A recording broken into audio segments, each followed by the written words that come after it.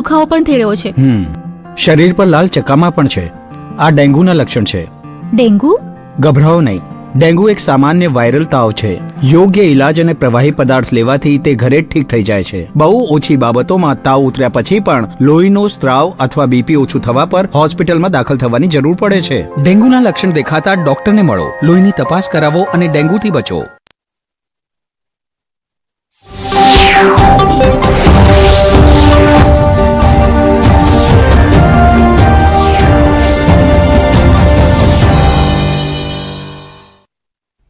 નમસ્કાર દર્શક મિત્રો, દૂરદર્શન સમાચારમાં આપનું સ્વાગત છે. શરૂઆત કરીએ મુખ્ય સમાચારથી. ચંદ્ર પર સફળ ઉતરાણ તરફ આગળ વધ્યું ચંદ્રયાન 3. વિક્રમ લેન્ડર સફળતાપૂર્વક પ્રોપલ્શન મોડ્યુલથી થયું અલગ. આગળની યાત્રા પર એકલું આગળ વધતું વિક્રમ લેન્ડર. ચંદ્ર પર ચંદ્રયાન 3ના ઉતરાણનું કાઉન્ટડાઉન થયું શરૂ.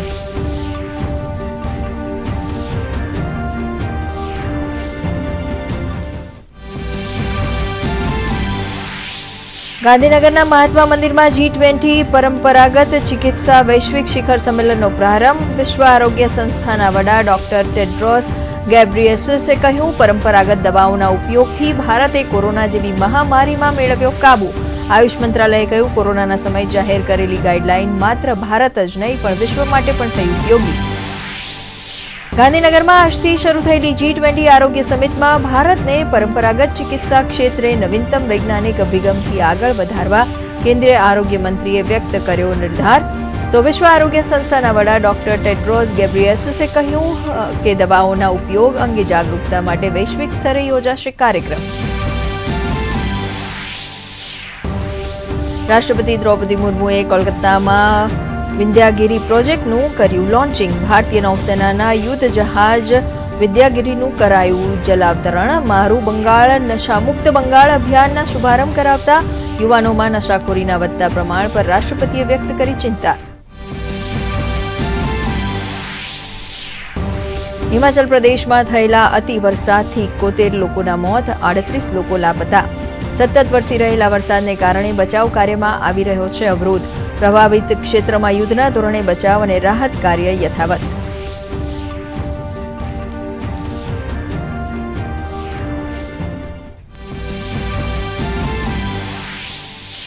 મારી માટી મારો દેશ કાર્યક્રમ અંતર્ગત રાજ્યમાં યોજાઈ રહ્યા છે અનેક કાર્યક્રમો. વડોદરામાં 38 શહીદ વીર જવાનોના પરિવારજનોનું કરાયું સન્માન. વડોદરા મહાનગરપાલિકા દ્વારા કમલાનગર તળાવ ખાતે શિલાફલકમનું કરાયું અનાવરણ.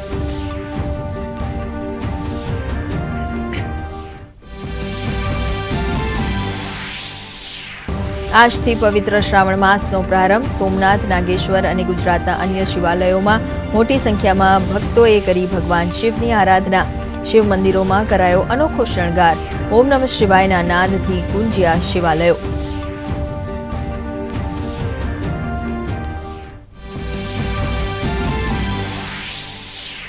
$388 આંકના ઘટાડા સાથે સેન્સેક્સ 65,151 પર રહ્યો બંધ. 99 આંકના ઘટાડા સાથે નિફ્ટી 19,365 પર બંધ. અડાણી પોર્ટર્સ, ટાઇટન કંપની છે આજના ટોપ ગેનર્સ. તો LTE, માઇન્ડટ્રી અને ITC છે આજના ટોપ લૂઝર્સ. સોનું 58,515 પર અને ચાંદી 69,984 પર કરી રહ્યું છે કારોબાર. અને હવે જોઈએ સમાચાર વિગતવાર. ચંદ્રયાન 3એ સફળતાનો વધુ એક તબક્કો પાર કર્યો છે. લેન્ડર સફળતાપૂર્વક પ્રોપલ્શન મોડ્યુલથી અલગ થયું છે. હવે મહત્વની વાત એ છે કે 23 ઓગસ્ટે ચંદ્રયાન 3ને સાંજે 5 કલાક અને 45 મિનિટની આસપાસ ચંદ્રની સપાટી ઉપર સફળતાપૂર્વક લેન્ડિંગ કરવાનું છે. હાલની સ્થિતિએ હવે વિક્રમ લેન્ડર ચંદ્ર તરફ આગળ વધી રહ્યું છે. તેણે ચંદ્રની ફરતે ચક્કર મારવાનું શરૂ કર્યું છે. 23 ઓગસ્ટે ચંદ્રયાન લેન્ડ થશે ત્યારે ભારત માટે અંતરિક્ષના ક્ષેત્રમાં બહુ મોટી સફળતા મળશે અને ભારત વિશ્વનો ચોથો મોટો દેશ બની જશે. અત્યાર સુધી રશિયા, અમેરિકા અને ચીને આવા પ્રકારના મિશનને સફળ કર્યા છે.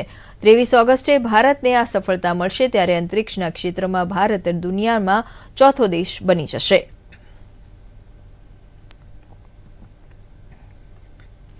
ગાંધીનગર ખાતે આજથી G-20 આરોગ્ય સમિટનો પ્રારંભ થયો છે.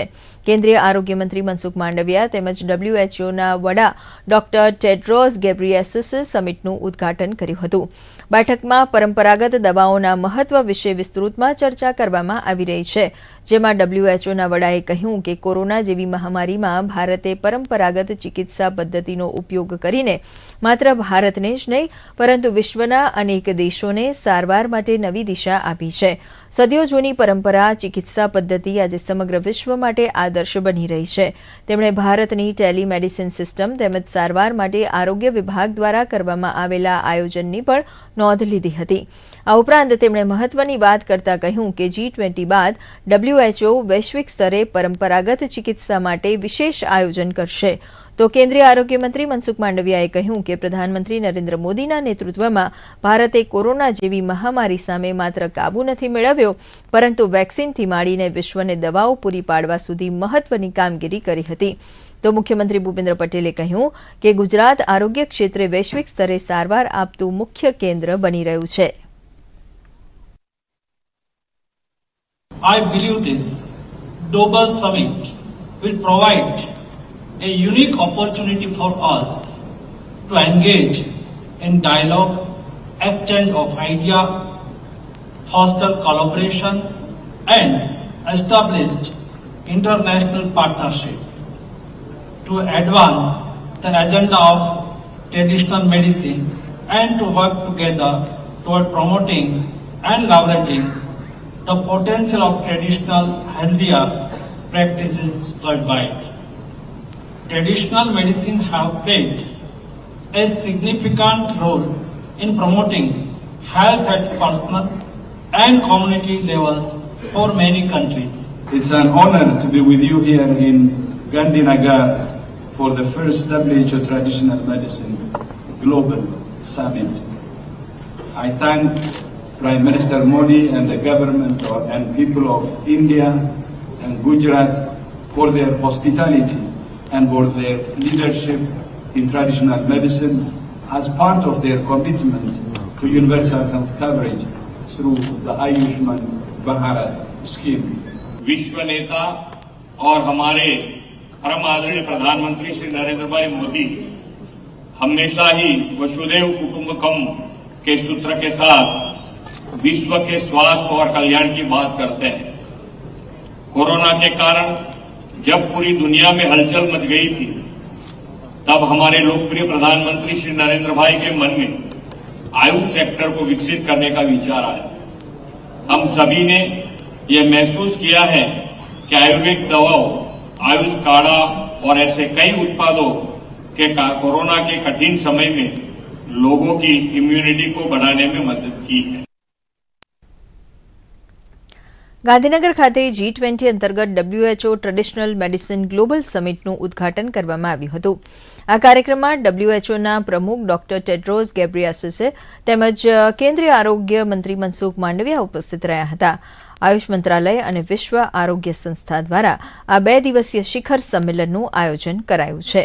આ સંમેલનમાં પરંપરાગત ચિકિત્સા અંગેના ભારતના વિશાળ અનુભવ અને કુશળતાને ધ્યાનમાં રાખીને વિચાર વિમર્શ કરવામાં આવી રહ્યો છે.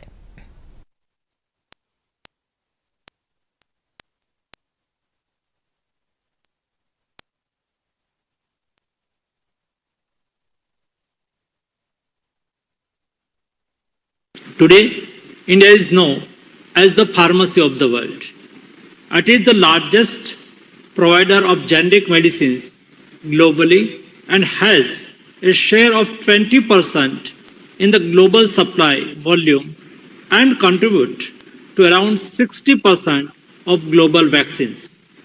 Through the Vaccine Maitri initiative, India has supplied over 298 million COVID-19 vaccines to around 100 countries, which shows our commitment to the global community and dedication to help our brothers and sisters in all parts of the world.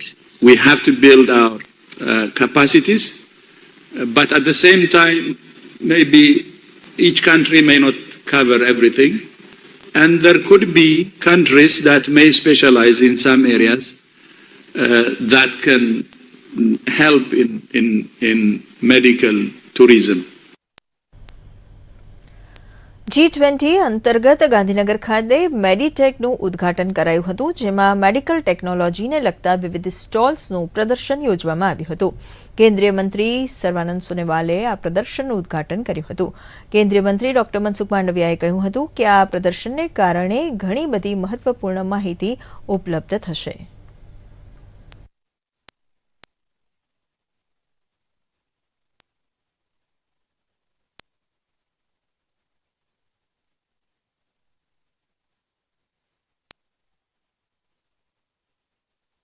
Digital health, medtech, expo and conference આવા અનેક પ્રકારના કાર્યક્રમોથી આવતા દિવસોની અંદર ગુજરાતને બહુ ફાયદો થવાનો છે.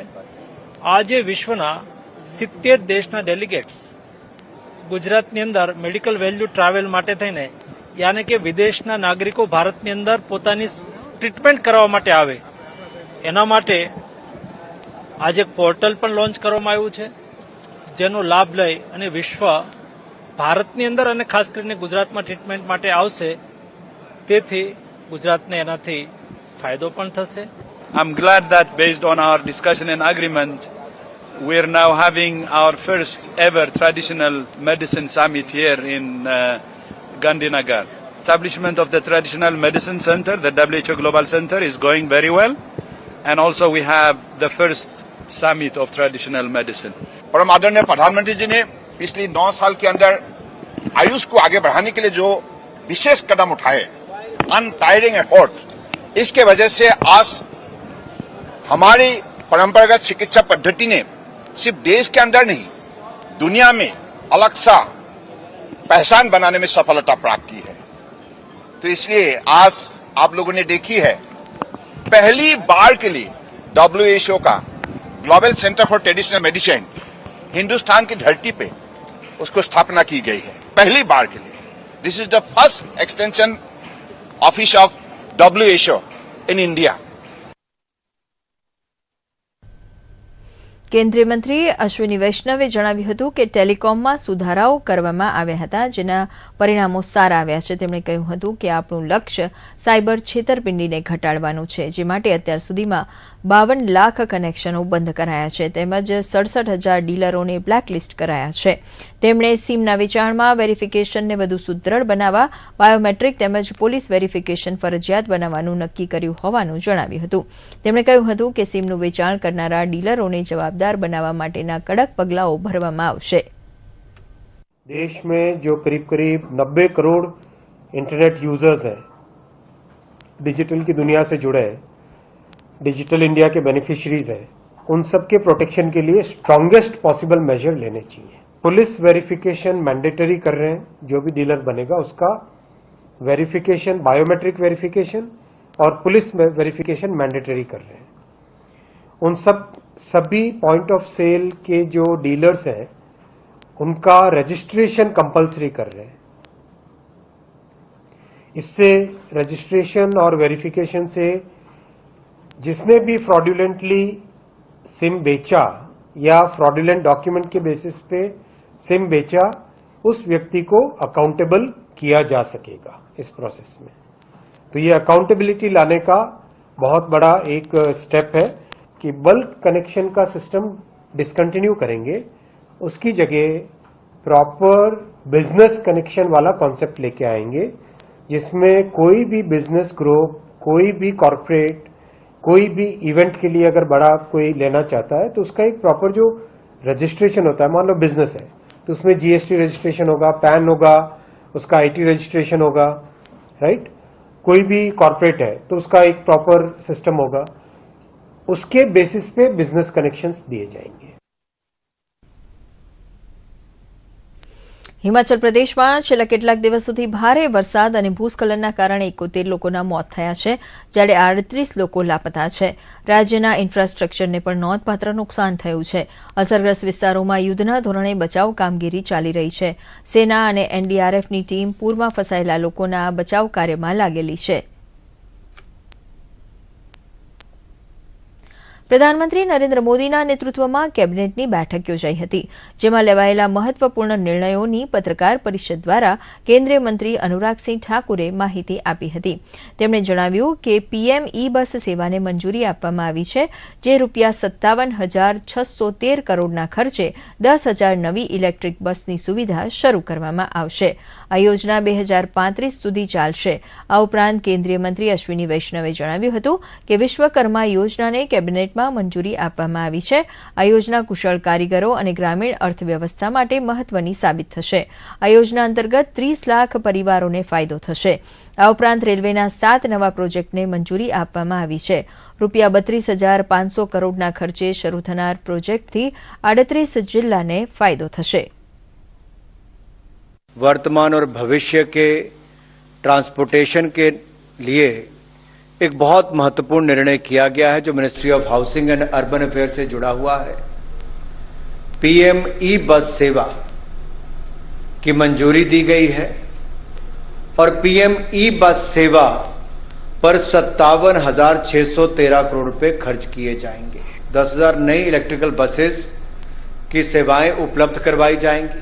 7 प्रोजेक्ट्स अप्रूव हुए, 32,500 करोड़ रुपीस के. सातों के सातों प्रोजेक्ट्स बहुत ही इंपॉर्टेंट है. देश के 9 राज्यों में 35 डिस्ट्रिक्ट्स कवर करेंगे और टोटल इसकी लेंथ है 2,339 किलोमीटर्स. गांधीधाम सामाख्याली में अभी दोहरी लाइन है, उसका चौहरीकरण करने का प्रोजेक्ट अप्रूव हुआ है, जिसमें करीब 53 किलोमीटर लंबा ये सेक्शन है. और जो अगर हम रेलवे की भाषा में ट्रैक किलोमीटर की जब बात करते हैं तो 112 ट्रैक किलोमीटर करीब इसमें चौहरीकरण किया जाएगा. 1,572 करोड़ रुपए इसकी कीमत आंकी गई है. तो ये जो इंडस्ट्रियल क्लस्टर हैं, इनको इससे गति मिलेगी और जो गुजरात के विकास में एक एक्सेलरेंट का ये काम करेगी. રાષ્ટ્રપતિ દ્રૌપદી મુર્મુએ આજે પશ્ચિમ બંગાળની મુલાકાત દરમિયાન કોલકાતામાં વિંધ્યાગીરી પ્રોજેક્ટનું લોન્ચિંગ કર્યું હતું. ભારતીય નૌસેનાના યુદ્ધ જહાજ વિંધ્યાગીરીનું જલાવતરણ કરાયું. નૌસેનાએ પોતે જ વિંધ્યાગીરીની ડિઝાઇન નક્કી કરી છે. એમણે મારું બંગાળ નશામુક્ત બંગાળ અભિયાનનો શુભારંભ પણ કરાવ્યો હતો. આ સાથે જ રાષ્ટ્રપતિએ જણાવ્યું કે આજના સમયમાં નશીલા પદાર્થનું સેવન દેશ અને સમાજ માટે ચિંતાનો વિષય છે. આપણા દેશના યુવાનો આ વ્યસનના કારણે સાચી દિશાની પસંદગી કરી શકતા નથી. આ ખૂબ ચિંતાજનક બાબત છે અને આ બાબતે તમામ મોરચા પર કામ કરવાની આવશ્યકતા છે.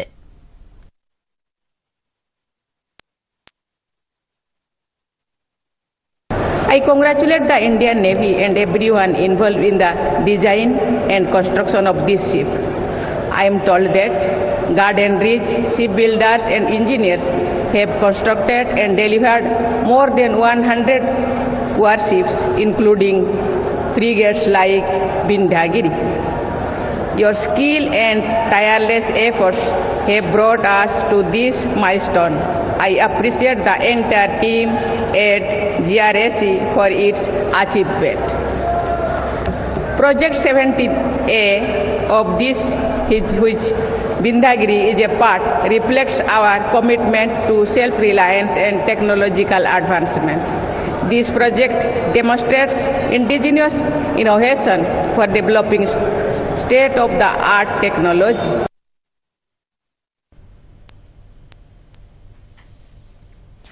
વૈશ્વિક બજારમાં સામાન્ય ઘટાડાની અસર ભારતીય શેર બજારમાં પણ જોવા મળી રહી છે. 388 અંકના ઘટાડા સાથે સેન્સેક્સ 65,151 પર બંધ રહ્યો છે. 99 અંકના ઘટાડા સાથે નિફ્ટી 19,365 પર બંધ થયો છે.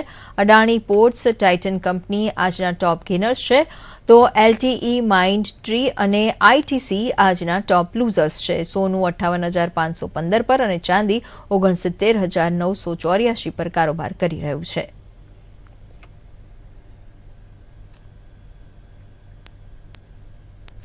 ભારતીય જનતા પાર્ટી દ્વારા મધ્યપ્રદેશ અને છત્તીસગઢમાં યોજાનાર વિધાનસભાની ચૂંટણી માટે ઉમેદવારોની યાદી જાહેર કરાઈ છે. ભાજપે મધ્યપ્રદેશમાં 39 અને છત્તીસગઢ માટે ઉમેદવારોના નામની જાહેરાત કરી છે.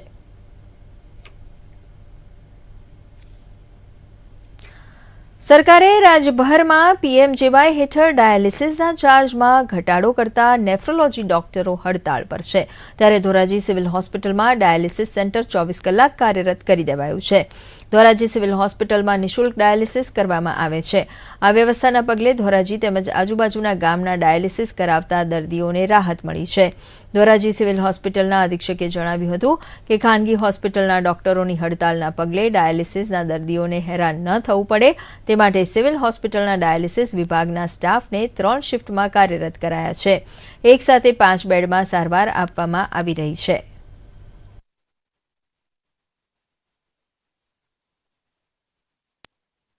દર્દીઓને હાલાકી ન પડે તે માટે થઈ અમારી હોસ્પિટલમાં જે રાષ્ટ્રીય ડાયાલિસિસ કાર્યક્રમ અંતર્ગત 5 બેડનું ડાયાલિસિસ યુનિટ આવેલું છે.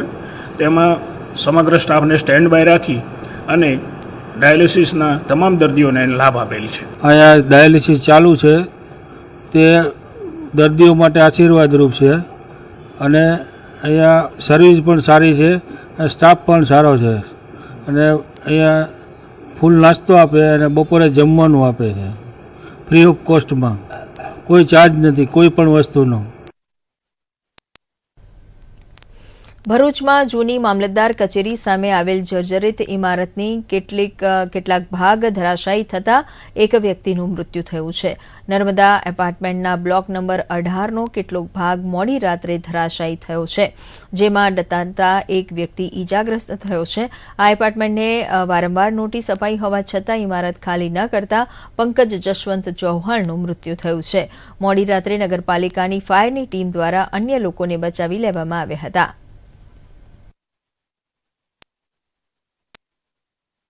ભરૂચના નર્મદા એપાર્ટમેન્ટ ખાતે ગત રોજ મોડી રાત્રે એક ઇમારતનો ભાગ ધરાશાયી થયો. જર્જરિત ઇમારતો અહીં આવેલી છે, ખૂબ જ જૂની ઇમારતો છે અને આપ જોઈ શકો છો આ ઇમારતનો જે ભાગ ધરાશાયી થયો છે તેનો આપ દ્રશ્યો જોઈ શકો છો.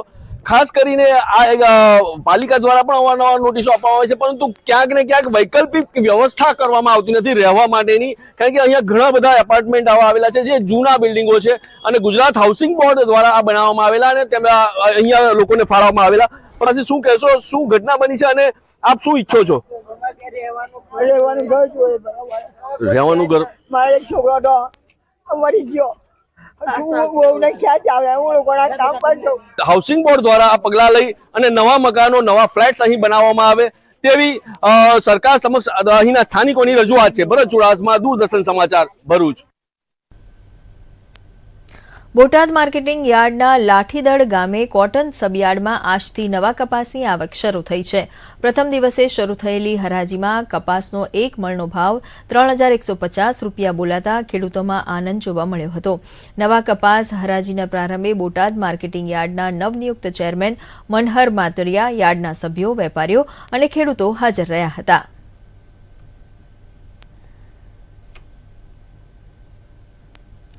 મોરબી જિલ્લાના 15 ગામોને કચરાના કલેક્શન માટે ટ્રેક્ટર ટ્રોલીની ફાળવણી કરાઈ છે. મોરબી, ટંકારા, હળવદ, માળિયા અને વાંકાનેર તાલુકાના ગામોને સ્વચ્છ રાખવા તેમજ ડોર ટુ ડોર કચરો એકત્રિત કરી તેને ડસ્ટિંગ સ્ટેશને લઈ જઈને યોગ્ય નિકાલ કરી શકાય તે હેતુથી 15 ગ્રામ પંચાયતોને એક ટ્રેક્ટર અને ટ્રોલીની ફાળવણી કરાઈ છે. 67,50,000ના ખર્ચે ફાળવાયેલા ટ્રેક્ટર ટ્રોલીનું જિલ્લા પંચાયત પ્રમુખ ચંદુભાઈ શિહોરા સહિત ઉપસ્થિત મહાનુભાવોના હસ્તે લોકાર્પણ કરાયું હતું.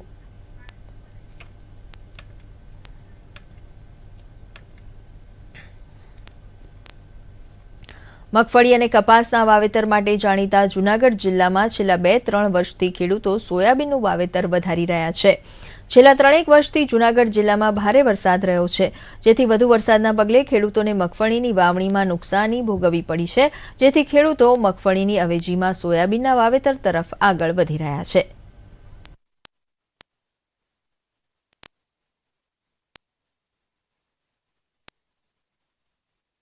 ચાલુ વર્ષે ખરીફ સિઝનમાં જૂનાગઢ જિલ્લાના વાવેતરની વાત કરીએ તો ટોટલ 3,28,000 હેક્ટરની આસપાસ વાવેતર થયેલ છે, જેમાં મગફળી પાકનું વાવેતર 1,92,000 હેક્ટરની આસપાસ થયેલ છે.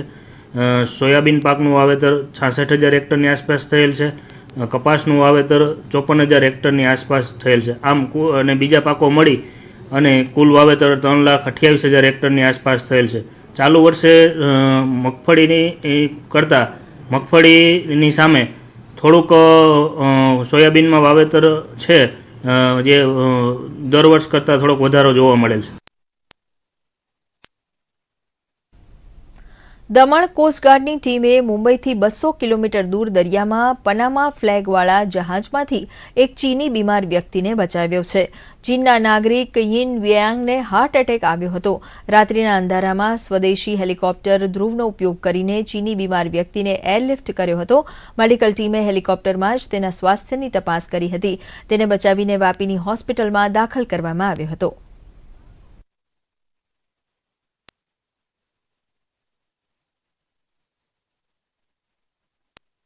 चौबीस वर्षीय चाइनीज मूल के कार्मिक थे जिनको हाई ब्लड प्रेशर के साथ कार्डियक प्रॉब्लम्स की सिम्टम्स दिख रहे थे. उन्होंने मदद मांगी थी. दरिया में 200 किलोमीटर अंदर जाके रिकॉर्ड टाइम के अंदर मेडिकल इवैक्यूएशन सक्सेसफुली किया गया. मेडिकल टीम हेलीकॉप्टर के अंदर थी. प्राथमिक चिकित्सा जो चाहिए थी वो हेलीकॉप्टर के अंदर ही दी गई और उसके बाद 2:55 पे जब हेलीकॉप्टर यहाँ लैंड किया तो हरिया हॉस्पिटल की टीम मौजूद थी और पेशेंट को तुरंत हरिया हॉस्पिटल के आईसीयू वार्ड में भर्ती करवाया गया है. अब उनकी स्थिति नॉर्मल है. બ્રહ્માકુમારી ઈશ્વરીય વિદ્યાલય વિસનગર શાખા દ્વારા મીડિયા કર્મીઓને રાખડી બાંધી રક્ષાબંધન પર્વની ઉજવણી કરવામાં આવી હતી.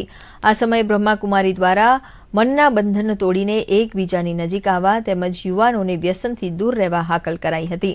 દેશ જ્યારે આઝાદીનો અમૃત મહોત્સવ ઉજવી રહ્યો છે ત્યારે બ્રહ્માકુમારી ઈશ્વરીય વિદ્યાલય સ્વર્ણ જયંતિ ઉજવીને દેશને સ્વર્ણિમ ભારત બનાવવાના પ્રયત્ન કરી રહી છે.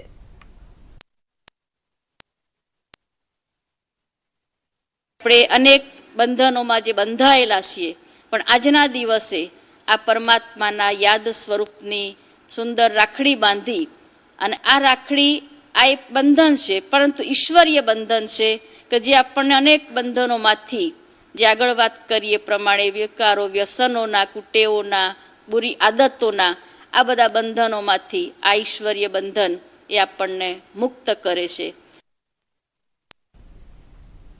તો આ સાથે અત્યારનું આ ન્યૂઝ બુલેટિન સમાપ્ત કરીએ. નમસ્કાર.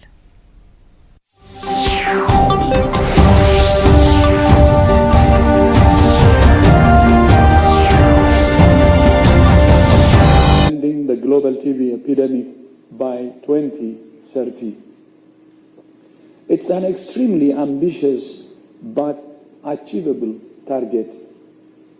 We have new and powerful tools to do it, including rapid tests, which reduce testing times from 3 days to less than 2 hours, and new all-oral treatment regimes for drug-resistant TB that reduce treatment times from 18 months to 6 months.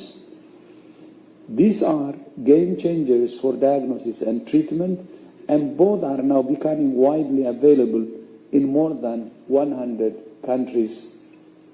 But there is one important tool we still need, and that's a new vaccine.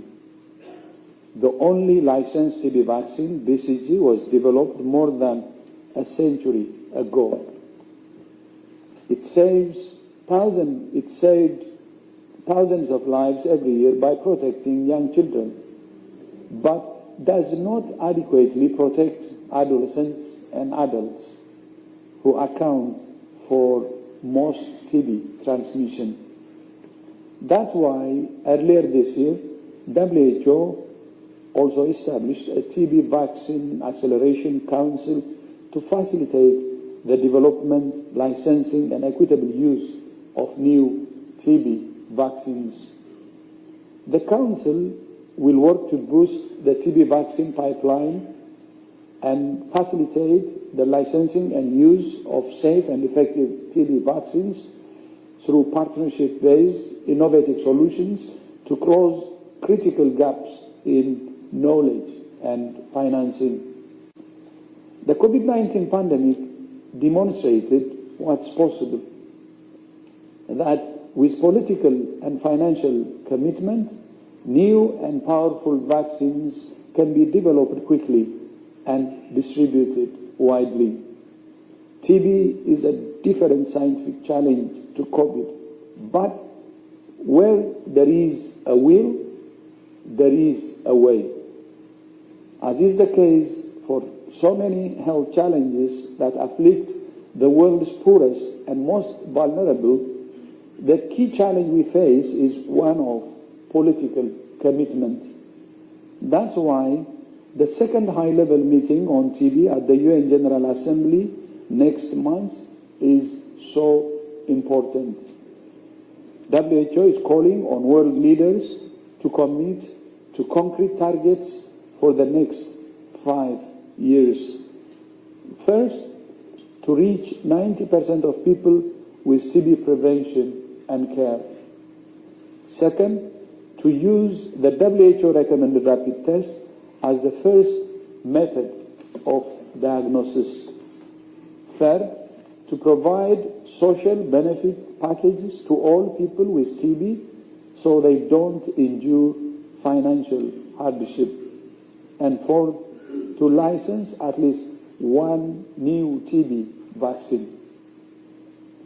To accomplish these goals, we need to close the funding gaps for TB care and invest in research and innovation.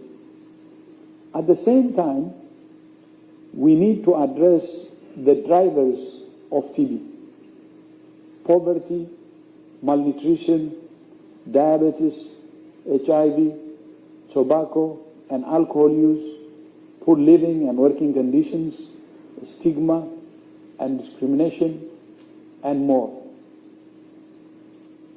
I created the Civil Society Task Force on TB to advise us on addressing these issues.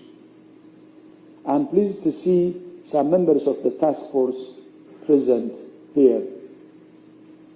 Today's ministerial meeting is vital for ensuring highest level participation from countries to work closely with civil society, communities and other stakeholders to contribute to re-energize commitments to end TB. My thanks once again to the Government of India and to all countries of the Southeast Asia region for your continuing commitment to the fight against TB. And finally, I would also like to thank and express my respect and appreciation to my sister, R.D. Poonam Singh Khetrapal. Together, we can turn the tide against this ancient killer. Bahut Bahut Dhanyavad. I thank you.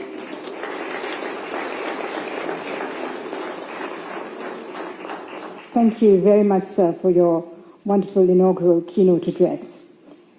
Ladies and gentlemen, it is now my privilege and indeed an honor in requesting His Excellency Dr. Mansukh L. Mandavia, Honorable Union Minister of Health and Family Welfare and Minister of Chemicals and Fertilizers, Government of India, co-chair of this event for the inaugural keynote address, please.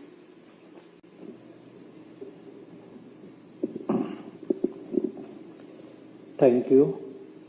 Present on dais,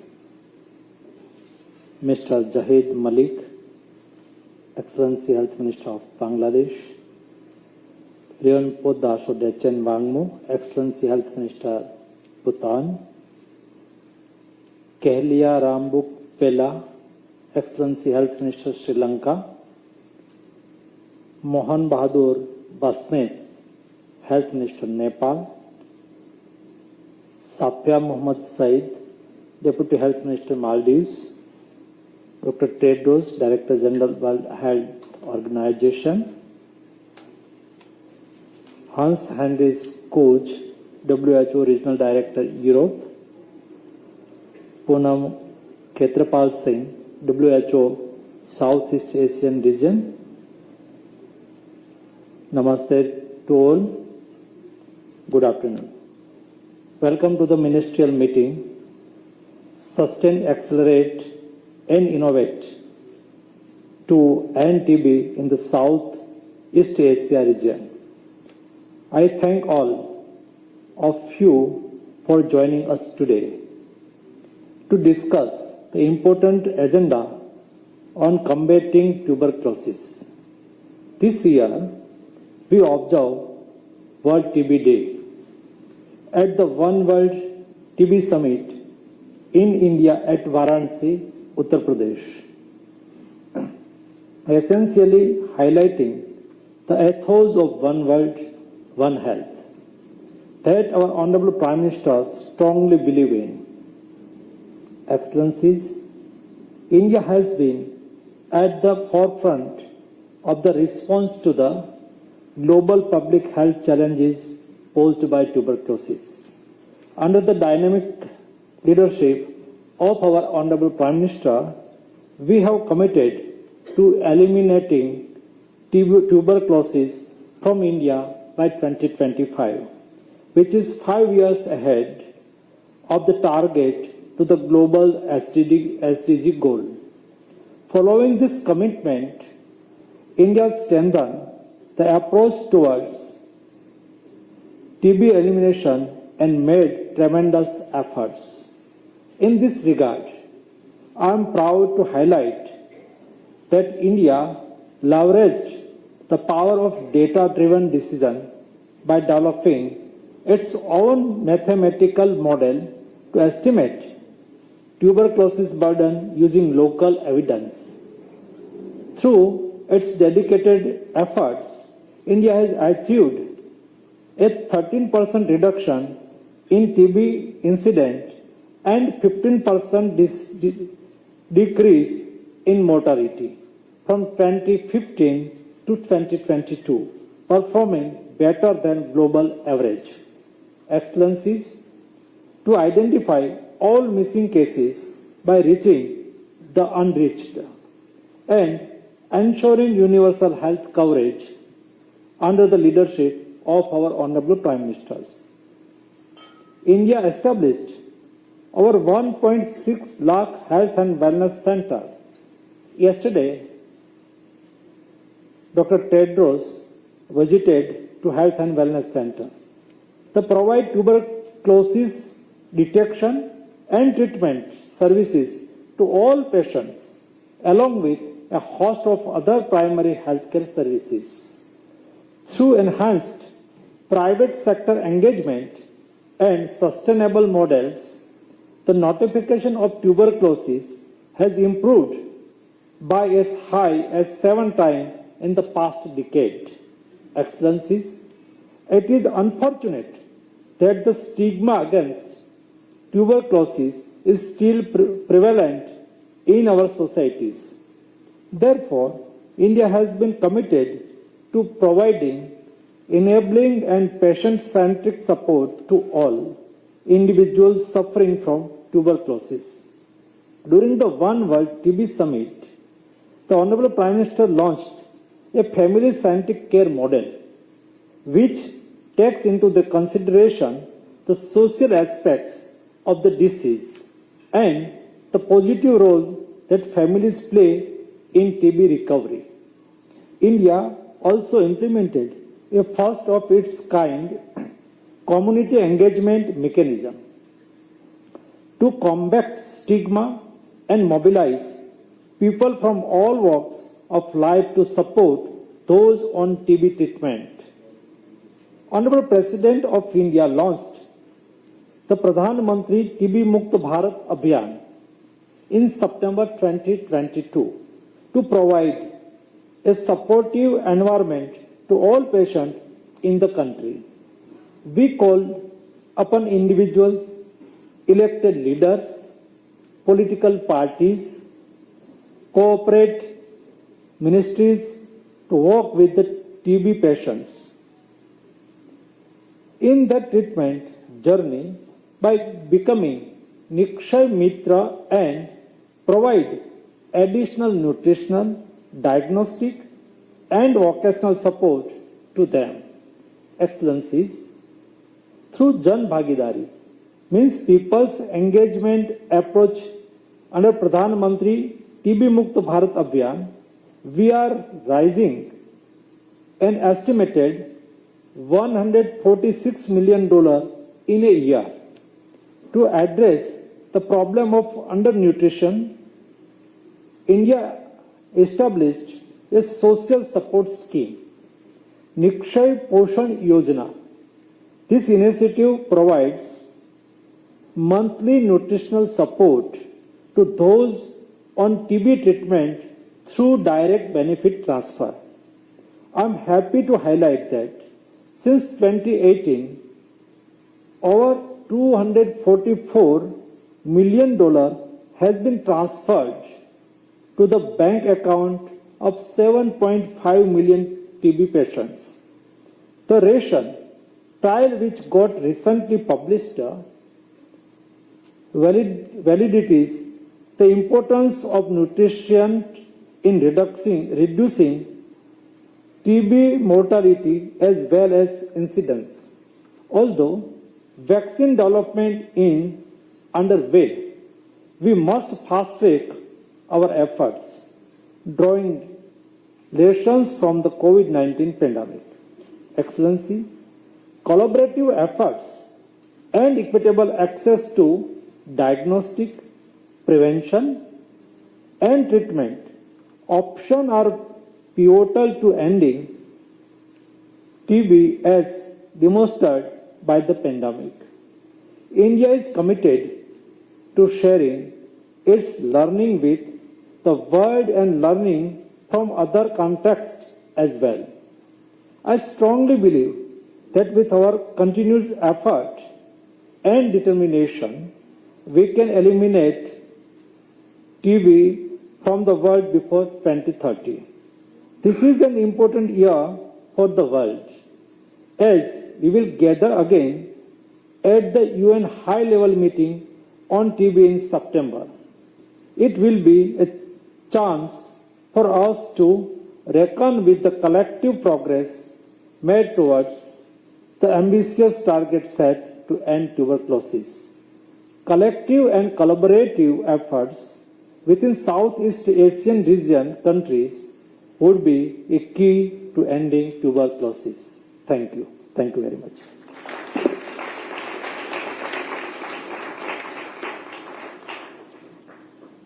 Thank you very much, Your Excellency, for your most wonderful inaugural keynote address.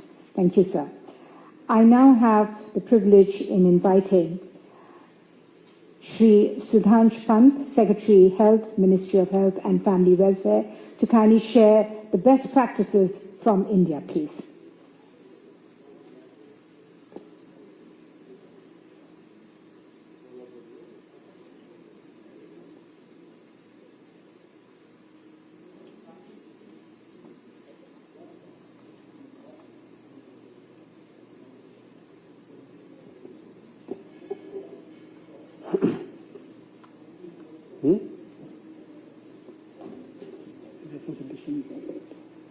इससे click करना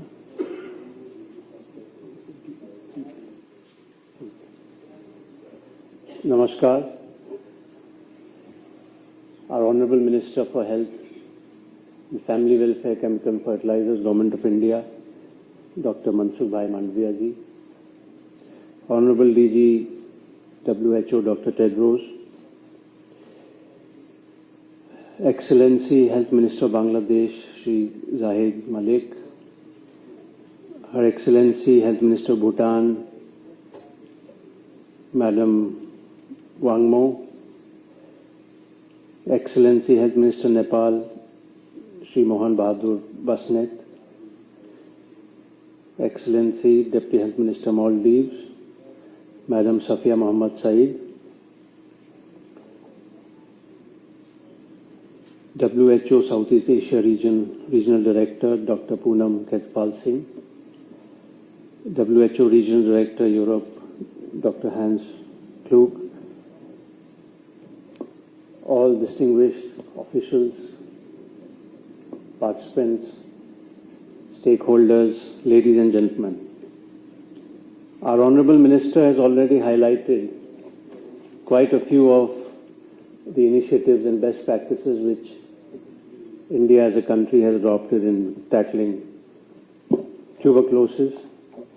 I would be formalizing it in the form of a presentation so that the effective steps which have been taken over the last few years could reach out to a larger audience. लेकिन मैं आज इस मंच से एक घोषणा कर रहा हूं कि भारत ने वर्ष 2030 से 5 साल और पहले यानी 2025 तक टीबी को खत्म करने का लक्ष्य अपने तय किया। So, ladies and gentlemen, this was the announcement made by Honorable Prime Minister in 2018, where he declared that 5 years before the SDG target of eliminating TB by 2030, India would be doing it by end of 2025. And as we all know,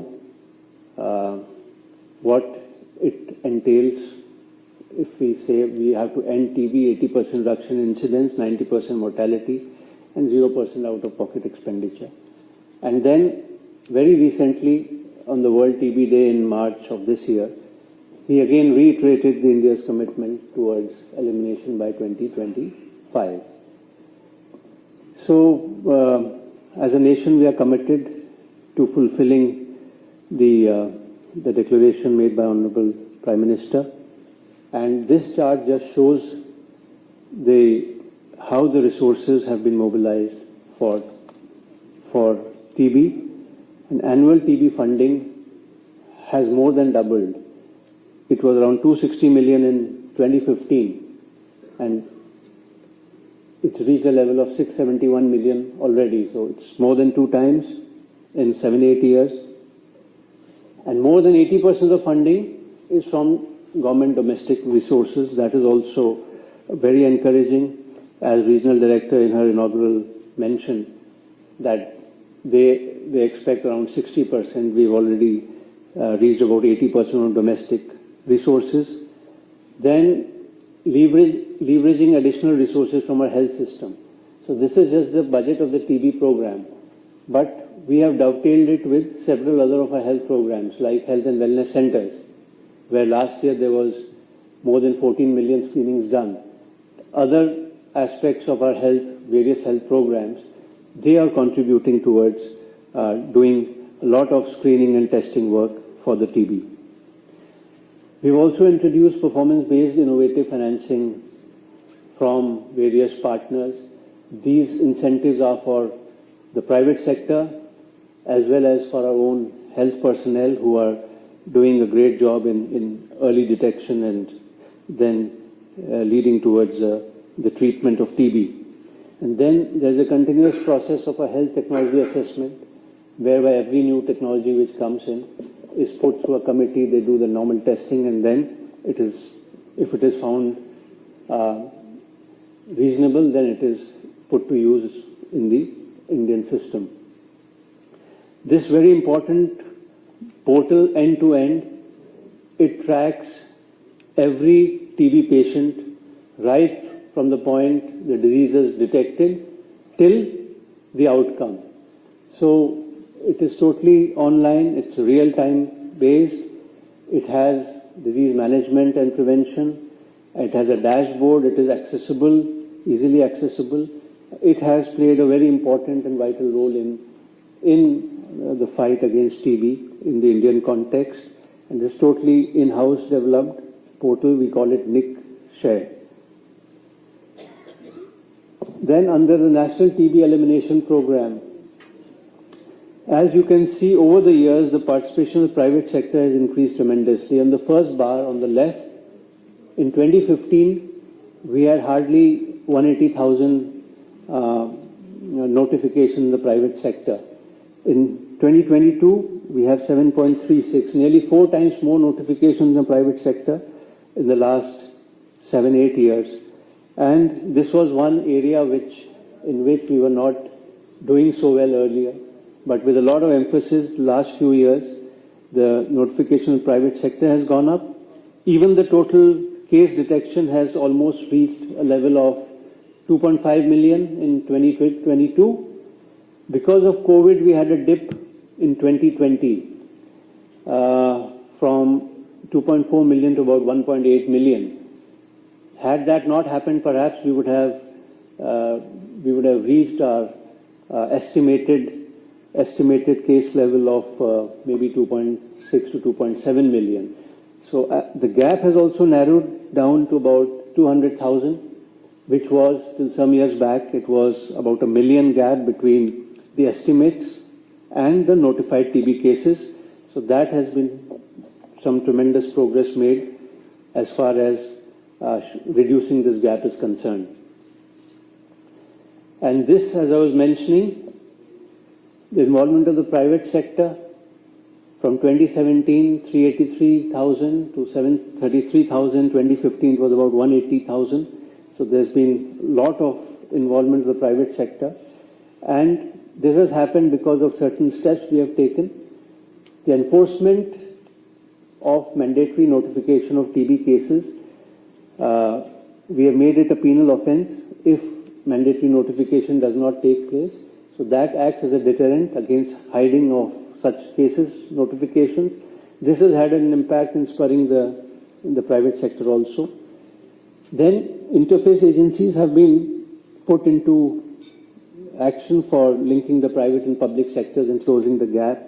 And as I said, we're also providing incentives to the private sector, even to our health personnel who help in detection or reporting of cases. This is all these have altogether contributed towards our better management. Then community-led development has been one of the key features over the last few years, which has resulted tremendously in dealing with TB. So community volunteers, we have a treatment supporter, community volunteers support people with TB and motivate them to complete the treatment, not give it up midway. And then we have TB champions. They are the survivors. We call them TB Vijeta. They are the survivors who have been through the disease, and then they help in advocacy. They help in reducing the stigma and in other linkages of various kinds of services. And then we have the Nikshay Mitra. Mitra means friend in English. So Nikshay Mitra can be an individual, it can be an organization. And these Nikshay Mitras are motivated to adopt consenting TB patients. And they are assisted in many ways. And here I would like to mention that a lot of prominent people have volunteered to become Nikshay Mitras, including our Honorable Minister Dr. Mansukh Bhai Mandviya. He has also volunteered as a Nikshay Mitra. He has adopted all the TB patients in his block, in his native Palitana district, in Palitana block in Bhavnagar district of Gujarat. Likewise, a lot of other senior officials, ministers, politicians, they have led right from the front. They have led by example. And that is the result that we have more than 96,000 Nikshay Mitras. They are all volunteers. They are taking care of the TB patients. They have adopted the TB patients in a way. And then we have the concept of a family caregiver.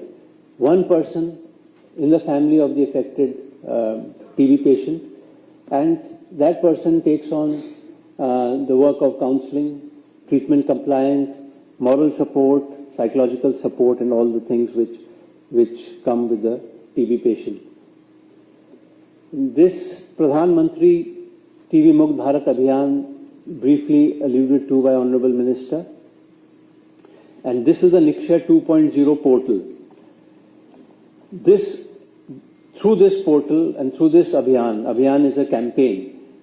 It aims to link all TB patients on treatment with a Nikshay Mitra, with a friend, for providing community support. And this is a real-time picture of the dashboard, which shows that nearly 1.4 million patients are on TB treatment, out of which about 1.09 million have consented to receive community support. And of those who have consented, nearly 100%, 1.09 million, have some Nikshay Mitra to support them, to adopt them. So this shows the kind of success which the Nikshay Mitra concept has brought in. Nearly all the TB patients who have consented to be taken care of by a volunteer, they have found a volunteer, and these volunteer Nikshay Mitras are doing a fantastic job in looking after their TB patients. And this is 96,000, as was shown earlier also. There the number of Nikshay Mitras already registered. And one of the things which the Nikshay Mitras provide is also a nutritional food basket. This is a kind of a balanced diet. It's been developed by our National Institute of Nutrition in Hyderabad. It has cereals, millets, pulses, oil, groundnuts, milk, fruits, vegetables, vitamin, minerals, everything. And if for the non-vegetarian person, there is also an option of eggs. So this kind of baskets are provided by the Nikshay Mitras to the TB patients, because it has been established in many studies that there is a direct correlation between TB patients getting cured and the kind of nutritional or dietary support they have. And in the community support for TB patients, who can be Nikshay Mitra? As I said, it could be a society, corporates, elected representatives, institutions, NGOs, political parties, individuals. The support could be for 6 months to 1 year, 2 years, 3 years. It's up to the Nikshay Mitra whom we motivate. And there can be a nutritional support. They could provide diagnostic support, vocational, or even additional nutritional supplements. The support can be to a state, it can be to a district, it can be to a block, or it can be through a health institution.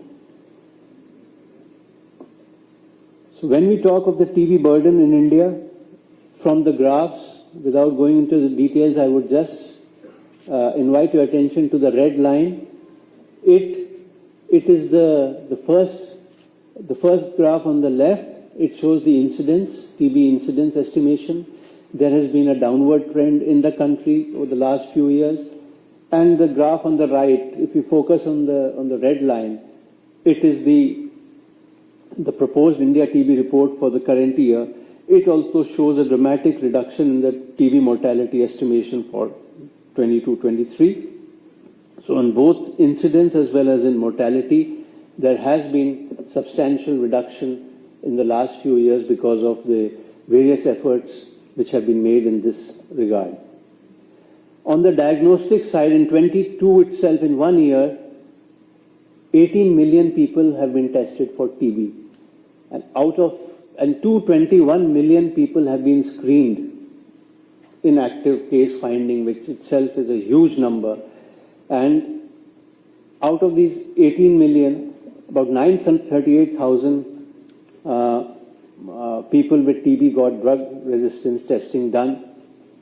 The graph on the right, it shows the way in which the NAT laboratories and the NAT testing has expanded in the country. Last year it touched a level of more than 5.8 million tests, and even the number of machines have now exceeded 5,000, which till some years back it was like 600 odd. And at present, this is just to give you an idea of the kind of infrastructure which is there for dealing with TB. About more than 23,000 microscopies, 5,000 plus NAT machines, about 80 culture and drug sensitivity testing laboratories, about 108 mobile units. They're already there. And every year, we are adding new numbers because the government is totally committed to its aim of elimination of TB. Now, this graph also shows that how over the years the success rate for both drug-sensitive TB on the top line, which is touched 85% from 69% some years back. Likewise, for multi-drug resistant TB, the success rate has touched 68%, up from 49% 5 years back. And even in the extreme drug resistant TB, there has been almost almost a double increase from 34 to 62% between 2017 and 2020. So in all kinds of TB, whether sensitive or resistant, there has been tremendous success rate in the treatment of TB. And this has been one of the success stories also for the country. So briefly, the way forward is expansion of prevention interventions, because now we believe that we need to focus a lot on prevention rather than just the cure or the treatment. Galvanizing community support has proved to be very useful. We propose to strengthen it further and introduce some new concepts by involving our elected local bodies, both in the urban and the rural areas. Then the decentralized TB services through the health and wellness centers. We have 160,000 of these centers already, and we propose to use this great asset which we have in the medical sector to also get more involved in TB services.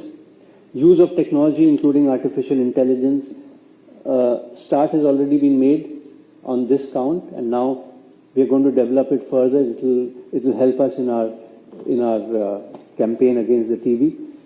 Adopt newer evidence-based drugs and diagnostics. We are already trying and introduce some new kinds of drugs, diagnostic tools. This we also hope will further strengthen our country's fight.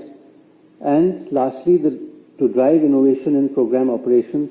This is a constant thing. We try and do some innovative things, some operations, also try and exchange ideas with everyone. So this, ladies and gentlemen, in a nutshell, was the highlights of our best practices which we are trying in India. We stand fully committed to the declaration made by Honorable Prime Minister to end TB by 2025. Thank you, Jai Hind.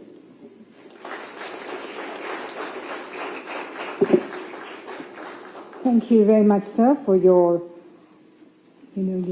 conclusion on sharing best practices from India. Thank you very much for a wonderful presentation. I now invite, and I have the privilege in inviting, Dr. Hans-Henry Kluge, the WHO Regional Director for Europe, to kindly share experiences from the European region, please. May I request you, sir, for your address. Esteemed co-chairs, WHO Director General Dr. Tedros, my elder brother, Excellency Minister Mansukh Mandavia, my elder sister, Regional Director Siara Dr. Poonam Singh, Excellencies, Minister of Health of the Southeast Asia region, Professor Mario Avigloni, my teacher in tuberculosis, Lesina, and everyone from civil society, dear TB family. What a pleasure for me, as I was telling this morning, at the Global Summit on Traditional Medicine, to be back, even briefly, in the Southeast Asia region, where I spent 5 years of my WHO tenure in Myanmar, and where I professionally and personally grew a lot. I really want to thank the Southeast Asia region for being such a school for me. If we speak about TB in the WHO European region, which encompasses 53 member states, going from Greenland to Vladivostok, until 3.5 years ago, we were a very good pupil in the class.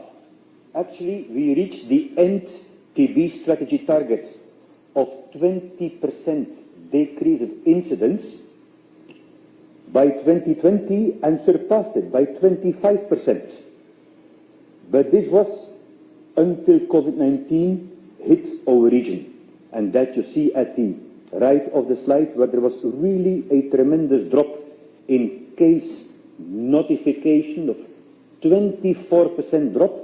Globally was a drop of 18%, but we went to 24% in 2020 and then partially recovered. But this also had the result that the TB mortality increased, and it actually became the second cause of death in our region. At the same time, we are holding the highest burden of drug-resistant tuberculosis globally, particularly in the eastern part of the region. We are home to 24% of the global burden of NDR-TB and 47% of the global burden of pre-XDR-TB, with, until recently, I have to stress, until recently, a low treatment success rate of about 56%, which is below the target of 75%. Having said that, we try to be optimists and always look that the glass is half full and not half empty. and we are very committed to the uptake and dissemination of innovations, like the host country, India, and the other countries in the region.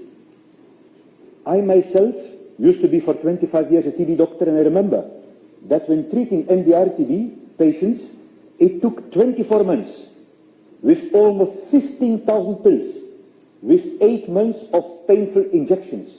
I can tell you, to put every day the injection into the butt of a child, which is painful, is very, very traumatic.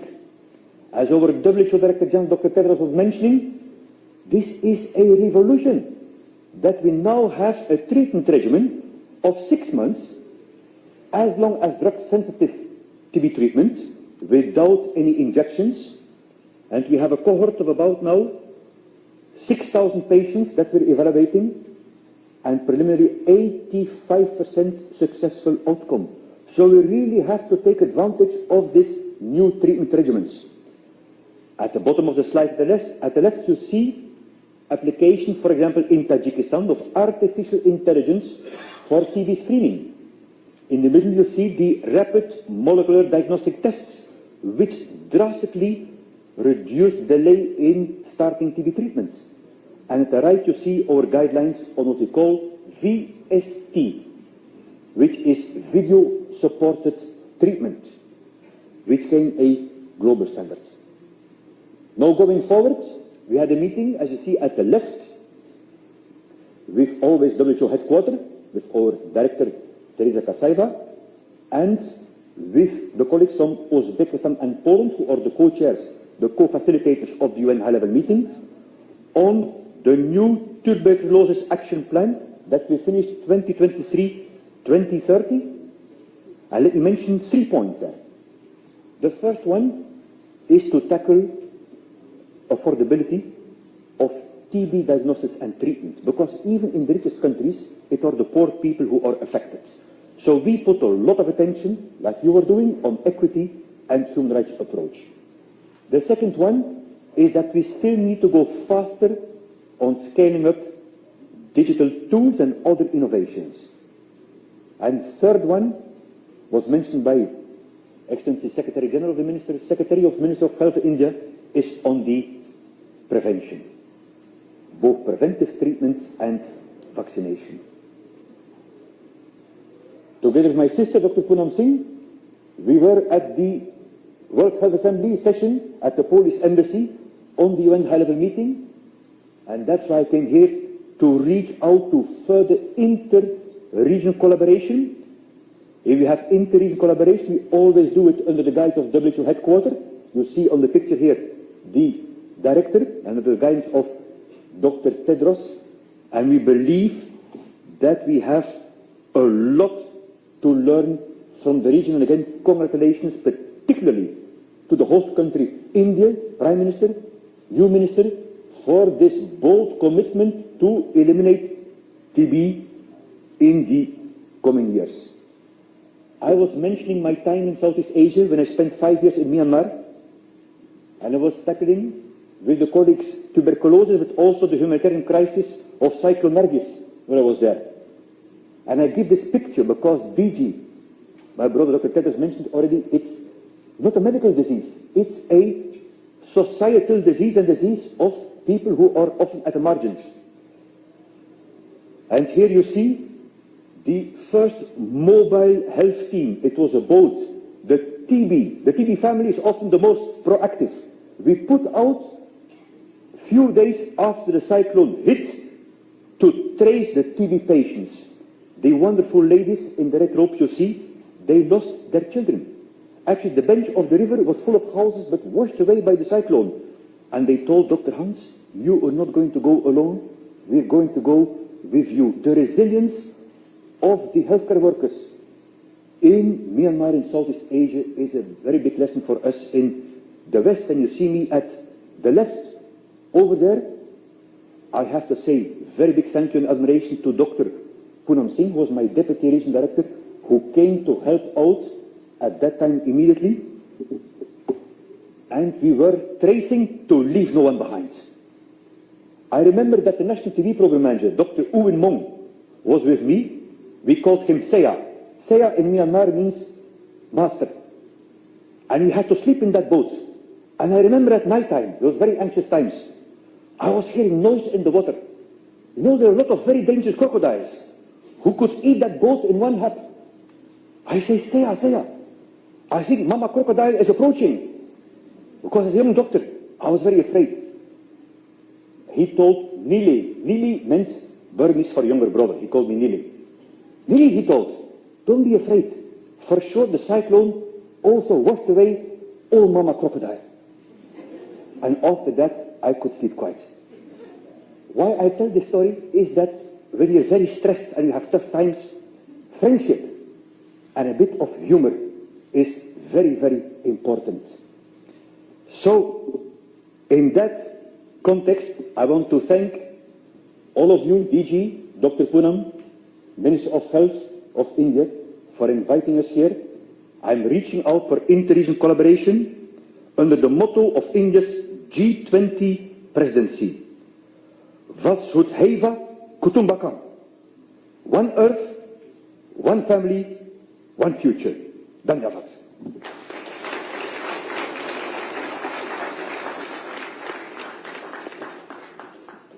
Thank you so much indeed for a most wonderful address, sir. Thank you. Well, now I'll be calling on the Honourable Ministers in alphabetical order, and we will start with giving a warm round of applause as I invite His Excellency Mr. Zahid Malik, Honourable Minister of Health and Family Welfare, Bangladesh, to kindly give his ministerial address in support of the joint declaration, please.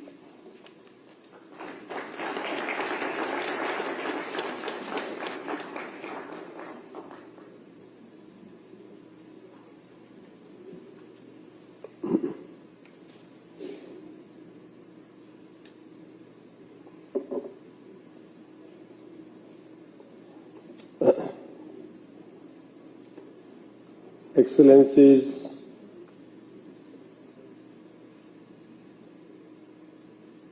DG WHO Dr. Tedros, Minister of Health of India, Mansukh Mandaria,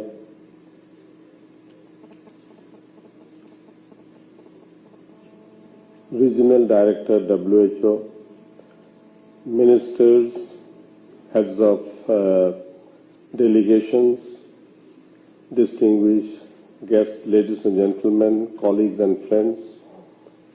Thank you for inviting me to speak before you. Thank you for the opportunity. A very good afternoon. Assalamu alaikum and namaste. I really appreciate Minister of Health, India and WHO for organizing this timely initiative, which has created an opportunity to review Southeast Asia regional progress on TV in relation with 2015 NTV targets. I also take this opportunity to extend my gratitude to the Honorable Prime Minister of India, Sri Narendra Modi ji, for his great contribution and guidance to control and treat TB in India and beyond. I also thank the Honorable Minister of Health Minister of India for his support to us and to this meeting. It has been an eye-opener for us to learn the Indian efforts to control and treat TB. I am really amazed to know the steps taken to control TB. That is, the budget has been doubled in India. Niche, This niche system is working very well, and also the private sector involvement, community volunteers. Also, the health minister has said that he also adopted some few TB patients in supporting them. So these are wonderful experiences, knowledge, which will help all of us in controlling TB in our respective countries. Ladies and gentlemen, tuberculosis is a major public problem in Bangladesh, among the 30 high TB burdened countries in the world, with a population of over 169 million. 8 countries accounted for 2/3 of the new TB cases, and Bangladesh is one of them. Bangladesh, like other low and middle income countries, is facing a double burden of disease. While infectious disease remain a significant public health threat, non-communicable and lifestyle diseases are increasingly threatening the health of the population. The country has a significant prevalence of smoking, diabetes, and undernutrition, all of which contribute to driving the TB epidemic. Distinguished ladies and gentlemen, in 2021, the WHO estimated that there were 375,000 people who developed TB in Bangladesh, and 42,000 people died of the disease. The country notified a total of 300,000 TB patients in 2021, which represents a treatment coverage of 82%. It also implies that about 68,000 people 60,000 people developed TB in Bangladesh in 2021 are not accounted for.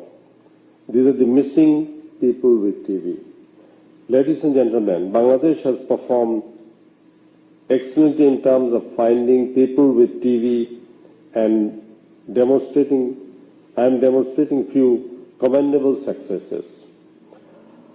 Treatment success rate now in Bangladesh is about 95%.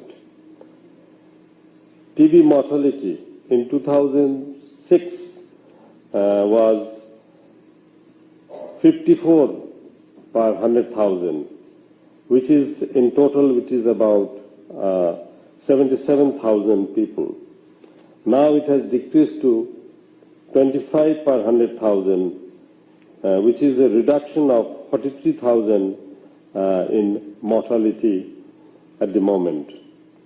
Bangladesh introduced gene expert machines and advanced molecular diagnostic technology for testing TB in 2012. And in all the Upazila, that is sub-district of Bangladesh, which is over 500, is having this machine. The total machine we are having 588. These are advanced machine for TB detection. Government has declared TB as a notifiable disease. To notify TB cases diagnosed is mandatory, and which has been made mandatory. 100% electronic recording and reporting tool has been introduced in Bangladesh. The government of Bangladesh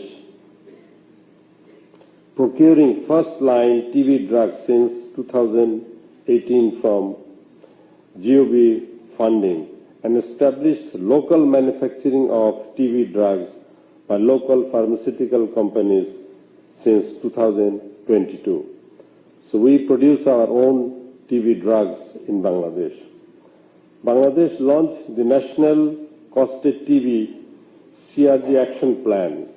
It provides a comprehensive framework for identifying and overcoming communities' rights and gender barriers in the TB program. During COVID, there has been a setback. There was a drop in the notification rate of TV for obvious reasons. Despite the significant interruption to delivery services in the first half of 2020, the country achieved a quick return to pre-pandemic notification levels by 2021.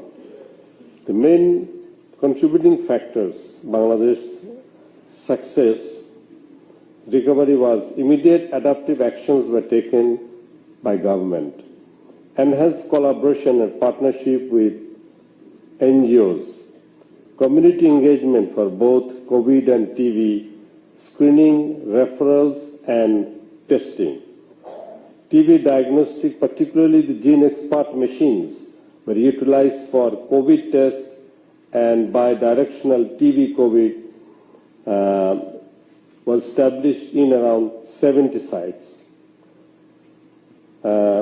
Distinguished guests, though Bangladesh achieved remarkable progress in TV control, but still we have got challenges to overcome. As per 2021 notification, data includes that 19% of all TV cases are still missing. Urban TV and hard-to-reach areas, including prison intervention, yet needed to be strengthened. Child TV and extra-pulmonary TB diagnosis in district to upazilah level is quite challenging, which we are trying to overcome. There is also a funding gap, which is critical during the COVID period. Bangladesh tries to overcome this situation through clear policies, strategies, plans and guidelines for an effective TV response in place, and also sharing the experiences from other countries, including India. And we have the political commitment also from our Prime Minister office to take up new strategies to remove the stigma in the society and extend necessary treatment to all patients, especially given more attention to the diagnosis and to the missing cases. Intensified efforts and increased funding remain urgently needed to combat the negative impacts of the COVID pandemic of TB in 2000 and beyond. Investment needs to be prioritized for health system, strengthening surveillance capacity. Transition and sustainability plan for integrated TB program by Government of Bangladesh. Gradual transition is required from donor funding is still need to prioritize for TB in Bangladesh. I take this opportunity to say that regional cooperation with neighboring countries can foster knowledge sharing, harmonize strategies and pool resources for a more effective region-wide TB response. And I want to thank our development partners, donors, particularly the WHO, Global Fund, USAID, and many others for supporting to undertake a robust TB control program in Bangladesh. Dear friends, Bangladesh will continue its commitment and engagement with global community and will undertake all necessary measures in updating country strategy in line with global strategy and policy directions in upcoming years. I and my team extend our gratitude to WHO and Government of India for their excellent arrangement and hospitality. Thank you. Assalamu alaikum. Namaste. Thank you very much indeed, Your Excellency, from Bangladesh, for your most wonderful address on the support of the joint declaration. Ladies and gentlemen, do join me in giving a very warm round of applause as we have on stage with us His Excellency Dr. Kehelia Rambuvela, Honourable Minister of Health, Sri Lanka. Let's give him a round of applause.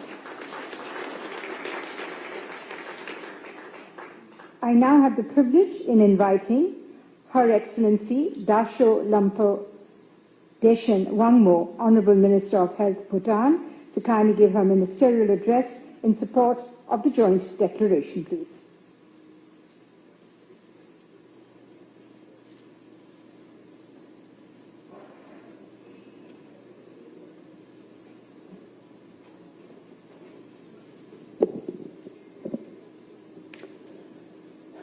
Kuzuzambo, a very good evening to all of you who are gathered here.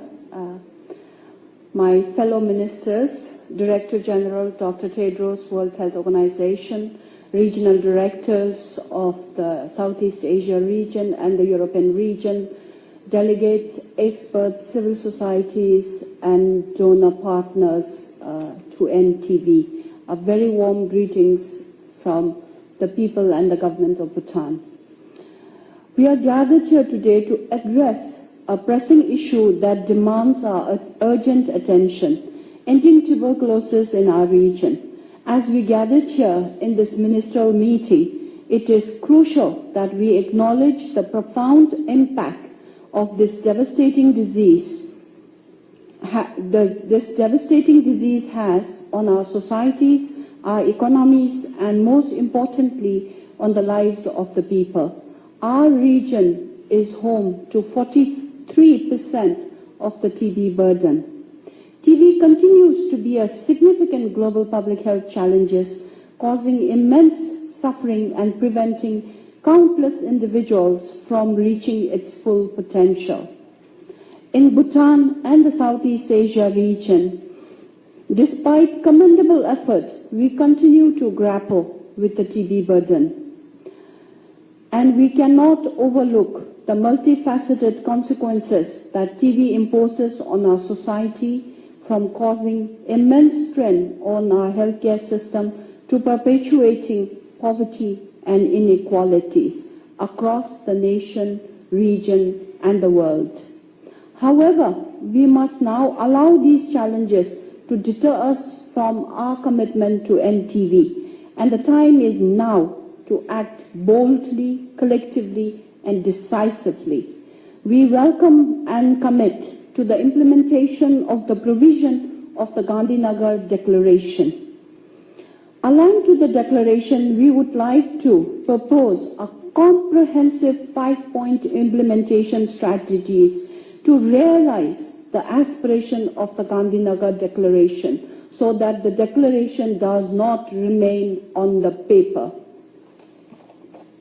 First, we must strengthen the healthcare system with a particular emphasis on early diagnosis, treatment, and long-term care of TB patients. This will require increased investment in health infrastructure, trained healthcare workers, and availability of quality diagnostic and life-saving medicine. We would like to call on our development partners to work on our strategies to make diagnostic accessible and affordable to all. I would like to take a moment to acknowledge the Global Fund for supporting the TB program in Bhutan since the introduction of TB. And with their support, today I am happy to inform that Bhutan has adopted Gene Expert as a first line of diagnostic in Bhutan across the country. And thank you, Global Fund, for your support. Second, we must prioritize community engagement and empowerment by involving communities at all levels, from creating awareness to providing support during treatment. We are more likely to achieve effective outcomes and reduce stigmatization around TB. This approach will foster a sense of ownership and collaboration essential for lasting impact and change. I would like to congratulate the Government of India for this innovative ideas of using the community system to empower communities and reach treatment and improve accessibility to treatment and care services. And I hope that these programs can be replicated and scaled up to other parts of our region as well. So this I see as a great opportunity to learn from each other so that we can achieve the regional aspiration to end TB. Third, we need to intensify the effort in reaching out the vulnerable population, such as those living in remote areas, migrants, and prisoners. These communities often face limited access to health services, coupled with the precarious living conditions, making them particularly vulnerable to TB. We must ensure equitable access for prevention, testing, and treatment for all, and leaving no one behind. Furthermore, we must promote innovation and research, as Dr. Tedros highlighted earlier in his speech, encouraging advancement in technology such as point-of-care diagnostic and digital health solution, as presented earlier by the Secretary of Ministry of Health, Government of India, which will enable us to detect and treat TB more efficiently and holistically. Last, on my fifth point, we must forge a stronger regional partnership, working closely with our neighboring countries. As we all know, TB is a public notifiable disease, and we all, as a region, has the responsibility to build an excellent, robust surveillance system if we are serious about ending TB. International organizations, civil societies, and private sectors also has a huge role to play in this journey towards ending tuberculosis. By sharing best practices, resources, and knowledge, we can amplify our impact and accelerate progress in TB control and prevention. Honorable Ministers, ending TB demands our collective determination, unwavering commitment, and decisive action. Let us join forces today to build a future where there is no individual suffering from the curable disease, and where every child, every woman, and every man can thrive and unburdened by tuberculosis. Together we can make these lasting differences, not only in the lives of our citizens, but also in the trajectory of our nation. Let us leave this ministerial meeting with a united resolute to implement the Gandhinagar Declaration. I thank you for your attention. Tashidala.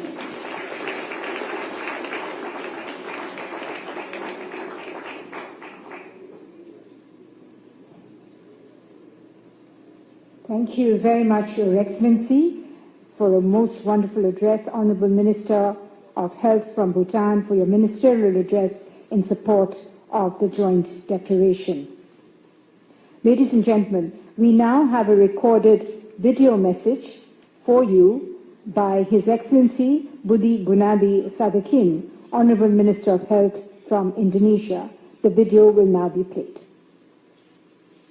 Excellencies, distinguished guests, and members of the WHO Southeast Asia region, ladies and gentlemen, tuberculosis continues to be a global health threat, affecting millions of lives and causing immense suffering in our region and beyond. We recognize that tuberculosis is not merely a health issue. It is a concern that impacts societies, economies, and the overall well-being of our people. As a nation, we are determined to confront this challenge head-on by implementing evidence-based strategies, innovative financing, and a whole-of-society approach. Recalling the political declaration that was made at the United Nations high-level meeting in 2018, reaffirming our commitment to ending tuberculosis, Indonesia reiterates its unwavering commitment to ending tuberculosis within our borders contributing to the regional and global effort.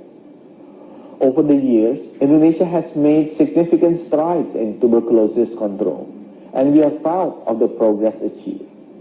In 2022, we reached 75% of tuberculosis case detection rate, marking the greatest achievement in our country history so far. However, we acknowledge that there is much more to be done.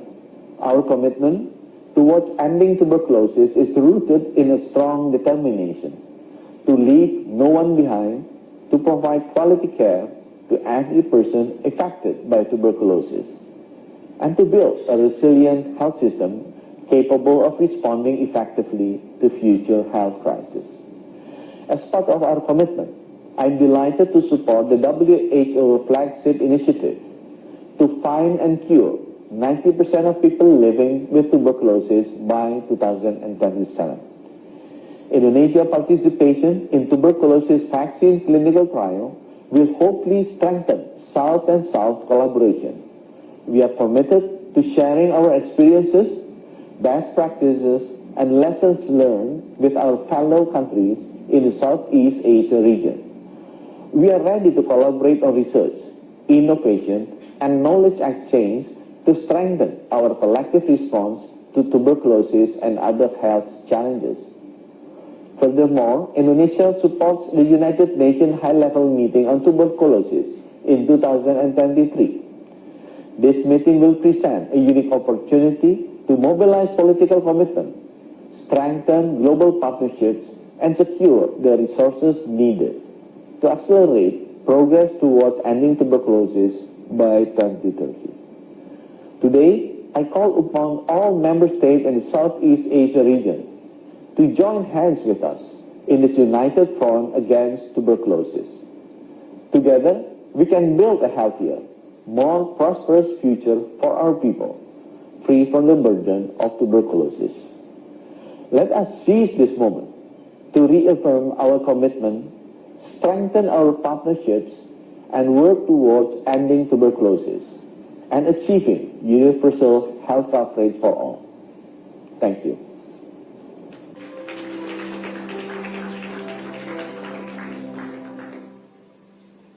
That was a wonderful video message which was given to us. And now we move to the next ministerial address.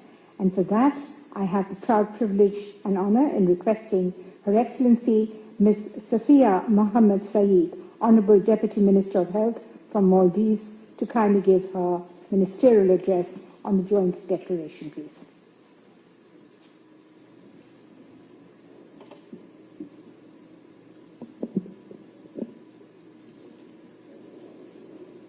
Director General Dr. Tedros, Honourable Minister of Family and Welfare Dr. Mansuk, Honourable Ministers, Regional Director for Southeast Asia Dr. Poonam, Regional Director for the Euro Dr. Hans, TB experts, members of the civil society, distinguished guests, ladies and gentlemen, Assalamu alaikum, and a very good evening to you all.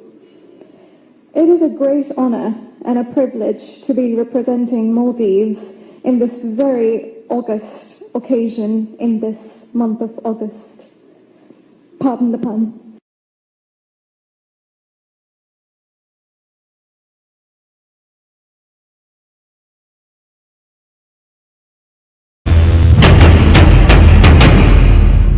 The thrill of sport.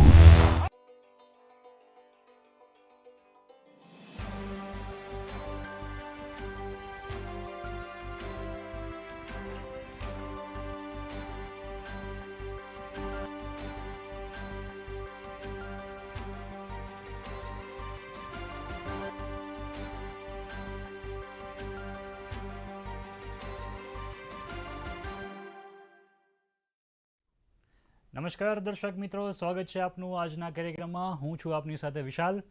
મિત્રો, જાણીએ છીએ અત્યારે આમ ચોમાસાની ઋતુ ચાલી રહી છે અને ઘણી જગ્યાએ આપણે જોઈએ છીએ મુશળધાર વરસાદ વરસી રહ્યો છે, તો ક્યાંક બારે મેઘ ખાંગા થયા છે.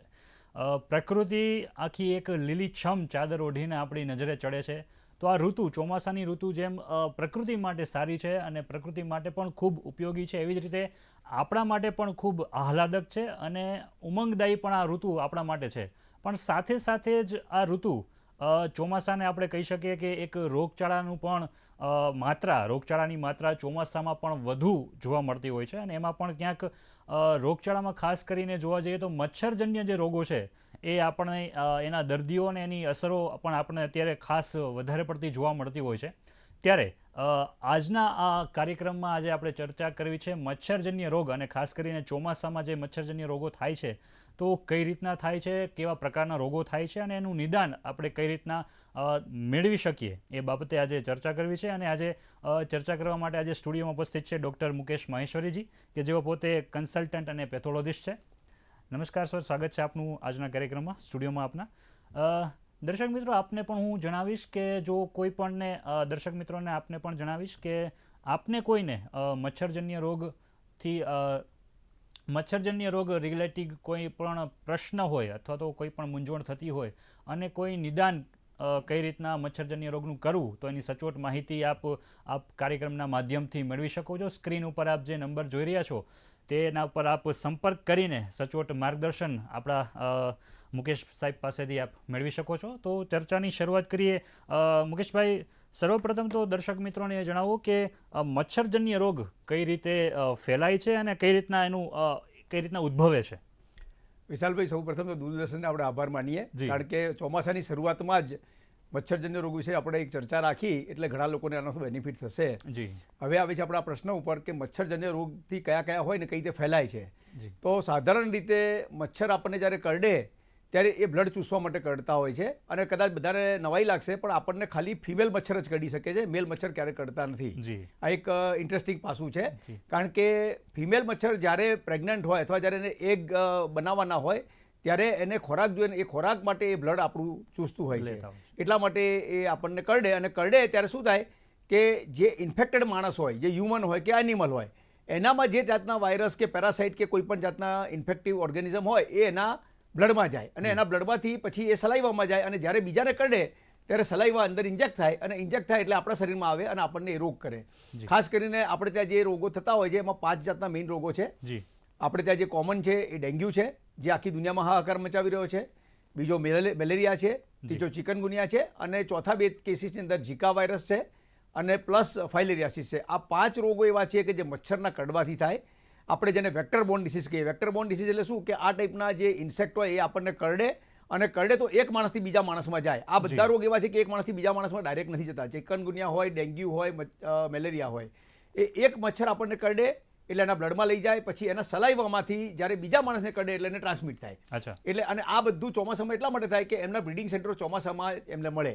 પાણીના જે ખાડા હોય, આપણા ઘરમાં ચોખ્ખા પાણીના ભરેલા કોઈક આપણે ધારો કે ડોલ હોય કે કોઈ પાત્ર રાખેલું હોય, ઘરમાં ફૂલ ઝાડવા હોય તો એમાં કુંડામાં પાણી હોય, બહાર કોઈ જગ્યાએ ખાબોચિયામાં ભરેલું હોય, એ બધા પાણી એ મચ્છરના બ્રીડિંગ સેન્ટર તરીકે કામ કરે. અને બંને મચ્છરો અલગ અલગ છે. ડેન્ગ્યુનો વાયરસ જે મચ્છરોમાં હોય એ અલગ છે અને મલેરિયાનો અલગ છે. એક ચોખ્ખા પાણીમાં થાય છે અને એક ગંદા પાણીમાં થાય છે. પણ બંને પાણી જ્યાં ભેગું થશે ત્યાં જ મચ્છર બ્રીડિંગ કરશે. મચ્છર બ્રીડિંગ કરશે તો એમનો ફેલાવો થશે ને ફેલાવો થશે તો આપણને કરડવા આવશે અને આપણને કરડવા આવશે તો આપણને ડિસીઝ થશે.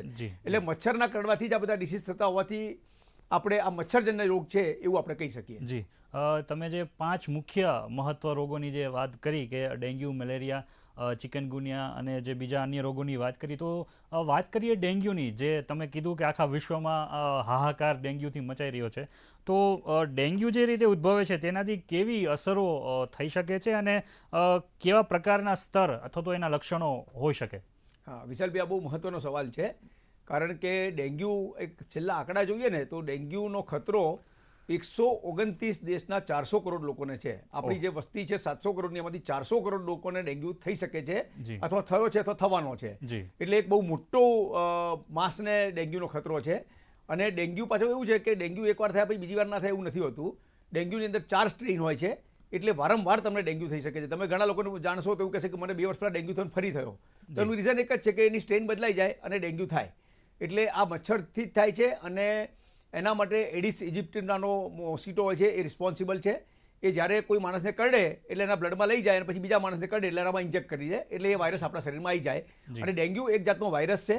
ચિકનગુનિયા પણ એક જાતનો વાયરસ છે. મેલેરિયા એ બીજો પેરાસાઇટ છે, એટલે એ અલગ વસ્તુ છે. પણ ડેન્ગ્યુનો વાયરસ જ્યારે આપણા શરીરમાં પ્રવેશે ત્યારે જ્યારે આપણી રોગ પ્રતિકારક શક્તિ નબળી હોય અથવા ડેન્ગ્યુનો વાયરસ પાવરફુલ હોય, તો બેમાંથી એક પણ વસ્તુ હોય તો એ આપણા બ્લડમાં જાય અને પછી ત્યાંથી એનું આક્રમણ કરે, આપણને જાત જાતના સિમ્ટમ આવી શકે. સૌથી પહેલું અને જે કોમન સિમ્ટમ છે એ ફીવર છે. એકદમ હાઈ ગ્રેડ ફીવર આવે. ઘણા લોકો તમને કહેશે કે 104-105 ફીવર આવ્યો, તો એટલો બધો ફીવર આવી શકે.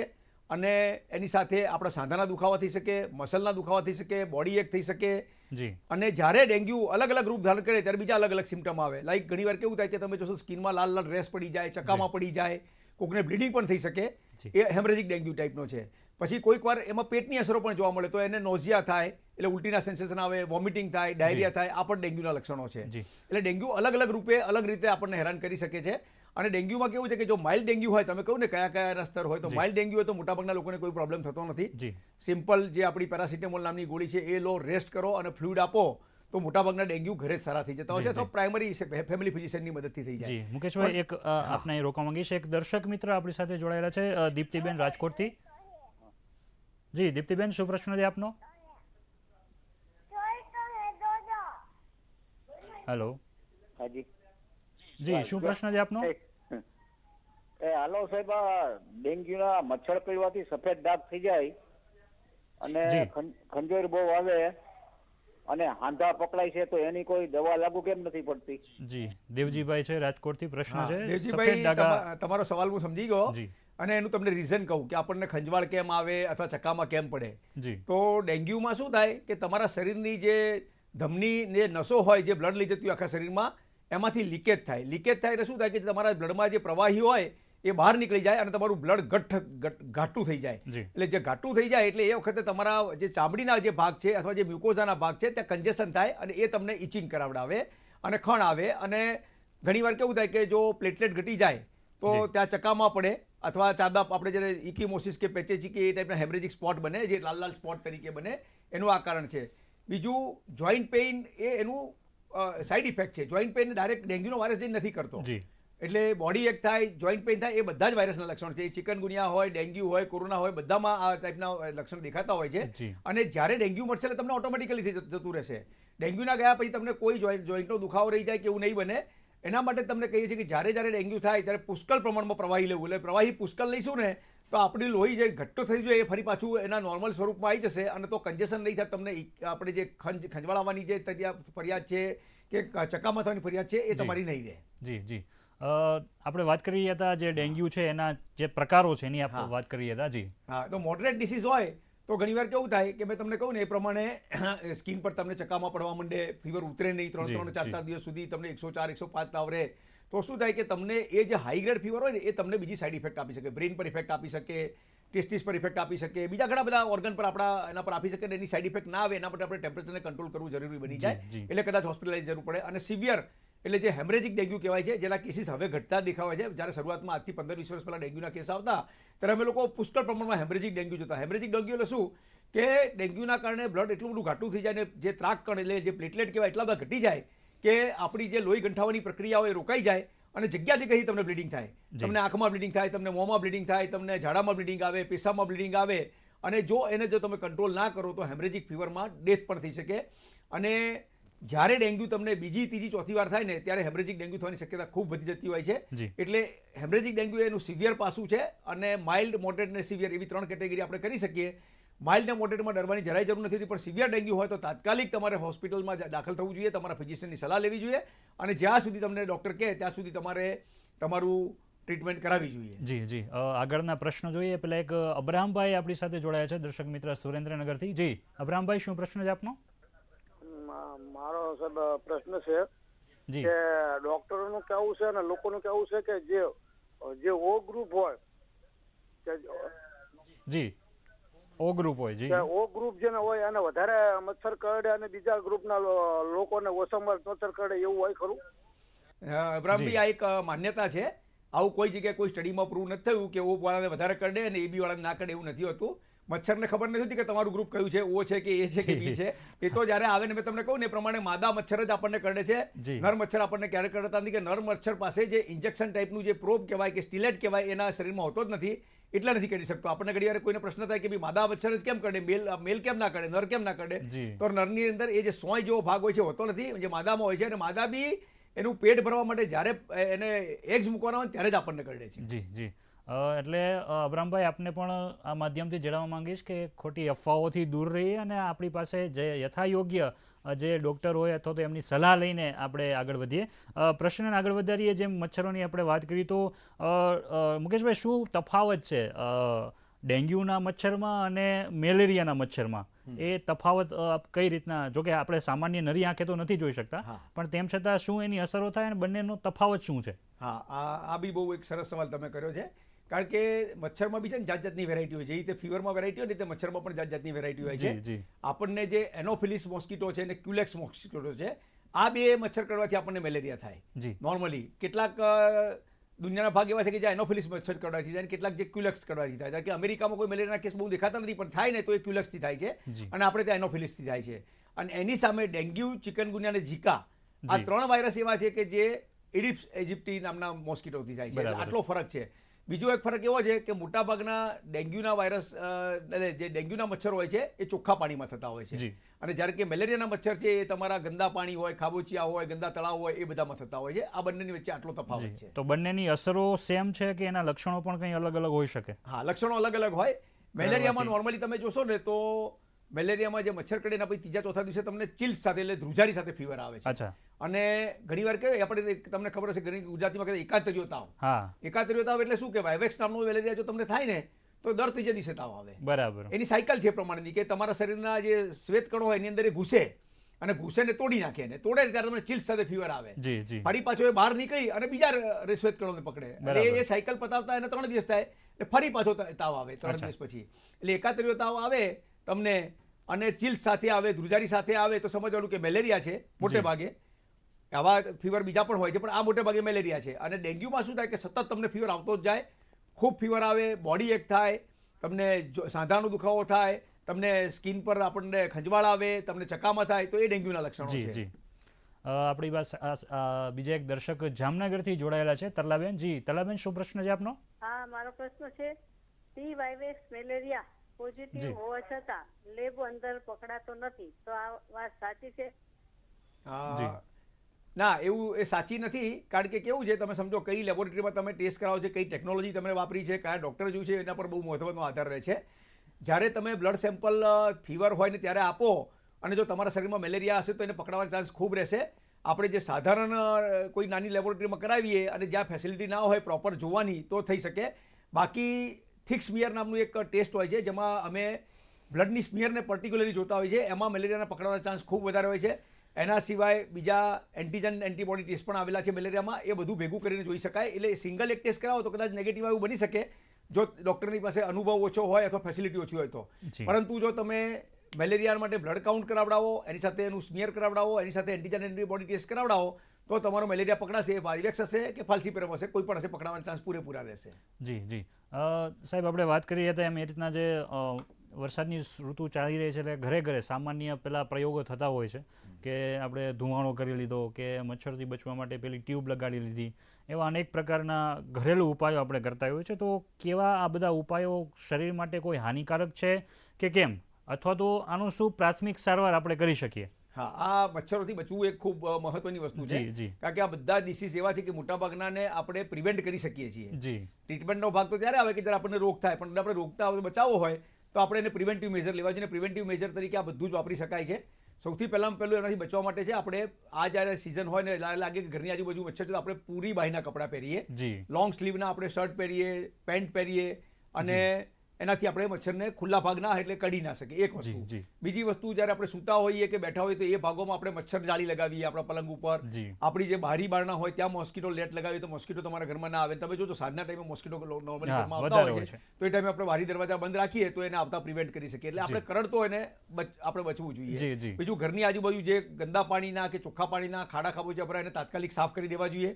એની પર કેરોસીન કે કોઈ પણ જાતનું ઓઇલ નાખો તો ઓટોમેટિકલી એને સરફેસ ના મળે એટલે એ બ્લીડિંગ ના થાય. એટલે એક બહુ જરૂરી વસ્તુ છે. ખૂણા ખાતે તમારે કચરો પડેલો હોય, કુંડામાં પાણી ભરેલું હોય, એ બધી વસ્તુઓમાં થાય. બીજું ઝાડપાન હોય ને તેની પર મચ્છર ખાસા બેસતા હોય છે એટલે એની પર દવાનો છંટકાવ કરવો જોઈએ. બીજું પાર્ટ હોય છે જે ગવર્મેન્ટ કે મ્યુનિસિપાલિટી કરતી હોય છે કે એ લોકો ફોગિંગ મશીન લાવતા હોય છે, એટલે ફોગિંગ મશીનમાં કેમિકલ હોય છે કે જેનાથી મચ્છર મરી જાય અથવા તમારા ઘર સુધી ના આવે, એટલે એક જરૂરી વસ્તુ છે. પછી બીજા બધા આવે છે રિપેલન્ટ. આપણે ઘણી બધી મોસ્કિટોની ક્રીમ આવે છે જે આપણે ખુલ્લા ભાગ પર લગાવીએ, ખાસ કરીને નાના છોકરાઓને, તો એને મચ્છર ના કરી શકે. આપણે કારણ કે મોટા શું જોતા હોય છે મચ્છરને ઘણી આપણે પકડી મારી પણ નાખતા હોય છે, પણ એના બદલે નાના છોકરાઓ છે, વડીલો છે, એ આપણે મોસ્કિટો રિપેલન્ટ ક્રીમ લગાવે તો એનાથી ફાયદો થાય.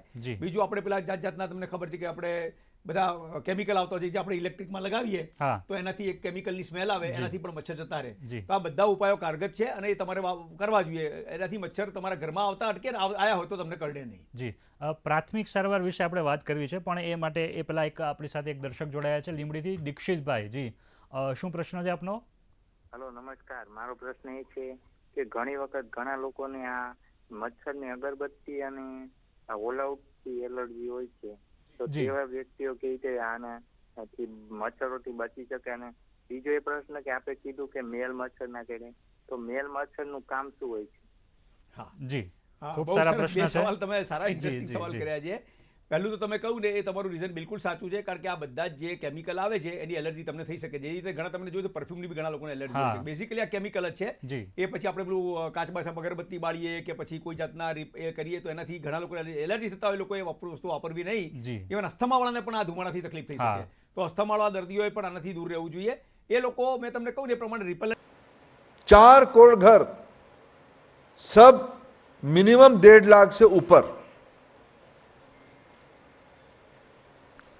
2 करोड़ घर और पाइपलाइन पे हैं. 2 crore women entrepreneurship at the bottom of the pyramid बनाया जाएगा. उसको सरकार और विशेष करके निर्मला जी की विभाग, financial service department through a process, through simplifying process 1 lakh रुपया की प्रारंभिक दिनों में मदद करेगी और आगे चल के इनको फिर और हैंड होल्ड किया जाएगा. ऐसे महिलाएं आज आए थे निर्मला जी को, वो जानते थे कि दीदी संबलपुरी साड़ी पहनती और कॉटन साड़ी पहनती हैं. इस बार संबलपुरी डे में भी दीदी ने संबलपुरी साड़ी पहनी थी. हमने नहीं कहा था, मैं तो संबलपुरी पटका लगा के गया था, लेकिन मैं जब हम लोग इकट्ठा एक ही बेंच में बैठते हैं, जब देखा कि दीदी ने संबलपुरी साड़ी पहनी तो महिलाओं ने आज आए हैं दीदी को सम्मानित करने के लिए. मित्रों, कुछ दिन पहले मैं उड़ीसा में एक मैगजीन के, एक न्यूज़पेपर की कुछ बिजनेस कॉन्फ्रेंस में आया था. नया स्टार्टअप्स को, जिसके बारे में अभी आपने उल्लेख किया, 14 में 350 स्टार्टअप था, वो आज लगभग 1 लाख हो गया है, जिसमें आप भी उसमें से रोल ढूंढ रहे हो. आप उनको कम ध्यान देते हो, मैं जानता हूं. मैं एजुकेशन इंस्टीट्यूट के साथ जुड़ा हूं. एजुकेशन इंस्टीट्यूट में स्टार्टअप की इंक्यूबेशन सेंटर है. मैं उनको 2 चीज़ पूछता हूं, आपको मदद कौन कर रहा है? बोले कोई नहीं मदद कर रहा है. अभी उनकी नेटवर्क बढ़ते हुए दिख के आप उसमें से हाथ बढ़ा रहे हो, आपको धन्यवाद. आप थोड़ा उनको गाइड करो, आप उनको मदद करो.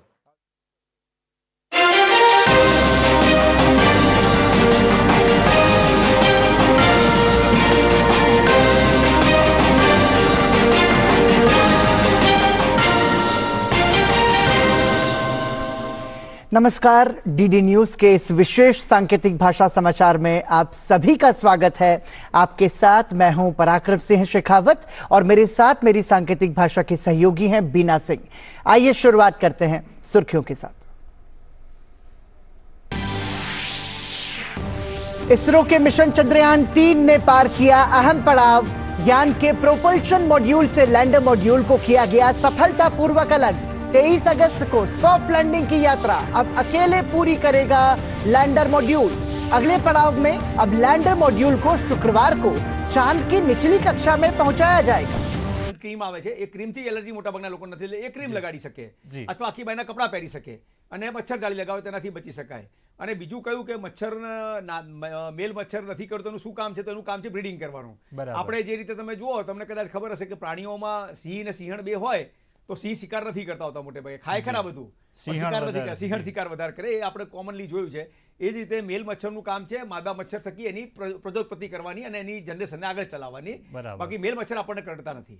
જી, પ્રશ્નને આપણે ચર્ચાને આગળ વધારીએ. જે આપણે જોઈ રહ્યા છીએ એ રીતના ચોમાસામાં જો કે મચ્છરોની આપણે વાત કરી, ડેન્ગ્યુની પણ આપણે વાત કરી, તો કયા વયના જૂથમાં આ વધારે ડેન્ગ્યુની અસરો થઈ શકે, એની શક્યતાઓ વધારે હોઈ શકે? હા, એક તો છે ને નાના છોકરાઓ છે કે જે લોકોની ઇમ્યુન સિસ્ટમ ડેવલપ થઈ રહી છે, એક, અને બીજા વૃદ્ધો છે જે લોકોની ઇમ્યુન સિસ્ટમ થોડી વીક થઈ છે.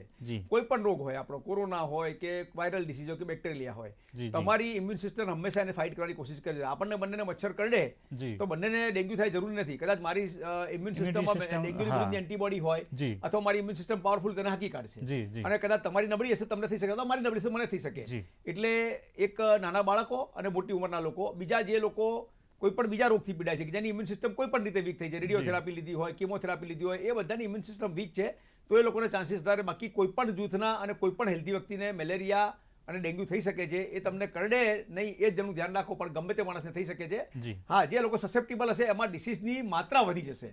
લાઈક ડેન્ગ્યુ કોકને માઇલ્ડ થશે જેની ઇમ્યુન સિસ્ટમ સારી હશે, અને જેની ઇમ્યુન સિસ્ટમ વીક હશે એને કદાચ સિવિયર ડેન્ગ્યુ થઈ શકે, વધારે થઈ શકે. જી, આપણે વાત કરીએ તો ડેન્ગ્યુથી જે પ્રાથમિક સારવાર લેવાની વાત છે, તો કઈ રીતના અત્યારે પહેલાં તો સૌપ્રથમ પ્રાથમિક સારવાર લેવી, અને જ્યાં પ્રાથમિક સારવાર લેવાય છે ત્યાં પણ શું તકેદારીઓ રાખવી એ દર્શક મિત્રોને આપ જણાવો. હા, એટલે ઘણીવાર કેવું થાય છે કે ડેન્ગ્યુના નામથી એક હાવ ઊભો થઈ જતો હોય કે ડેન્ગ્યુ થયો છે, ડેન્ગ્યુ થયો છે. તો એવું કોઈ ગભરાવાની જરૂર નથી. દરેક રોગના અલગ અલગ સ્ટેજીસ હોય છે ને અલગ અલગ ઉપાયો હોય છે. જ્યારે કે તમને 80% લોકોને જ્યારે માઇલ્ડ ડેન્ગ્યુ થતો હોય તો તમારે કંઈ હોસ્પિટલમાં દાખલ થઈ જવાની દોડાદોડ કરવાની જરૂર નથી હોતી. તમારા ડૉક્ટરને, ફેમિલી ફિઝિશિયનને મળો, એ તમારો ટેમ્પરેચર ચેક કરશે, તમારી બોડીની કેટલી બીજી બધી વસ્તુ જોશે, કદાચ જરૂર પડશે તો સાધારણ બ્લડ ટેસ્ટ પણ કરાવશે, અને પછી એને નક્કી કરવા દો. મોટા ભાગના વાયરલ ડિસીઝની અંદર 3 જ વસ્તુઓ અસરકારક હોય છે. પહેલું છે રેસ્ટ, બીજું છે પ્લેન્ટી ઓફ ફ્લુઇડ, તમારું જે વોટર ઇલેક્ટ્રોલાઇટ બેલેન્સ છે શરીરનું એ મેન્ટેન કરવું ખૂબ જરૂરી છે. કારણ કે ડેન્ગ્યુમાં મેં તમને કહ્યું ને એ પ્રમાણે બ્લડ ઘાટું થઈ જાય છે, તો એને ઘાટું ના થવા દેવું, એટલે પૂરતા પ્રમાણમાં પ્રવાહી લેવું. કારણ કે એ પ્રવાહી તમારા શરીરની ધમની અને નસમાંથી બહાર જતું રહે તો તમને તકલીફ પડે, એટલે એ પ્રવાહી પૂરતા પ્રમાણમાં લઈએ એટલે બચી શકાય. એટલે રેસ્ટ, ફ્લુઇડ અને ઇલેક્ટ્રોલાઇટ બેલેન્સ તમારે મેન્ટેન કરવું, અને જરૂર પડે તો તાવ માટે તમારો તાવ જો 100-101 પર ક્રોસ કરે તો પેરાસિટામોલ નામની ગોળી ડોક્ટરની સલાહ પ્રમાણે રાઉન્ડ ધી ક્લોક લેવી. શરૂઆતના 2-3 દિવસ તમારે લેવી પડે, અને પછી જો તમને લાગે કે રિકવરી તમારી થઈ રહી છે તો પછી તમે એનો ગાળો વધારી શકો. 8 કલાક લે તો 12 કલાકે લઈ શકો, અથવા ટેમ્પરેચર તમે એક નક્કી કરો કે 100 ઉપર જશે તો જ લેવી છે, તમે એ રીતે મોનિટર કરી અને બચી શકો છો. જે લોકોને થોડો ડિસીઝની માત્રા મોડરેટ કે સિવિયર હોય એ લોકોને જ હોસ્પિટલાઇઝેશન જરૂર પડે છે. એટલે બાકીના લોકોએ ડૉક્ટરની સલાહ પ્રમાણે ઘરે રહીને સારવાર કરવી એ શક્ય છે, અને એ જ કરવી જોઈએ. જી જી, ડેન્ગ્યુની જ વાત ચાલી રહી છે, તો બીજા કોઈ એવા ડેન્ગ્યુના સહરોગ ખરા કે જેની સાથે સાથે ડેન્ગ્યુની પણ સાથે સાથે એની સાવચેતી રાખવી જરૂરી છે? હા, એટલે ડેન્ગ્યુ થાય એટલે શું થાય કે તમારા ઘણીવાર કેવું થાય કે હેમરેજિક ડેન્ગ્યુ હોય ને તો તમને બ્લડ તમારું જે ગંઠાવાની પ્રક્રિયા અટકી જાય અને પ્લેટલેટના કાઉન્ટ ઘટી જાય. ત્રાકકણ જે છે ને, નોર્મલી ત્રાકકણનું ફંક્શન શું છે કે આપણા ઘરમાં શરીરમાં ક્યાંય બી બ્લીડિંગ થાય તો એને રોકવું. હવે એ કાઉન્ટ જો 1.5 લાખથી 4 લાખ હોય, એના બદલે ઘટતો 50,000 આવી જાય તો ત્યાં સુધી વાંધો નથી આવતો, પણ જ્યારે 30,000ની ઉપર જાય ને ત્યારે તમને બ્લીડિંગ થવાના ચાન્સીસ ખૂબ વધી જાય. હવે એ સમયે જો તમે એને મોનિટર પ્રોપરલી ના કરો અને જો કોઈ જગ્યાથી બ્લીડિંગ થઈ જાય તો તમને તકલીફ થાય, પેશાબમાં બ્લીડિંગ થાય, ઝાડામાં થાય, એ બધું પહોંચી વળાય. પણ જો બ્રેઇનમાં બ્લીડિંગ થઈ ગયું કોઈ વાર તમને કોઈ પણ કારણસર, તો તમારા માટે જીવલેણ સાબિત થઈ શકે. એટલે એનું ખૂબ ધ્યાન રાખવું પડે છે. બીજી કોઈક વાર છે ને ડેન્ગ્યુમાં જબરજસ્ત પેટમાં દુખાવો થતો હોય છે અને ડાયરિયા વોમિટિંગ પણ થઈ જતા હોય, તો ત્યારે એ આપણું તમારું વોટર ઇલેક્ટ્રોલાઇટ બેલેન્સ ના બગડી જાય એ ખૂબ જરૂરી છે. એટલે તમારે પૂરતા પ્રમાણમાં પ્રવાહી લેવું જોઈએ. એટલે આ 2 વસ્તુ છે. અને ડેન્ગ્યુ થયેલો હોય તો તમારી ઇમ્યુન સિસ્ટમ વીક થયેલી છે ત્યારે તમે બીજા કોઈ પણ જાતના રોગ હોય તો એને કંટ્રોલ કરવાની કોશિશ કરવી જોઈએ. લાઈક ડાયાબિટીસ છે, બ્લડ પ્રેશર છે, આ બધા જ એ શું છે કે કોમોર્બિડ કન્ડિશન કહેવાય. કોમોર્બિડ કન્ડિશન હોય તમારા શરીરમાં, તમને ડિસીઝ થાય તો એની ડિસીઝની માત્રા ખૂબ વધારે થવાની શક્યતા રહે, અથવા તો ડિસીઝ સિવિયર થયો તો તમારા માટે જીવલેણ સાબિત થઈ શકે અથવા તમને મોર્બિડિટી આપી શકે. જી, એટલે એની સાથે સાથે તમે જે કોમોર્બિડિટી જે બધી કીધી છે, ડાયાબિટીસ છે, તો એની સાથે ડેન્ગ્યુ ના થાય એની સાથે આ જે બધા રોગો છે એનું પણ વધારે પડતી નિયંત્રણ કરવું ખૂબ જરૂરી છે. અને ખાસ કરીને તમને અત્યારે જે ચોમાસાની ઋતુ ચાલી છે તો ઋતુ પ્રમાણે આહાર ચેન્જ થતા હોય છે. તો અત્યારે જે ચોમાસાની જે ઋતુ ચાલી રહી છે તો એમાં આવા જે મચ્છરજન્ય રોગો અથવા તો બીજા કોઈ રોગો ના થાય એ માટે કેવો આહાર અને કેવી ઇમ્યુનિટી સિસ્ટમ આપણે ક્રિએટ કરવી અનિવાર્ય છે? હા, એટલે જો અત્યારે મચ્છરને બચવા માટે કોઈ આહાર પર્ટિક્યુલરલી નથી હોતો. ચોક્કસથી આપણે બહારના ખુલ્લા પદાર્થો ના ખાઈએ ને તો આપણે બીજા બધા રોગથી બચી શકીએ. તમે જુઓ અત્યારે ગંદકીના કારણે શું થાય કે મચ્છર બી થાય, માખી પણ થાય અને બીજા પણ ઇન્સેક્ટ થાય. તો એ કોઈ પણ જાતના બીજા બેક્ટેરિયા કે વાયરસ તમારા શરીરમાં લાવી શકે, અને એ લાવી શકે ને એ વખત જો તમને મચ્છર કડ્યો હોય તો ડબલ એટેક થાય, તો તમારે વધારે તમારી માત્રા વધી જાય. એટલે એ વખતે તમારે જે હેલ્ધી ગરમ ખોરાક છે, અમે 12 મહિના કહીએ કે આપણો ઘરનો રાંધેલો ગરમ ખોરાક હોય ને એ આપણા માટે સ્વાસ્થ્ય માટે ખૂબ ઉત્તમ હોય છે. તમે બહારનું અત્યારે જે પ્રમાણે જંક ફૂડનો ટ્રેન્ડ ચાલે છે કે ભાઈ બહાર ગમે ત્યાં વસ્તુ ખુલ્લામાં ખાઈ લો તો એ તમારા માટે જોખમકારક છે. એટલા બદલે આપણે ઘરનો રાંધેલો ખોરાક ખાઈએ ચોમાસામાં તો એ આપણા માટે ખૂબ ફાયદાકારક હોય છે. અને એના સિવાય જે કંઈ ઇમ્યુન બુસ્ટર તરીકે આપણને ગમતું હોય, ધારો કે આપણને ઘણા લોકો કહે છે કે ભાઈ આદુ ઇમ્યુન બુસ્ટર છે, હળદર ઇમ્યુન બુસ્ટર છે, તો એ બધું લેવું જોઈએ. એમાંથી કોઈ નુકસાન તો થતું જ નથી. તમારી ઇમ્યુન સિસ્ટમ જો મજબૂત હશે તો ચોક્કસથી તમે કોઈ પણ રોગ આવશે તેને હરાવવામાં તમે સક્ષમ રહેશો. જી, રાણીપથી અમદાવાદથી આપણી સાથે એક દર્શક જોડાયા છે, ગૌરીશંકરજી. જી, શું પ્રશ્ન છે આપનો? લીમડાના ધુવાડા કરવા સારા કે ચોમાસામાં? જી, લીમડાનો ધુમાડો કરવો કેટલો હિતકારક છે? ધુમાડો કરવાનો એક જ પર્પઝ હોય છે કે જેનાથી ધુમાડાની સ્મેલથી મચ્છર ભાગી જાય. જો તમને એવું લાગતું કે તમે લીમડાનો ધુમાડો કરો છો અને બીજા કોઈને ઘરમાં અસ્થમા નથી કે કોઈને તકલીફ નથી, તમે ચોક્કસ કરી શકો છો. એ ધુમાડો કરવાથી કે બીજો કોઈ પણ જાતનો ધુમાડો કરવાથી, ધૂપ કરવાથી મચ્છર જતો રહેશે તમારા ઘરમાંથી. એ વાત સાચી છે. જી, જે આપણા મચ્છરજન્ય રોગો છે તો ખાસ કરીને કેવા પ્રકારના ટેસ્ટ અત્યારે જે આપણે કરાવવા જોઈએ, કયા પ્રકારના ટેસ્ટ કરવા અનિવાર્ય છે? હા, હવે આ ટેસ્ટની વાત આવી એટલે હું તમને એક પહેલા શરૂઆતમાં કહી દઉં કે મોટાભાગના ટેસ્ટ ડૉક્ટરની સલાહ વગર ના કરાવવા જોઈએ. તમને જ્યારે તાવ આવે તો ડૉક્ટર નક્કી કરો કે તમને મેલેરિયા છે, તમને ડેન્ગ્યુ છે, તમને ચિકનગુનિયા છે. મેલેરિયાના ટેસ્ટ સાદા હોય છે અને સસ્તા પણ હોય છે, એટલે તમારે કદાચ 500, 600, 700 રૂપિયામાં તમારા ટેસ્ટ થઈ જાય. પણ ડેન્ગ્યુના ટેસ્ટ મોંઘા છે, ચિકનગુનિયાના ટેસ્ટ મોંઘા છે, અને એમાં નવી ટેકનોલોજી અને નવા જાતના ટેસ્ટ આવતા હોય છે. એટલે તમારે ડૉક્ટરની સલાહ વગર કરાવવા ના જોઈએ. અને જ્યારે ડૉક્ટર કહે ત્યારે તમે એકવાર ટેસ્ટ કરાવી આવો, એનાથી નિદાન થઈ જશે, અને નિદાન પછી સારવાર થશે. ચોક્કસથી જ્યારે ડેન્ગ્યુ તમારો સિવિયર હશે તો કદાચ ડૉક્ટર તમને દરરોજ અથવા દર 2 દિવસે તમને તમારા બ્લડ કાઉન્ટ કરાવવાનું કહેશે, તો એ તમારે ફોલોઅપ કરવા જોઈએ. કારણ કે જ્યારે ત્રાકકણ એટલે પ્લેટલેટ ઘટી જાય ત્યારે એને મોનિટર કરવા ખૂબ જરૂરી હોય છે, કારણ કે એ તમારા માટે કોઈક વાર જીવલેણ સાબિત થઈ શકે છે. એટલે બ્લડ ટેસ્ટમાં નોર્મલ કાઉન્ટ હોય છે, બ્લડ કાઉન્ટ હોય છે, મેલેરિયા માટેના ટેસ્ટ હોય છે, ડેન્ગ્યુ માટેના ટેસ્ટ હોય છે, ચિકનગુનિયાના ટેસ્ટ હોય છે. જે પ્રમાણે સિમ્ટમ હશે એ પ્રમાણે તમને ડૉક્ટર એડવાઇસ કરશે અને એ પ્રમાણે તમારે ટેસ્ટ માટે જવું. પણ જાતે કે ભાઈ મને તાવ આવ્યો છે અને મારા બધા બ્લડ ટેસ્ટ કરી નાખો, એ તમારા માટે અને કોઈના માટે પણ હિતાવહ નથી. જી, આપણે અત્યાર સુધી જે વાત કરી ડેન્ગ્યુ, મલેરિયાની, તો સાથે સાથે તમે ચિકનગુનિયાની પણ ઉલ્લેખ કરેલો વચમાં. તો ચિકનગુનિયાના લક્ષણો અને પ્રાથમિક સારવાર કઈ રીતના લઈ શકાય અને એની સાવચેતી, તકેદારી કઈ રીતના લેવી? આપણે વાત કરીએ પ્રમાણે ચિકનગુનિયા બી જે મોસ્કીટોથી મેલેરિયા થાય છે એનાથી જ થાય છે. અને છેલ્લા કેટલાક વર્ષોમાં ચિકનગુનિયા આપણે ત્યાં ઘણા બધા પીક જોયા છે. આપણે 2007માં ચિકનગુનિયાનો એક મોટો પીક આવેલો, 2017માં આવ્યો તો ફરી પાછો થયો છે.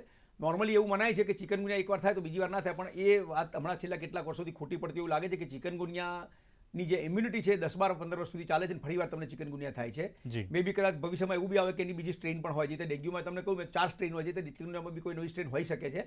પણ ચિકનગુનિયા જ્યારે તમને થાય ને તો એનું પ્રારંભિક અને જે મેઇન લક્ષણ છે એ સાંધાનો દુખાવો છે. બરાબર. તમને સાંધાનો દુખાવો એટલો બધો થાય કે તમે ચાલી ના શકો, તમે બેસી ના શકો, તમે કોઈ જાતની મૂવમેન્ટ ના કરી શકો, એનું પ્રારંભિક લક્ષણ છે. બીજું છે તાવ. ડેન્ગ્યુની જેમ એમાં પણ તાવ પુષ્કળ પ્રમાણમાં તમને આવવાનો છે, બોડી એક થવાનો છે. ચિકનગુનિયાનું મોટામાં મોટી તકલીફ શું છે કે ચિકનગુનિયા થઈ ગયા પછી તમને 6, 8, 12 મહિના સુધી તમને તકલીફ મૂકતો જાય છે. તમારે તાવ કદાચ ઉતરી જશે, તમને સરસ પણ થઈ જશો, પણ તમારા જોઈન્ટનો જે દુખાવો છે ને એ તમને 4-6 મહિના સુધી હેરાન કર્યા કરશે. એના માટે કદાચ તમારે જરૂર પડે તો ફિઝિયોથેરાપી પણ લેવી પડે, એવું પણ બને. એટલે ચિકનગુનિયા એ ડેન્ગ્યુની જેમ જ પ્રેઝન્ટ થતો છે, પણ એમાં જોઈન્ટનો પેઇન મેઇન છે, પેલામાં સ્કિન રેસિસ અને ફીવર મેઇન છે. આટલો એટલે ચિકનગુનિયા કોઈ ચેપી રોગ તો નથી ને? એક પણ આમાંથી 3માંથી એક પણ ચેપી રોગ નથી. મેલેરિયા નહીં, ચિકનગુનિયા નહીં, ડેન્ગ્યુ નહીં. આ બધા જ માણસથી માણસમાં ક્યારેય ટ્રાન્સમિટ નથી થતા. જે આપણે કોરોનામાં જોયું કે એકમાંથી બીજામાં જોયું એ રીતે નથી થતા. મચ્છરના કડવાથી જ આ 3 રોગ થાય છે. બંનેના મચ્છર અલગ અલગ છે, પણ કરડશે તો જ તમને થશે, બાકી એમને કોઈને ચિકનગુનિયા કે એ ના થઈ જાય. ઇવન બ્લડ ટ્રાન્સફ્યુઝન પરથી ના થાય. તમને ધારો કે ડેન્ગ્યુ થયો હોય તમારું બ્લડ મને ચડે તો મને ડેન્ગ્યુ નથી થવાનું. જી, તો ચિકનગુનિયા માટે કોઈ ખાસ પ્રકારના ટેસ્ટ કરાવવા જ અનિવાર્ય છે કે કઈ પ્રકારનું એનું નિદાન હોઈ શકે? હા, ચિકનગુનિયા માટે બ્લડ ટેસ્ટ છે, અવેલેબલ છે.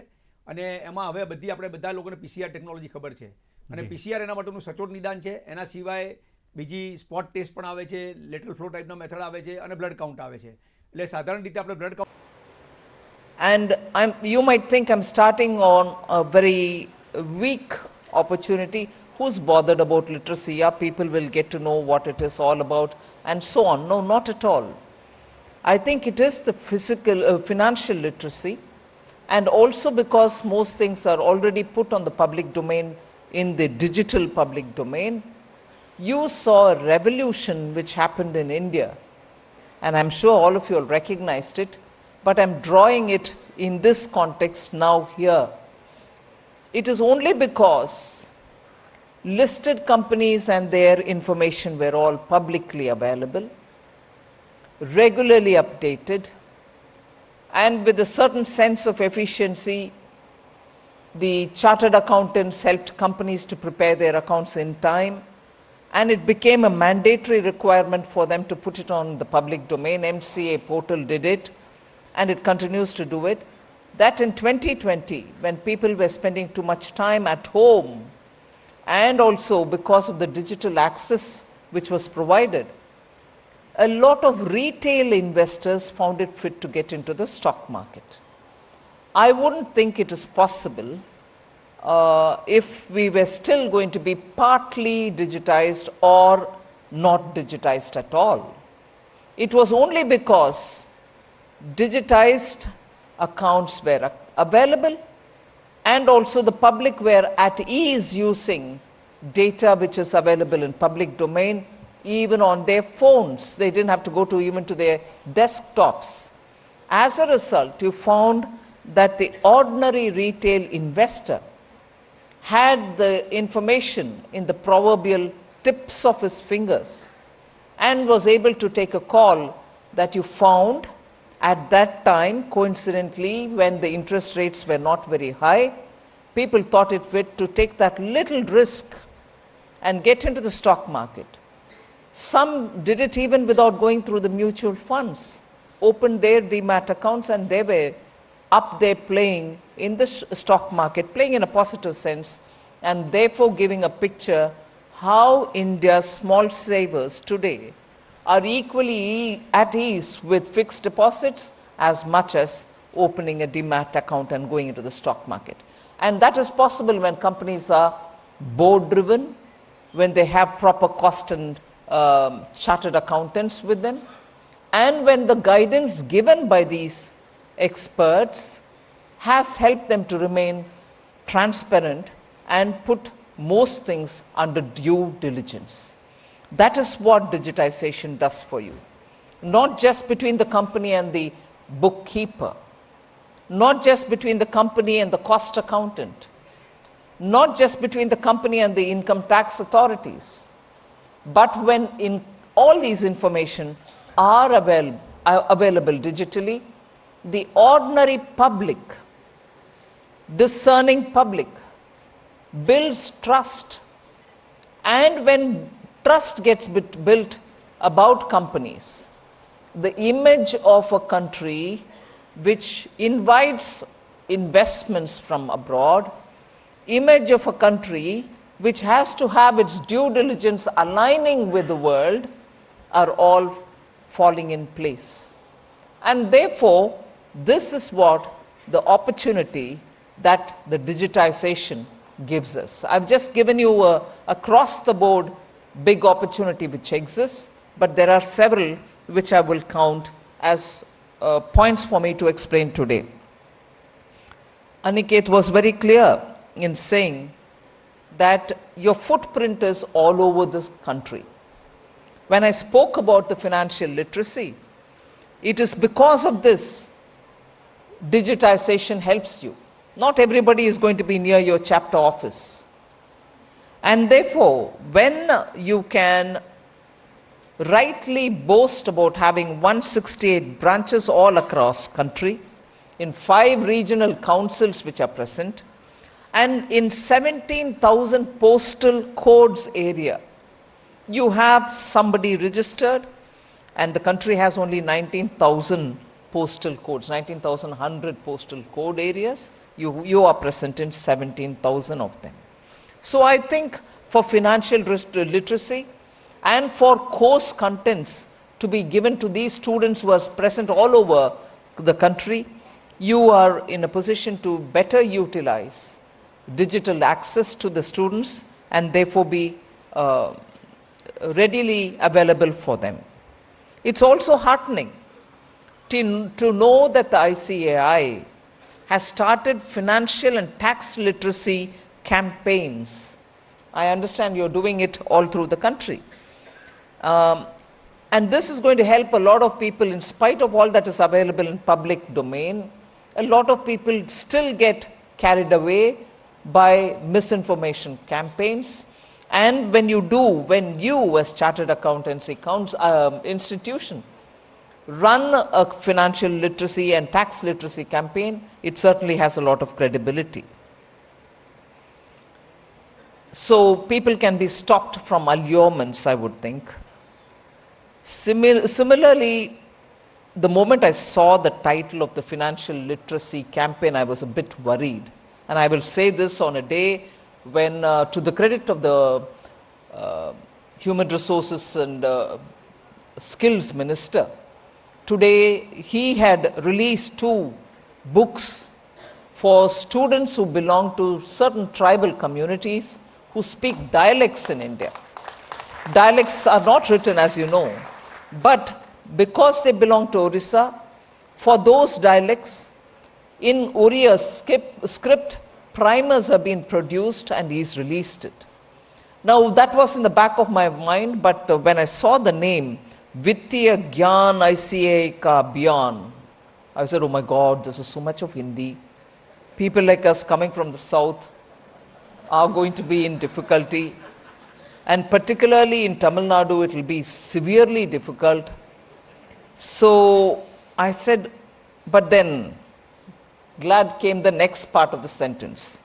It says 12 vernacular languages. और आप सीधा सुन रहे थे सीए नेशनल सीए कॉन्फ्रेंस में वित्त मंत्री निर्मला सीतारमण का संबोधन। उन्होंने कहा कि डिजिटलीकरण की वजह से पारदर्शिता आई है और साथ ही उन्होंने ये भी कहा कि जो तमाम करावा જોઈએ અને જો ડેન્ગ્યુ અને મેલેરિયા ના લાગતા હોય અથવા ના નેગેટિવ આવે તો એને ચિકનગુનિયાનો ટેસ્ટ કરાવવો જોઈએ। ચિકનગુનિયાનો ટેસ્ટ ચોક્કસથી થોડો મોંઘો છે પરંતુ ફ્રીલી અવેલેબલ છે એટલે ચિકનગુનિયાનું નિદાન શક્ય છે હવે। જી છેલ્લે આપણે દર્શક મિત્રોને આપ શું સંદેશ પાઠવવા માંગશો? ચોમાસાની ઋતુ ચાલી રહી છે અને રોગ નિષ્ણાંત તો પણ આપ છો જ, તો દર્શક મિત્રોને આપ શું સાવચેતી અથવા તો સંદેશ કહેવા માંગશો? આપણે અમે તો બધા કહેતા હોઈએ છીએ ને આપણે કહેવત પણ છે, prevention is better than cure.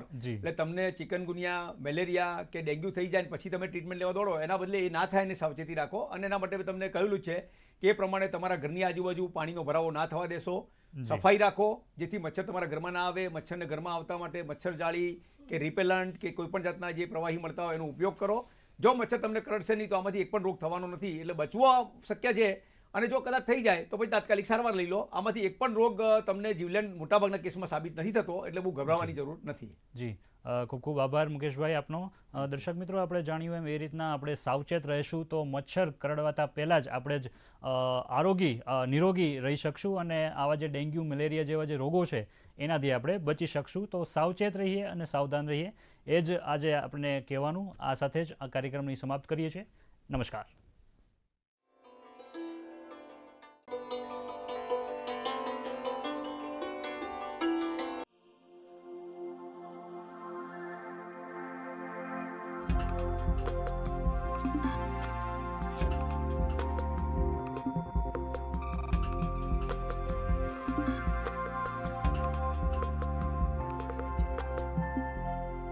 શેરી મિત્રો 100 મળે, તાળી મિત્ર અનેક, સુખ દુઃખ સાથે વામીએ લાખો માટે એક મિત્રતા। નમસ્કાર, હું હિતાંશ। મિત્રો, ભગવાન જેને લોહીના સંબંધથી બાંધવાનું ભૂલી જાય છે ને એને મિત્ર બનાવી દે છે। મિત્રતા એ જીવનમાં ખૂબ જ જરૂરી છે। મિત્રતા આપણને જીવનને હાસ્યથી ભરપૂર અને સુખમય બનાવે છે। મિત્રોની હાજરી જ આપણી જીવનની મુસાફરીને વધુ અર્થપૂર્ણ અને રસપ્રદ બનાવે છે। મિત્રો, દર વર્ષે ઓગસ્ટ મહિનાના પહેલા રવિવારને ફ્રેન્ડશિપ ડે તરીકે ઉજવવામાં આવે છે। આ વર્ષે 6 ઓગસ્ટના રોજ ફ્રેન્ડશિપ ડેની મિત્રો સાથે એક સરસ મજાની ઉજવણી પણ કરી અને એટલે જ આજે આપણે આ વિષય ઉપર, ये दोस्ती विषय ઉપર ચર્ચા કરવાના છીએ। અમારી સાથે સ્ટુડિયોમાં છે જાણીતા પત્રકાર कुमार मनीष।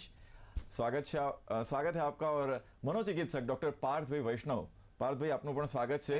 મિત્રો, દોસ્તી ઉપરના વિષયને લગતા આપના કોઈ પ્રશ્નો પૂછવા હોય તો પૂછી શકો છો। અમારો જે નંબર છે 268 53 814 અથવા 268 53 816 જે આપની સ્ક્રીન પર ફ્લેશ થાય છે, એના ઉપર આપ મિત્રતા, દોસ્તીને લગતા પ્રશ્નો પૂછી શકો છો। શરૂઆત કરીશું પાર્થભાઈ, મનોચિકિત્સકની દ્રષ્ટિકોણથી મિત્રતા, દોસ્તી, યારી, ભાઈબંધી આપના માટે શું છે? મને એવું લાગે છે કે માણસ જે મગજ લઈને આ દુનિયામાં આવે છે, એક બાળક તરીકે જન્મે ત્યારે બધાના મગજ સરખા હોય છે. એના ઉપર જેનેટિક્સ સિવાય બીજી કોઈ અસર જ નથી હોતી. જેમ આ મગજ એટલે કે બાળક મોટું થતું જાય એક સ્ત્રી કે પુરુષ તરીકે, એના મગજનું ડેવલપમેન્ટ એની આજુબાજુ આવતા લોકો દ્વારા થશે. So influence of the atmosphere, environment એ સખત ઇમ્પોર્ટન્ટ છે. આપણે માનીએ છીએ કે 5 થી 7 વર્ષની વયમાં એક બાળક ચમ્સ એટલે કે એક એવું ભાઈબંધ બનાવી લે છે, પછી છોકરી હોય કે છોકરો હોય, કે એની જોડે કોરિલેટ કરવાનું ચાલુ કરે. આની વિશે સાયકોલોજી બહુ ઇન્ટરેસ્ટિંગ છે. આપણે જે ફેમિલીમાં જન્મીએ છીએ ક્યાંક જતાં આપણે એમની સાથે પૂર્વગ્રહ, ડિફરન્સ ઓફ ઓપિનિયન, પ્રેજુડિસીસ બધું ડેવલપ થવાનું ચાલુ થશે. મિત્રો આપણે એવી રીતે જ બનાવીએ છીએ કે જેમની હામાં ને આપણી હામાં એક સેમ ટોન હતો અને આપણા ન ગમતા ટોપિક્સ પણ ક્યાંક જતાં એમના ન ગમતા ટોપિક્સ હશે.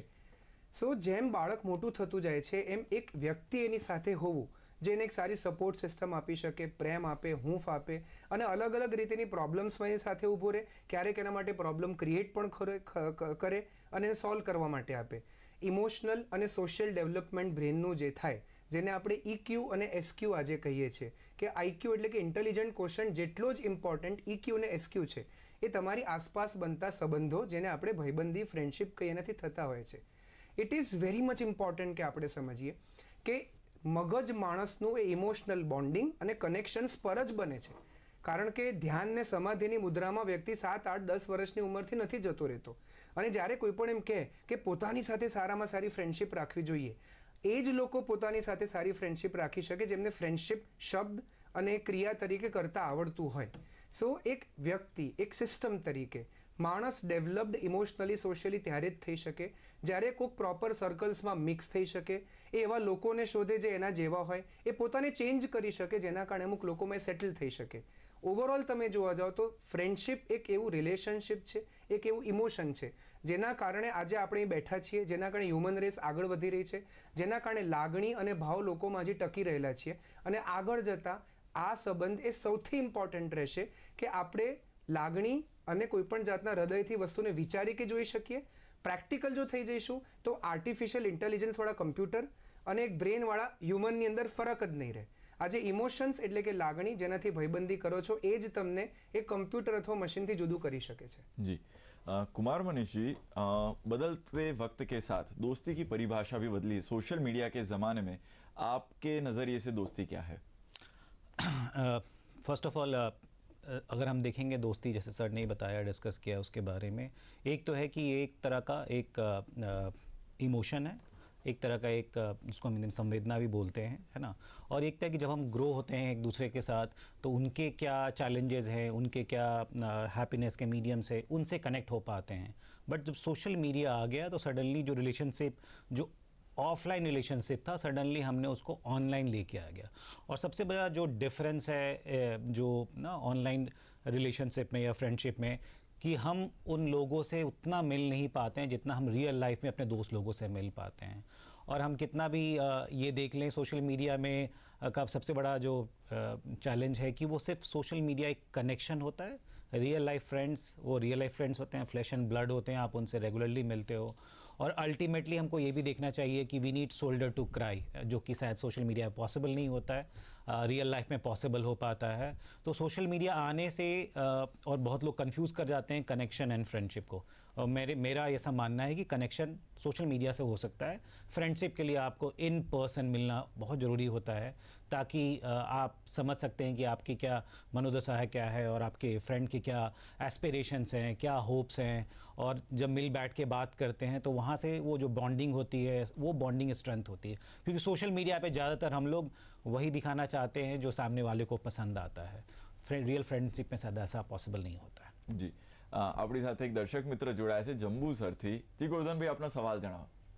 હા સાહેબ, હવે એક દોસ્તી માટેની મિત્રોની એક કહેવત છે કે મિત્ર એવો શોધવો ઢાલ સરીખો હોય, સુખમાં પાછળ પડી રહે, દુઃખમાં આગળ હોય.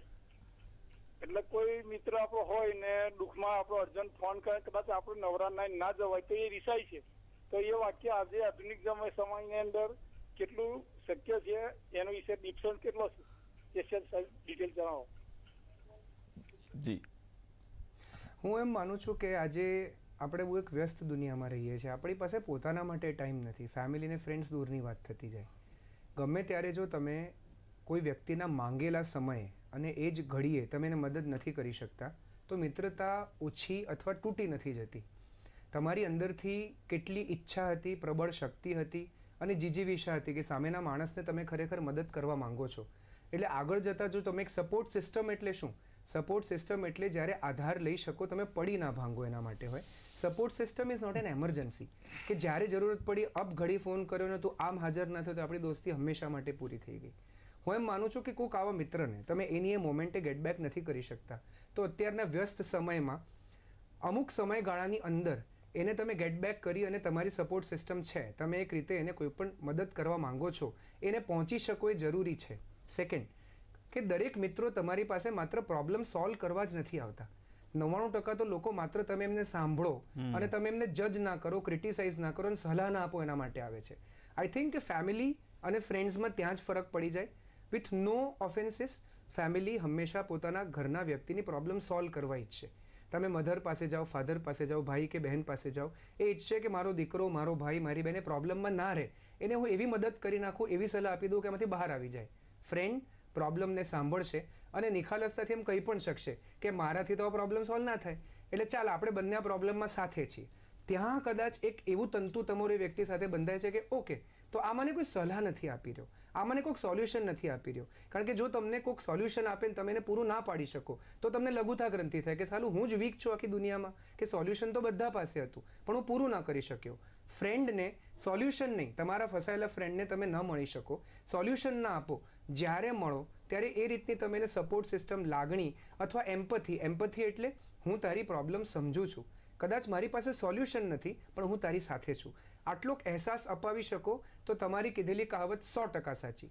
પણ જો પ્રોબ્લેમમાં ફ્રેન્ડની ભેગા ઊભા રહો અને એને તમે કહેવા માટે એક સૌથી મોટા ચેટ જીપીટી બની જાઓ કે દરેક પ્રોબ્લેમનું સોલ્યુશન તમારી પાસે છે જ એના માટે, તો એ તમારો મિત્ર નહીં રહે. કારણ કે કંટાળી જશે કે ભાઈ તો તું પરફેક્ટ માણસ છે, મને તારી જરૂરત નથી, મને તો ઇમ્પરફેક્ટ માણસ જોઈએ છે જે મારી પ્રોબ્લેમ મારી સાથે ઊભો રહે, મારું સોલ્યુશન કાઢીને આંગળી ના ચીંધે. વાહ. આપણી સાથે એક દર્શક મિત્ર ભરૂચથી જોડાયા છે. જી અનિલાબેન, આપનો સવાલ જણાવો. મારો સવાલ એવો છે કે આપણે આટલી બધી દોસ્તીની, ફ્રેન્ડશીપની બધી વ્યાખ્યાઓ આપણે જોઈએ છે, સાંભળીએ છીએ, વાંચીએ છીએ, તો એ સાચો મિત્ર એને ઓળખવો કેવી રીતે આપણે, અને એ ખરેખર સાચું છે? जी, मनीष जी वो कहना चाहते हैं कि सही मित्र ढूंढना है, तो इतनी सारी व्याख्याओं के बाद अगर सही मित्र ढूंढना है तो क्या करना चाहिए?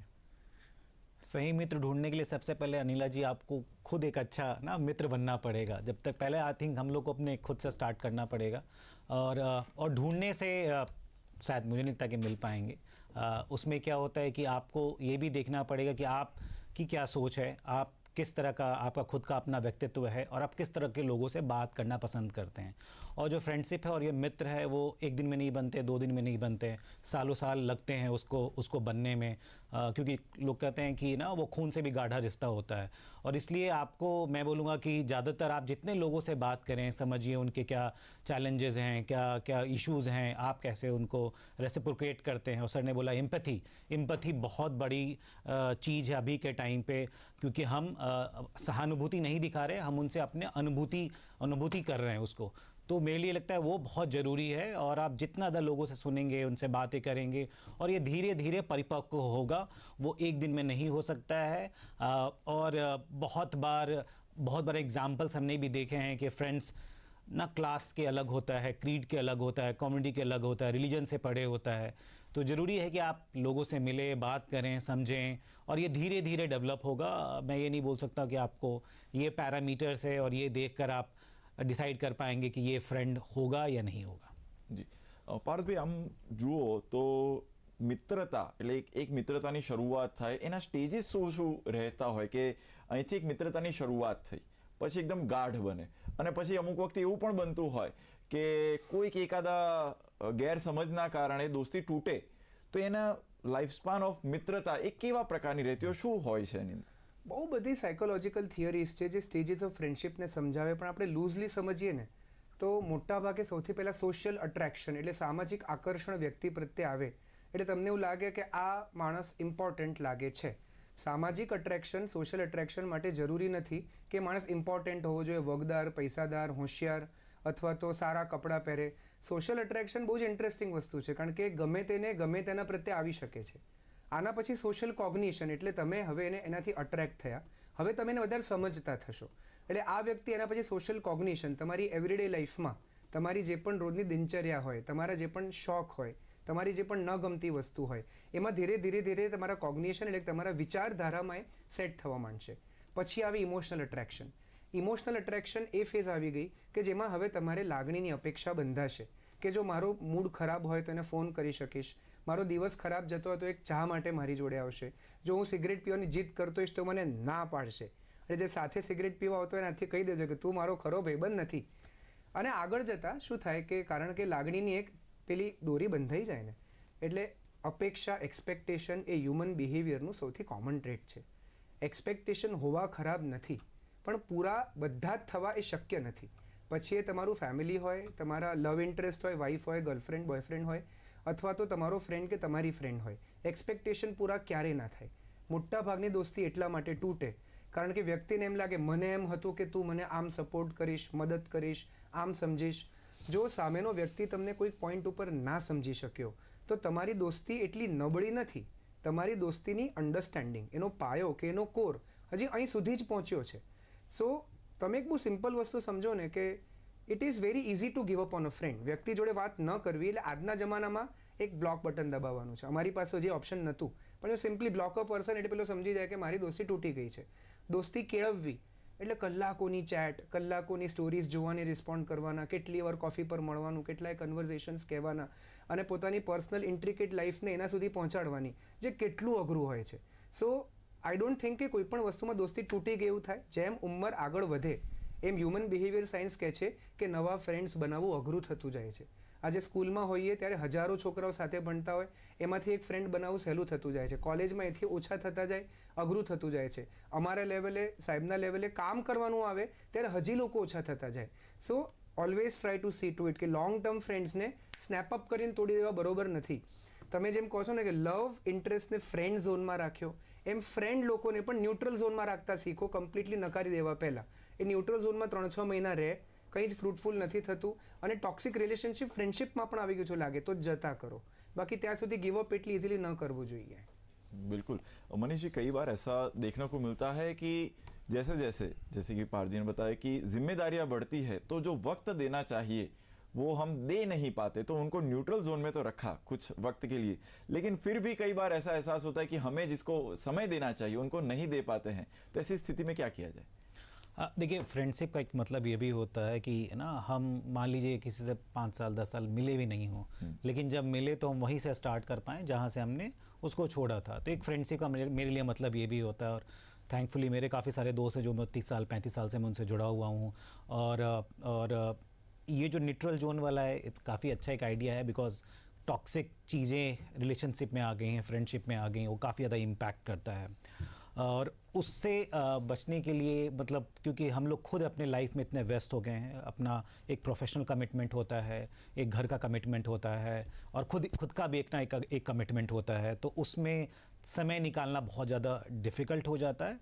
बट मेरे लिए ये भी ज़रूरी है कि हम कभी कभी अपने लिए एक मी टाइम का भी स्पेस निकालें, जिसमें वो अपने फैमिली से अलग हो, है ना, अपने प्रोफेशनल वर्क से अलग हो, ताकि हम जो सर बता रहे थे कि लिसनिंग कर पाएँ, चाहे वो अपने दोस्त से हम बातें शेयर कर पाएँ या हम अपने दोस्त की बातें शेयर कर पाएँ. और वो टाइम कहीं ना कहीं निकालना चाहिए, बिकॉज शायद वही हमको सेन बना के रखता है, बिकॉज लाइफ डिजिटल मीडिया के माध्यम से काफ़ी ज़्यादा डिफ़िकल्ट होता जा रहा है. और मैं एक और छोटा सा एग्जांपल भी देना चाहूँगा. अर्बन प्लानिंग के कॉन्टेक्स्ट में एक बहुत बड़े प्रोफेसर थे यूएसए में, उन्होंने एक स्टडी किया था. और उनमें स्टडी में क्या किया कि उन्होंने 2 स्ट्रीट लिया और एक स्ट्रीट पे बहुत ज़्यादा हैवी ट्रैफिक था, बहुत ज़्यादा हैवी ट्रैफिक का ग्रोथ था, और दूसरे ट्रैफिक में कम ट्रैफिक आता था.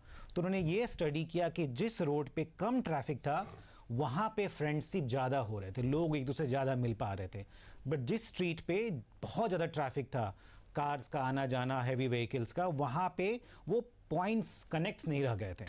तो ये भी हमको समझना चाहिए, हम सिटी जो डेवलप कर रहे हैं क्या हम उसको जो लोगों का मिलने का जो माहौल होना चाहिए, जो अपॉर्चुनिटीज़ वो हम क्रिएट कर पा रहे हैं कि नहीं कर पा रहे हैं, क्योंकि अल्टीमेटली हम नहीं कर पा रहे हैं तो लोग ऑनलाइन मिल रहे हैं तो वो बहुत फिकल हो गया है, वो रिलेशनशिप फिकल हो गया, चाहे वो फ्रेंडशिप हो या रिलेशनशिप हो।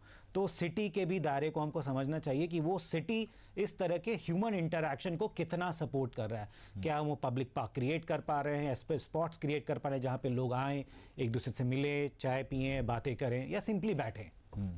બિલકુલ.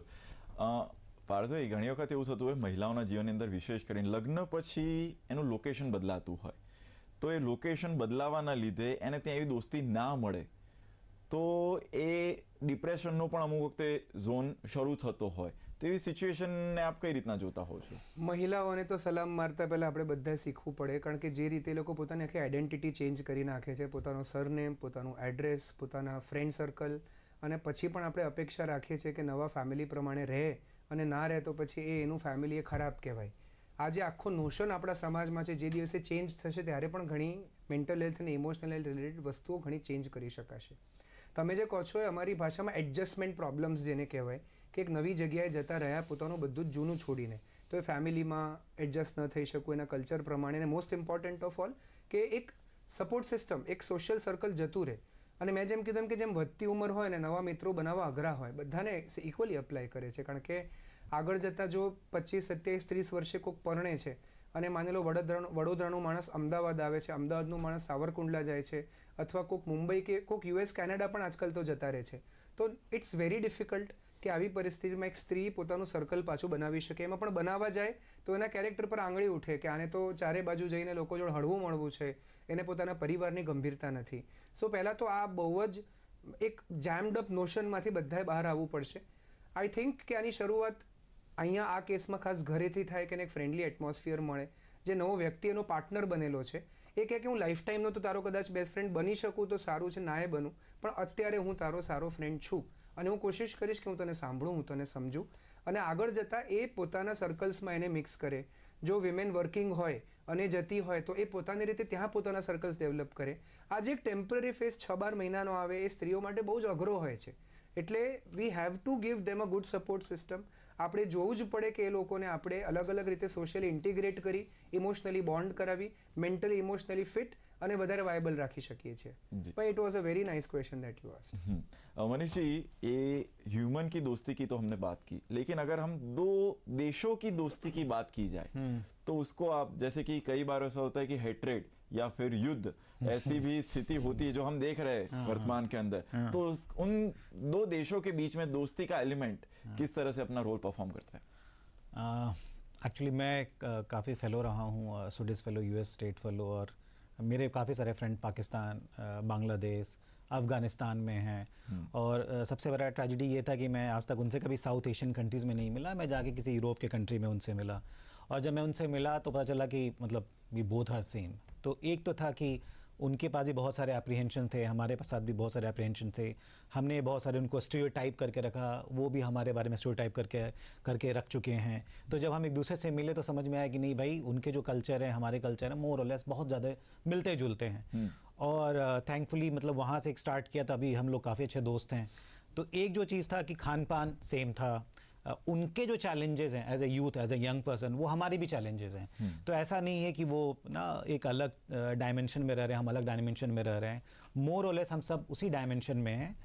जो चैलेंजेस आता है कि हम लोग बात नहीं कर पाते हैं, बट मतलब ऑनलाइन जब बात करते हो तो आप वही निकल के आता है, बट जब रियल पर्सन बैठते हो, आमने सामने बैठते हो, तो वो भी आपसे कंप्लेन करते हैं, आप भी उनके बारे में कंप्लेन करते हो, बट अल्टीमेटली है ना, we build that bond, that we understand कि भाई आप जो, हम भी उसी जगह हैं, और आप जो बातें बता रहे हो हम उससे काफ़ी को रिलेट करते हैं.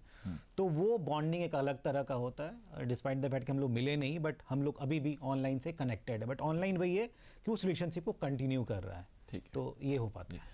પાર્થભાઈ, એક તો વ્યક્તિઓ સાથેની દોસ્તી થઈ, પણ એવી કઈ બીજી અન્ય સાથેની દોસ્તી હોઈ શકે જે આપણને ઝડપથી હીલ કરે? ઓબ્વિયસ આન્સર એનિમલ અસિસ્ટેડ થેરાપી, એટલે જાનવરો સાથેની દોસ્તી બહુ જ પોઝિટિવ ગણાય છે. જો ટ્રેન જાનવર હોય, જેમ કે ડોગ પણ ઘણા બધા ટ્રેન થઈ શકે છે, કેટ્સ પણ, હોર્સ પણ, આપણા કન્ટ્રીમાં હોર્સ ઓછા ટ્રેન કરીએ છીએ આપણે, પણ એનિમલ અસિસ્ટેડ થેરાપીના 3 સેન્ટર્સ પણ અમદાવાદ ઇટસેલ્ફમાં છે કે જેની અંદર એન્ઝાઇટીથી પીડાતા લોકો અથવા તો એકલતા, લોનલીનેસથી પીડાતા લોકો આ રીતના એનિમલ્સ પાસે જાય તો એમને અમુક રીતે થેરાપેટિક રીતે આ લોકો સાથે રહેતા આવડે, જેના કારણે એમને એક પ્રકારની આશા મળે, ઈચ્છા થઈ રહેવાની. પ્રકૃતિ સાથેની દોસ્તી હું એમ માનું છું કે સૌથી ઇમ્પોર્ટન્ટ અને સૌથી સારી છે મેન્ટલ હેલ્થ માટે પણ, કારણ કે જો પ્રકૃતિ સાથે, પુસ્તક સાથે એટલે બુક્સ સાથે તમે દોસ્તી કરશો તો આમાંથી બ્રેનના ડોપામિન, સેરોટોનિન કેમિકલ્સ બધા એટલા વધારી શકશો કે તમે આગળ જતાં લોકોમાં સોશિયલ ઇન્ટરેક્શન્સ બેટર કરી શકશો, ક્રિએટિવ થિંકિંગ, રાઇટિંગ, કન્ટેન્ટ સારું જનરેટ કરી શકશો. આ એક બહુ સારું પ્લેટફોર્મ છે. એટલે આઉટ ઓફ ક્વેશ્ચન જેનું એક વસ્તુની ચર્ચા કરવા માંગીશ. ઘણી બધી વાર ઓનલાઈન કોઈક મિત્ર મળ્યો હોય, કોઈક વ્યક્તિ મળ્યો હોય અને because the duration of talk ભલે ઓછી હોય પણ એટલી ડેપ્થમાં જતા રહે કે કલાકો ચેટ કરવાને કારણે પોતાને એટલી પર્સનલ ઇન્ફોર્મેશન એને આપી દીધી હોય છે કે આપણને એમ લાગવા માંડે છે કે આ મારું બેસ્ટ ફ્રેન્ડ છે.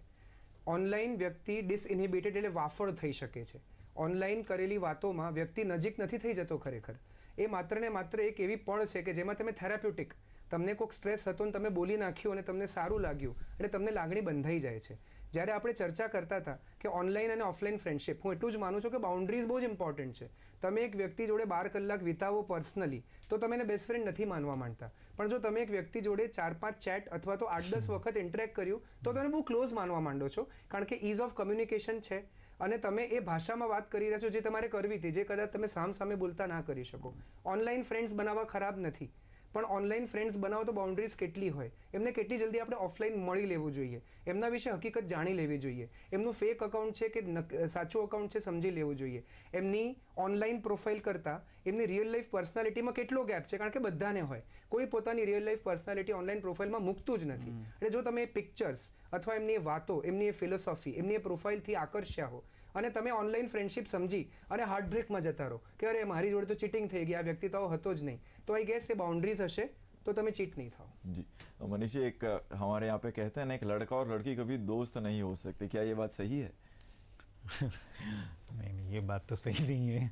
अगेन डिपेंड करता है, अगेन क्योंकि हमारा समाज इस तरह है कि वो उसको एक अलग परिप्रेक्ष्य में देखते हैं, बट बहुत सारे रिलेशनशिप होते हैं, प्लेटोनिक रिलेशनशिप होते हैं, फ्रेंडशिप होते हैं, जो डिपेंड करता है कि आप कैसे एडजस्ट करते हो. और क्योंकि अगर हम समाज के आईने से देखेंगे तो ना हमेशा वो अलग तरीके से देखा जाता है, बट मैं कहता है कि अपोजिट जेंडर में भी है ना एक रिलेशनशिप होता है ना, जिसको कि हमको अलग तरीके से नहीं देखना चाहिए. और इसलिए भी ज़रूरी है बिकॉज वो समटाइम्स शायद वो सामने अपने फैमिली मेम्बर्स या हस्बैंड या ना वाइफ से वो ओपननेस नहीं हो पाता है, but you need someone else who really understands you, who really is willing to invest into you as a friend, है ना.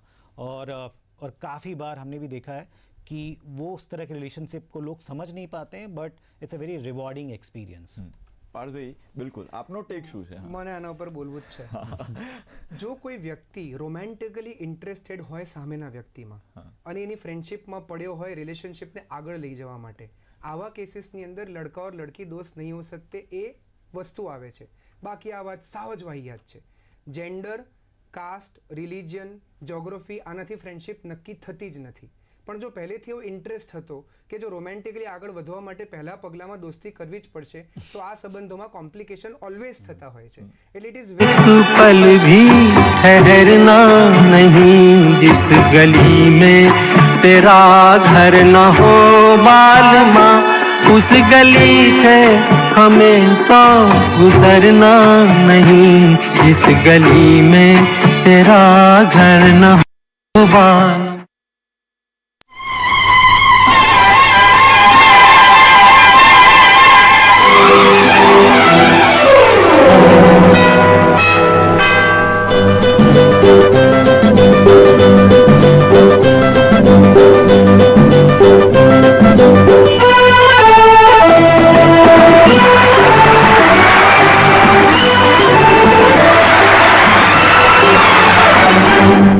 एक दिन बिक जाएगा माटी के मोल, जग में रह जाएंगे प्यारे तेरे को. एक दिन बिक जाएगा माटी के मोल, जग में रह जाएंगे प्यारे तेरे को. तुझे के होठों को देकर अपने की छोड़ फिर दुनिया से बोल, एक दिन बिक जाएगा माटी के मोल, जग में रह जाएंगे प्यारे तेरे बोल। ला ला ला ला ला ला ला ला ला ला ला।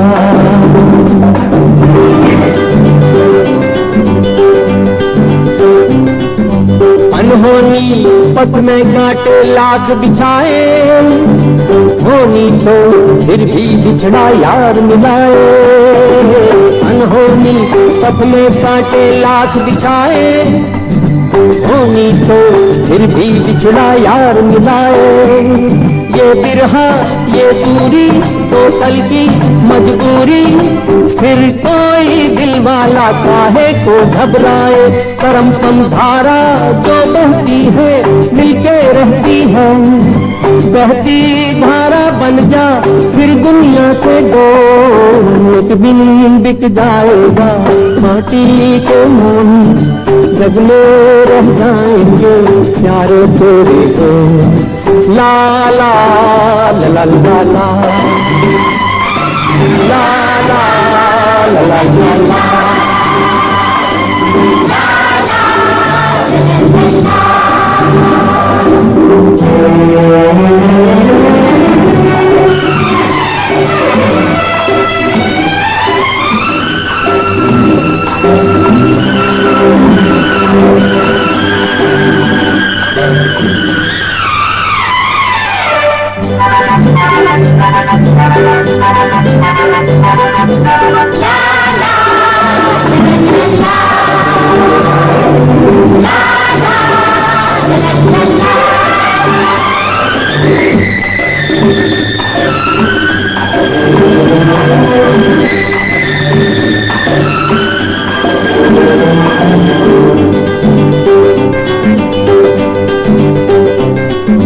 पर्दे के पीछे बैठी सांवल गोरी, थाम के तेरे मेरे मन की डोरी।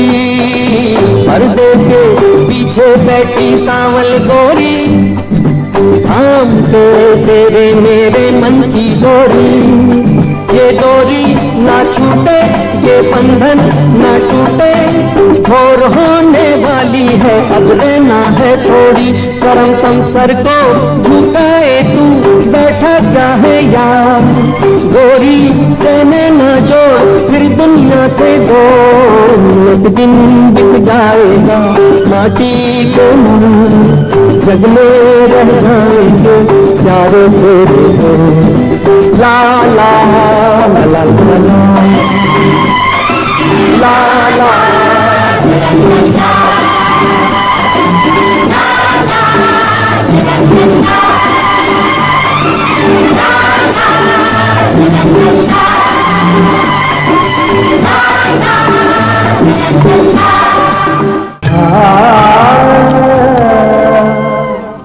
પોઝિટિવિટી પોતાને આનંદ આપે, સૌને સુખ આપે, નિરોગી બનાવે, સંસારી દુઃખો ના થાય આપણને. એ નક્કી કરો કે મારે નેગેટિવના પક્ષમાં રહેવું જ નથી, જીવનમાં હંમેશા પોઝિટિવ જ રહેવું છે. હવેથી નિહાળો પૂજ્ય દીપકભાઈને સકારાત્મક પરિવર્તન કાર્યક્રમમાં દૂરદર્શન ગિરનાર ઉપર દરરોજ રાત્રે 9 થી 10 કલાકે.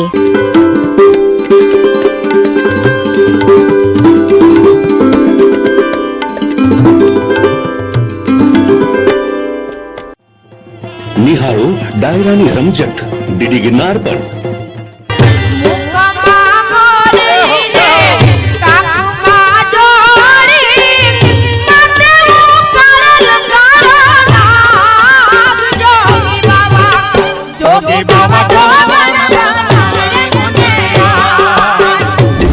મેઘ ખાંગા થઈ અને ધરતીની માથે લીલું ઓઢણું ઓઢાડી અને આખે આખી ધરતી જાણે કે હરિયાળી થઈ ગઈ હોય. આવી ધરતી એટલે પંચાળની ધરતી. આવી ધરતી એટલે જ્યાં દ્રૌપદી જન્મીતી ઈ ધરતી. આ ધરતી એટલે જ્યાં અર્જુને સ્વયંવર કરવા માટે થઈ અને આવવું પડ્યું હતું ઈ ધરતી. મથુરામાં વાગે મોરલી, ગોકુળમાં કેમ રે વાયરાય રણ છોડતી, હો નાના હી ઢોળે દુવાર કામ દીવા બળે. કે प्रसारण सोमवार થી રવિવાર રાત્રે 10:30 વાગે, પુનઃ પ્રસારણ બપોરે 12 વાગે ડીડી ગિરનાર પર।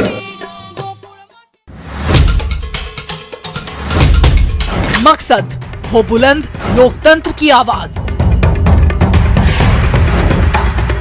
जज्बा तमाशे का शोर नहीं, जनहित पर हो जोर,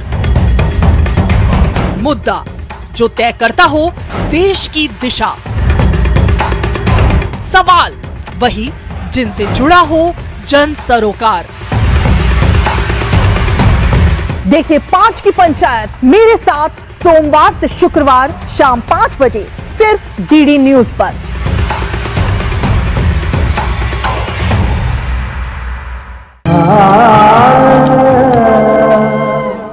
जो तुमको हो पसंद वही बात कहेंगे।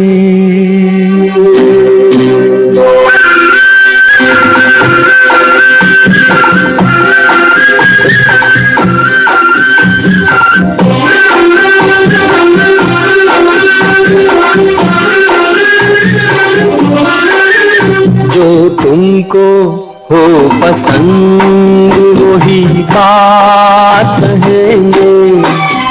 जो तुमको हो पसंद वही बात कहेंगे।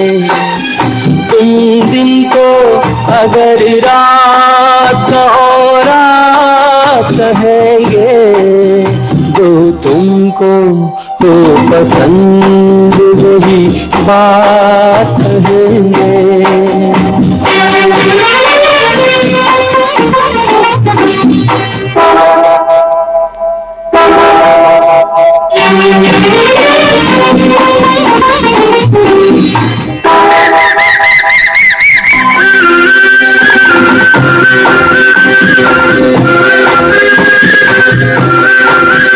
कहते ना आप साथ तो मर जाते हम सभी के।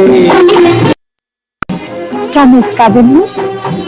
देते ना आप साथ तो मर जाते हम सभी के। पूरे हुए हैं आपसे अरमान जिंदगी के। हम जिंदगी को आपकी, हम जिंदगी को आपकी, हम जिंदगी को आपकी सौगात कहेंगे। तुम दिन को अगर रात हो रात कहेंगे। तो तुमको हो पसंद वही बात कहेंगे।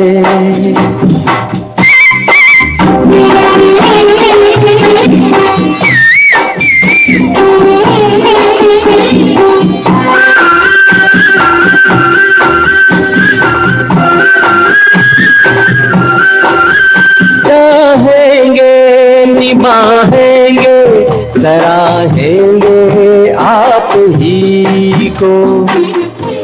क्या इसे भी सच मान लूं? चाहेंगे निभाएंगे सराहेंगे आप ही को। आँखों में नम है जब तक देखेंगे आप ही को। अपनी जुबान से आपसे, अपनी जुबान से आपसे, अपनी जुबान से आपसे जज्बात कहेंगे। तुम दिन को अगर रात हो रात कहेंगे। जो तुमको हो पसंद वही बात कहेंगे।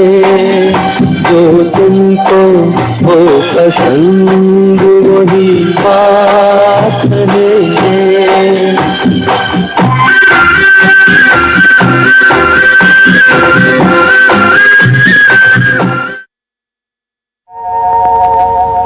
कहीं करती होगी वो मेरा इंतजार, जिसकी तमन्ना में फिरता हूँ बेकरार,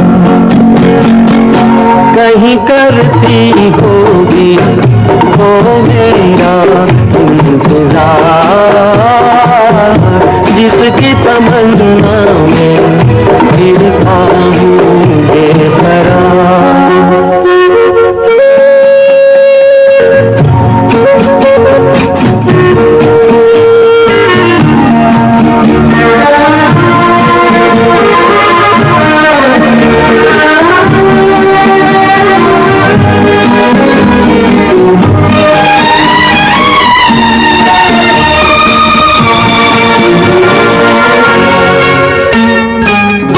कहीं बैठी होगी राहों में, तू अपनी बाहों में, लिए खोई सी निगाहों में, खोया खोया सा प्यार, छाया रुकी होगी आंचल की, चुप होगी धुन पायल की, होगी पलकों में काजल की, खोई खोई बहार कहीं करती होगी वो मेरा इंतजार,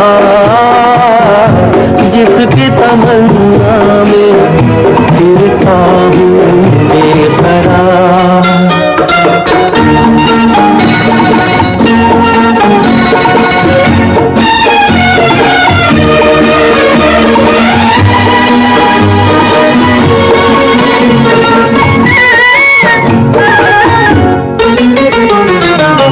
दूर जुल्फों की छाँवों से कहता हूँ ये जवानों से, उसी बुत की अदाओं के अफसाने हजार, वो जो बाहों में मचल जाती, हसरत ही निकल जाती, मेरी दुनिया बदल जाती, मिल जाता करार, कहीं करती होगी वो मेरा इंतजार,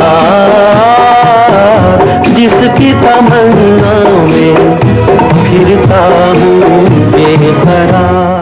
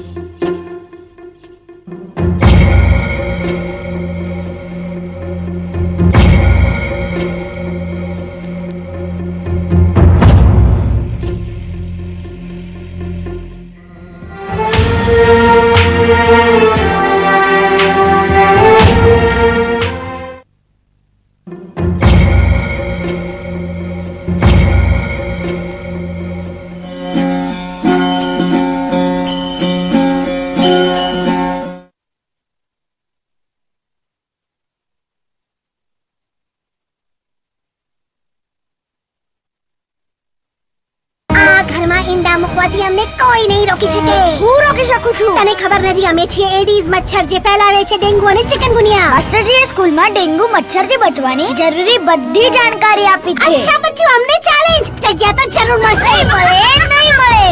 અરે અહીંયા તો બધી જ વ્યવસ્થા છે. ડેન્ગ્યુને ફેલાતો અટકાવવા માટે કુલરના પાણીને દર અઠવાડિયે બદલો. બાલદી અને ટાંકીઓને બરાબર ઢાંકીને રાખો. આખી બાઈના કપડાં પહેરો. મચ્છર દૂર રહે તેવી ક્રીમ, કોઇલ અને અગરબત્તીનો ઉપયોગ કરો. ડેન્ગુથી લડો એટલે ડેન્ગુથી બચો.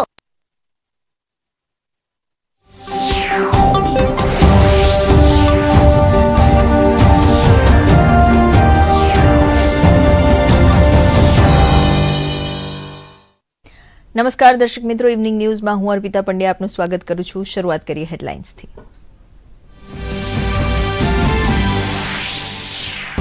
WHO ટ્રેડિશનલ મેડિસિન ગ્લોબલ સમિટના પ્રારંભ અવસરે મુખ્યમંત્રી ભૂપેન્દ્ર પટેલે જણાવ્યું કે સર્વે ભવંતુ સુખિનઃ સર્વે સંતુ નિરામયાનો ઉપનિષદ ભાવ આ સમિટ સાથે સુસંગત. કોરોના પછી દુનિયાભરમાં આયુર્વેદ દવાઓ અને ઉત્પાદનોની વધી છે માંગ.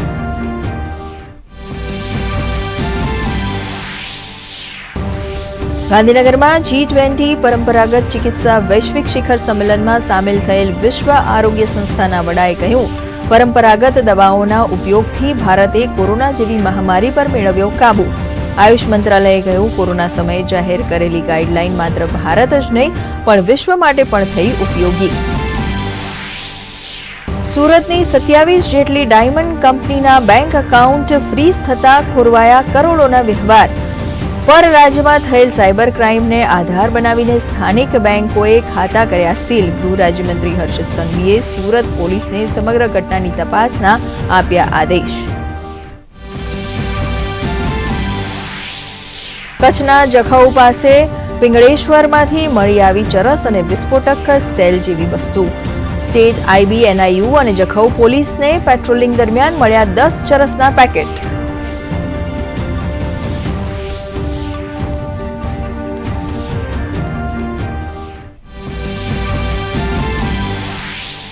રાષ્ટ્રપતિ દ્રૌપદી મુર્મુએ કલકત્તામાં વિંધ્યાગીરી પ્રોજેક્ટનું કર્યું લોન્ચિંગ. ભારતીય નૌસેનાના યુદ્ધ જહાજ વિંધ્યાગીરીનું કરાયું જલાવતરણ.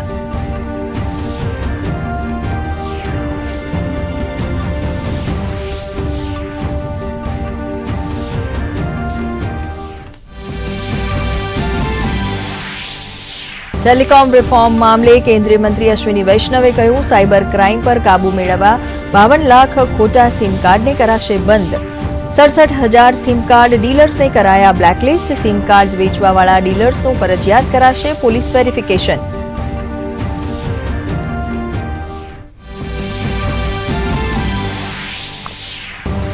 ઇસરોના મિશન ચંદ્રયાન 3એ પાર કર્યો મહત્વનો તબક્કો. યાનનું પ્રોપલ્શન મોડ્યુલથી લેન્ડર મોડ્યુલને સફળતાપૂર્વક કરાયું અલગ. 23 ઓગસ્ટ સુધી સોફ્ટ લેન્ડિંગની યાત્રા એકલું જ કરશે લેન્ડર મોડ્યુલ.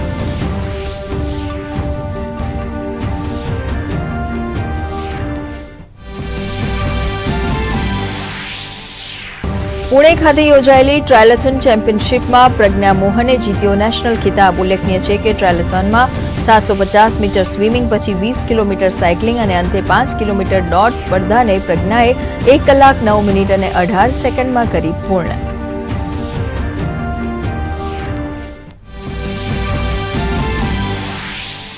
આજથી પવિત્ર શ્રાવણ માસનો પ્રારંભ.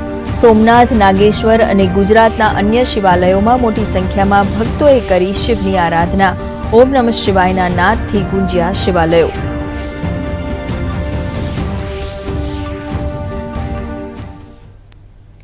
સમાચાર વિગતવાર જોઈએ. મુખ્યમંત્રી ભૂપેન્દ્ર પટેલે WHO ટ્રેડિશનલ મેડિસિન ગ્લોબલ સમિટના પ્રારંભ અવસરે સ્પષ્ટપણે જણાવ્યું કે સર્વે ભવંતુ સુખિનઃ સર્વે સંતુ નિરામયાનો ઉપનિષદ ભાવ ગ્લોબલ સમિટના હેલ્થ એન્ડ વેલબિંગ ફોર ઓલના ભાવ સાથે સુસંગત અને ઉપયુક્ત છે. ભારતીય સંસ્કૃતિએ સમગ્ર વિશ્વને એક પરિવાર માનીને વસુધૈવ કુટુંબકમ વિચારધારા વિશ્વને આપી છે.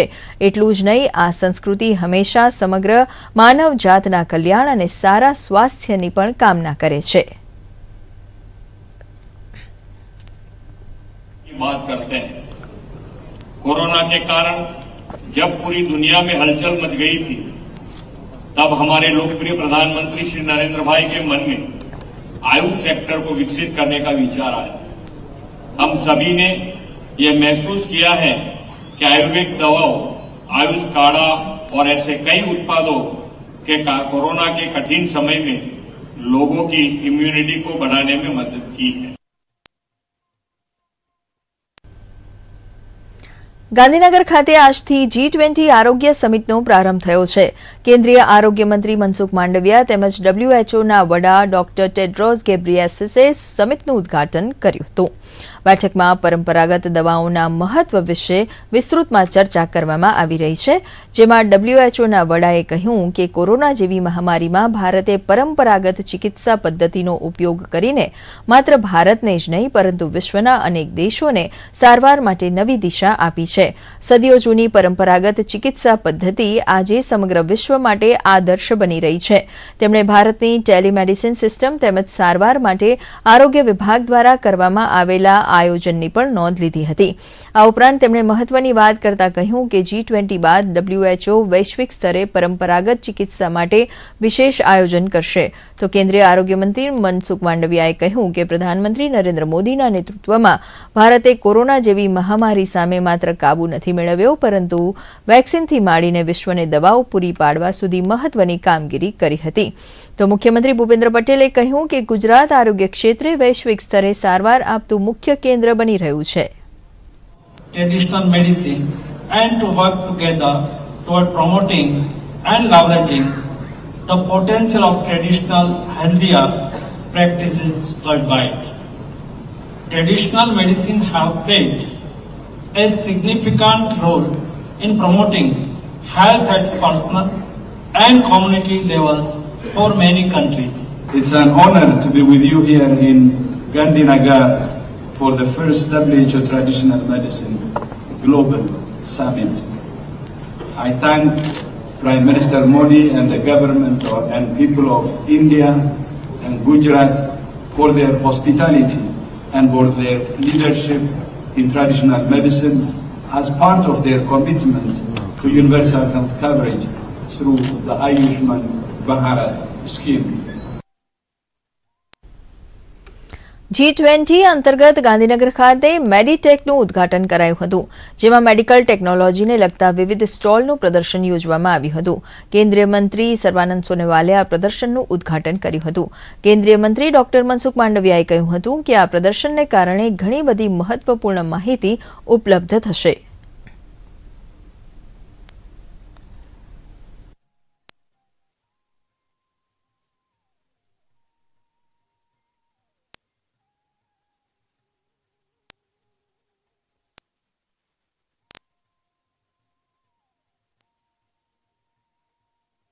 Digital health, medtech, expo and conference આવા અનેક પ્રકારના કાર્યક્રમોથી આવતા દિવસોની અંદર ગુજરાતને બહુ ફાયદો થવાનો છે.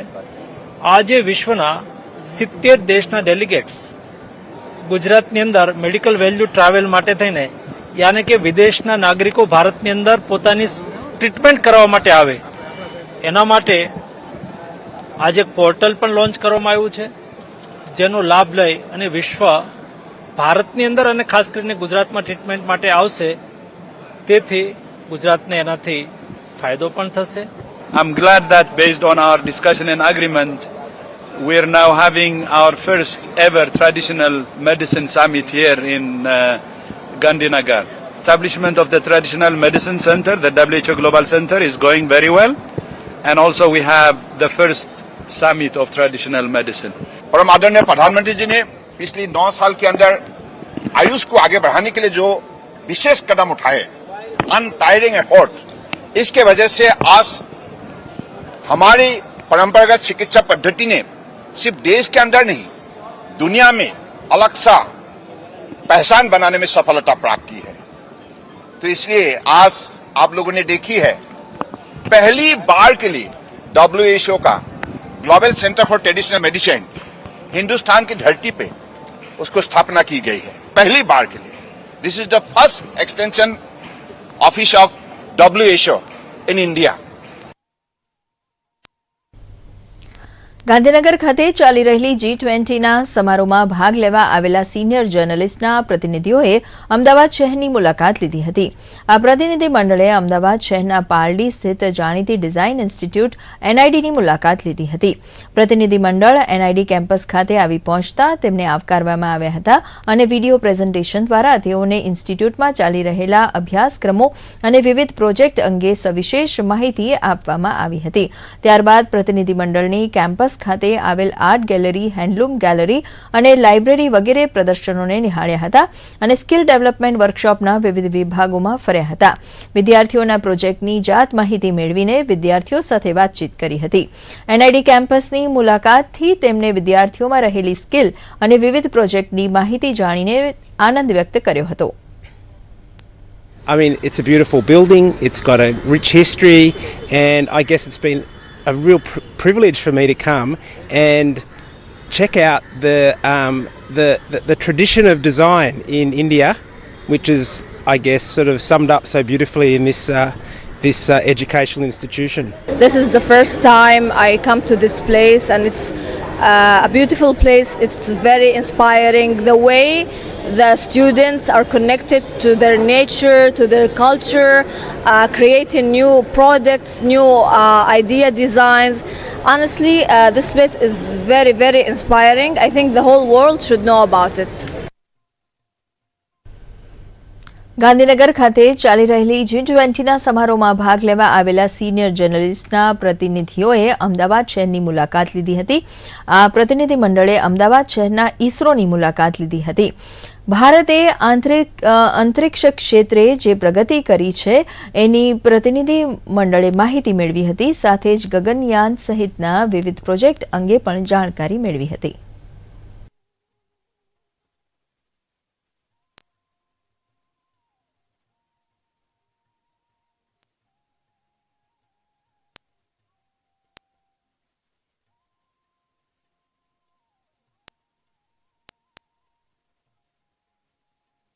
સમાજ ક્ષેત્રે જે કોમન મેન અને સોસાયટીને બેનિફિટ્સ થાય, એમને લાભ થાય, એ અંગે જેમ આપણા વિક્રમ સારાભાઈ ભારતના જે અંતરિક્ષ વિજ્ઞાનના પ્રણેતા હતા, એમને જે વિચારથી આખો અંતરિક્ષ કાર્યક્રમ આપણો ગોઠવાયો છે તે અંગે એમને માહિતી મળી રહે અને વિવિધ પ્રવૃત્તિઓ જે અમે કરી રહ્યા છે, ખાસ કરીને ઉપયોગ ક્ષેત્રે એટલે કે એપ્લિકેશન ક્ષેત્રે આ બધી જે remote sensing, radar technology, communication અને નેવિગેશન ટેકનોલોજીનો ઉપયોગ કરીને આપણે જે રીતે અલગ અલગ પ્રવૃત્તિ કરી રહ્યા છે આપણા દેશ માટે, આપણા સમાજ માટે અને કોમન માણસ માટે, તો એ અંગેની માહિતી પણ એમને મળી રહે એ પ્રકારની અમે વ્યવસ્થા ગોઠવી છે. તાજેતરમાં સંસદનું ચોમાસું સત્ર પૂર્ણ થયું છે.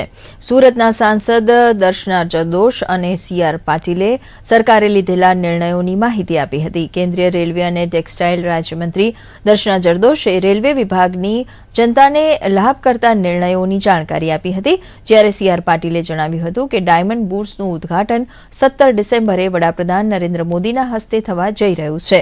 આ સમયે ડિસેમ્બર મહિનામાં સુરતથી હોંગકોંગ, દુબઈ, લંડન અને સિંગાપોરની ફ્લાઇટ પણ શરૂ કરવાની જાહેરાત થશે.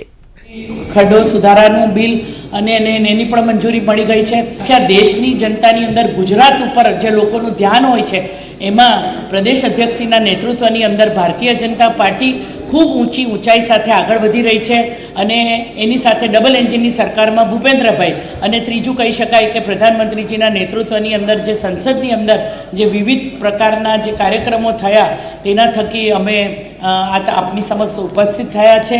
ડાયમંડ બુર્સના ઓપનિંગ માટે તારીખ લેવા માટે ડાયમંડના વેપારીઓ સાથે ગયા હતા. અમે 17મી ડિસેમ્બરનો કાર્યક્રમ આપ્યો છે. ત્યાર પછી અમે એવિએશન મિનિસ્ટર શ્રી સિંધિયાજીને મળ્યા હતા. આ આખા પ્રતિનિધિ મંડળ સાથે મળ્યા હતા. એમની પાસે માંગણી કરી હતી કે તમે હોંગકોંગ અને દુબઈની 2 ફ્લાઇટ ચાલુ કરી આપો અને ડિસેમ્બરમાં તમને હોંગકોંગ અને દુબઈની ડેલી ફ્લાઇટ પણ આપીશું. ઇન્ટરનેશનલ એરપોર્ટ પણ તે દિવસે બની જવાની પૂરી શક્યતાઓ છે. એના માટે એમના પ્રયત્નો છે. બીજા નવા એરક્રાફ્ટ આવશે તો એમાં પણ લંડનથી માંડીને સિંગાપુર વીકલી એક ફ્લાઇટની માંગણી હમણાં ડાયમંડ બુર્સના પ્રતિનિધિઓ કરી હતી, એ પણ સ્વીકારવામાં આવી છે અને ઝડપમાં ડિસેમ્બરથી જે નવા એરક્રાફ્ટ આવવાના શરૂ થવાના છે. કેન્દ્ર સરકારના પૂર્વ મંત્રી અને રાજકોટના પૂર્વ સાંસદ ડોક્ટર વલ્લભ કથિરિયાને કેન્દ્ર સરકાર દ્વારા ગુજરાતની પ્રથમ એમ્સના પ્રમુખ તરીકે નિયુક્ત કરવામાં આવ્યા છે. તેઓ અગાઉ ગુજરાતમાં ગૌ સેવા આયોગના અધ્યક્ષ તેમજ કેન્દ્રના કામધેનુ આયોગના અધ્યક્ષ તરીકે સેવા આપી ચૂક્યા છે. ડોક્ટર કથિરિયાએ જણાવ્યું હતું કે પ્રધાનમંત્રી નરેન્દ્ર મોદીના ડ્રીમ પ્રોજેક્ટ એમ્સના નિર્માણ કાર્યની કામગીરી ઝડપથી આગળ વધારાશે. એમ્સ એ એક સ્વાયત્ત બોડી છે. બધા જ પાવર દરેકે દરેક એમ્સને પોતપોતાની રીતે સારામાં સારા નિર્ણય કરવાની એમને તક મળે છે. સૌરાષ્ટ્રની જ્યાં સુધી વાત છે ત્યાં સુધી છેવાડાના માનવી સુધી અને એમ્સમાં સારવાર ફ્રી હોય છે. સારામાં સારી ટેકનોલોજી, લેટેસ્ટ ટેકનોલોજી અને સ્પેશિયાલિટી, સુપર સ્પેશિયાલિટી અને પછી સુપર સ્પેશિયાલિટીમાં પણ સબ સ્પેશિયાલિટી આવે છે. ધારો કે ઓર્થોપેડિક સર્જન હોય, સ્પાઇન સર્જન હોય, પણ સ્પાઇનમાં પણ ખાલી નેક સ્પાઇન અને ખાલી લંબર સ્પાઇનના સર્જન પણ હોય. આ પ્રકારની સબ સ્પેશિયાલિટી સુધીની સારવાર સૌરાષ્ટ્રના અને ગુજરાતના દર્દીઓને, કચ્છના દર્દીઓને અહીં મળે એ પ્રકારનો મારો પ્રયાસ રહેશે. તેલંગાણા અને કેરલા રાજ્યમાં થયેલ સાયબર ક્રાઇમની ફરિયાદના આધારે તે રાજ્યની સ્થાનિક પોલીસે સુરતની 27 હીરા પેઢીઓના બેંક એકાઉન્ટ્સ ફ્રીઝ કર્યા છે, જેના પગલે સુરતના હીરા ઉદ્યોગપતિઓના કરોડો રૂપિયાના વ્યવહારો સ્થગિત થયા છે. હીરા ઉદ્યોગના અગ્રણી અને GJEPCના ડિરેક્ટર દિનેશ નાવડિયાએ આ અંગે સુરતના એડિશનલ પોલીસ કમિશનર શરદ સિંગલ તેમજ ગૃહ રાજ્યમંત્રી હર્ષ સંઘવી સાથે ટેલિફોનિક વાતચીત કરીને ઘટનાથી માહિતગાર કર્યા હતા. હીરા ઉદ્યોગના અગ્રણી દિનેશ નાવડિયાએ કહ્યું હતું કે હર્ષ સંઘવીએ પ્રતિક્રિયામાં જણાવ્યું હતું કે ખોટી રીતે ફ્રીઝ કરવામાં આવેલા બેંક એકાઉન્ટની ઘટનાની ઊંડાણપૂર્વક તપાસ કરાશે. કેરાલાના પોલીસ દ્વારા આ લોકોના એકાઉન્ટ્સ ફ્રીઝ કરવામાં આવ્યા. આ બાબતે ગુજરાત રાજ્યના ગૃહ રાજ્યમંત્રી શ્રી હર્ષભાઈ સંઘવીને પણ જાણકારી પ્રાપ્ત થતાં એમની પણ ટેલિફોનિક રીતે મારી પાસે બધી માહિતી માગી. માહિતી બધી જ પૂરી પાડી અને ખૂબ ગંભીરતા આ બાબતે મુદ્દા ગંભીરતાથી લઈને આ મુદ્દાને તાત્કાલિક સુરત શહેર પોલીસ કમિશનર તોમર સાહેબને આ બાબતે જાણકારી આપવામાં આવી અને પોલીસ કમિશનર શ્રી તોમર સાહેબે 4:30 વાગે જે લોકો પીડિત છે એ લોકોને 4:30 બધી જ માહિતી સાથે લઈને બોલાવ્યા છે અને ગુજરાતના ગૃહ રાજ્યમંત્રી હર્ષભાઈ સંઘવી ખૂબ ચિંતિત છે આ ઘટનાક્રમથી અને આ અંગે તાત્કાલિક કાર્યવાહી થશે એવી ખાતરી ઇન્ડસ્ટ્રીના લોકોને આપવામાં આવી છે. પ્રધાનમંત્રી નરેન્દ્ર મોદીની અધ્યક્ષતામાં મંત્રીમંડળની સમિતિએ રેલવે સંબંધિત 7 પ્રોજેક્ટોને લીલી ઝંડી આપી હતી, જેમાં કચ્છમાં સામખિયાળીથી ગાંધીધામ વચ્ચે 53 કિલોમીટર અને રૂટ ટ્રેક ગણાતા 112.7ના 4 માર્ગીય રેલવે લાઇન નાખવાના મહત્વપૂર્ણ પ્રોજેક્ટનો પણ સમાવેશ થાય છે. ગાંધીધામ સામખિયાળી ગાંધીધામ વચ્ચે રેલવે ટ્રેકના ક્વોડ્રુપલિંગને સૈદ્ધાંતિક મંજૂરીઓ બાદ કેબિનેટ તરફથી પણ લીલી ઝંડી મળી જતા તેના સર્વેના ટેન્ડર બહાર પડાયા છે. આ અંગે ARM આશીષ ધાનિયાએ વધુ માહિતી આપી હતી. ये प्रोजेक्ट कच्छ एरिया, पश्चिम रेलवे, गुजरात ही इम्पॉर्टेंट है क्योंकि ये हमारे जो पोर्ट कनेक्टिविटी जो इस एरिया के जो मैक्सिमम पोर्ट्स हैं, Deendayal port, Kandla port, Mundra port, tuna port और साथ साथ हमारा अपकमिंग जखाऊ पोर्ट इस एरिया को कैटर करेगा और यहाँ से माल लदान की मोबिलिटी को काफ़ी तीव्रता और गति शक्ति प्रोवाइड करेगा. के साथ ये प्रोजेक्ट पैसेंजर मूवमेंट के लिए भी बहुत हेल्पफुल रहेगा. ये पैसेंजर मूवमेंट्स के लिए भी बहुत हेल्पफुल रहेगा क्योंकि इसके कारण एक एडिशनल पाथ जो जनरेट होंगे वो पैसेंजर मूवमेंट्स को भी और फैसिलिटेट करेंगे. શ્રાવણ માસના પ્રથમ દિવસે દ્વારકા નજીક આવેલ નાગેશ્વર જ્યોતિર્લિંગ ખાતે ભાવિકો અને પ્રવાસીઓની ભીડ ઉમટી હતી. સવારે મંગળા આરતી બાદ મોટી સંખ્યામાં પ્રવાસીઓએ મહાદેવને અભિષેક કરીને ધન્યતા અનુભવી હતી. હવે આખો શ્રાવણ માસ દરમિયાન સાંજે 4 વાગ્યાથી મહાદેવને અદભુત શૃંગાર કરવામાં આવશે.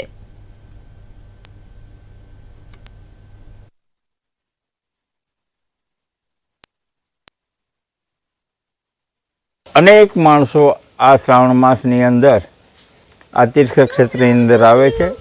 તીર્થક્ષેત્રમાં મહાદેવનું ખૂબ જ મહત્ત્વ છે. શ્રાવણ માસની અંદર જ્યારે શિવની ઉપાસના કરવામાં આવે છે ત્યારે સંપૂર્ણપણે શિવ આપણા ઉપર પ્રસન્ન થાય છે. શિવ ભક્તો શિવની પૂજા કરી અને ધન્યતા અનુભવે છે. જે રીતે પુરુષોત્તમ માસની અંદર દ્વારકાધીશની ઉપાસના કરી, દ્વારકાધીશના દર્શન કરી અને પુણ્યનું ભાથું બાંધે છે, એમ શ્રાવણ માસની અંદર નાગેશ્વર જ્યોતિર્લિંગના દર્શન કરી અને પોતાનું પુણ્યનું ભાથું બાંધે છે.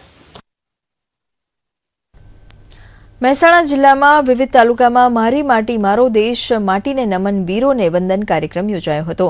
મહેસાણા તાલુકામાં પોલીસ વિભાગ દ્વારા આયોજિત માર્ચ પાસ્ટની રેલીનું પ્રસ્થાન કરવામાં આવ્યું હતું. આ અવસરે શિલાફલકમની તકતીનું અનાવરણ, પંચપ્રાણ પ્રતિજ્ઞા, વસુધા વંદન થકી વૃક્ષારોપણ કરવામાં આવ્યું હતું. આ પ્રસંગે પ્રોત્સાહક કામગીરી કરનાર તલાટી કમ મંત્રીઓનું સ્વાગત સન્માન કરવામાં આવ્યું હતું.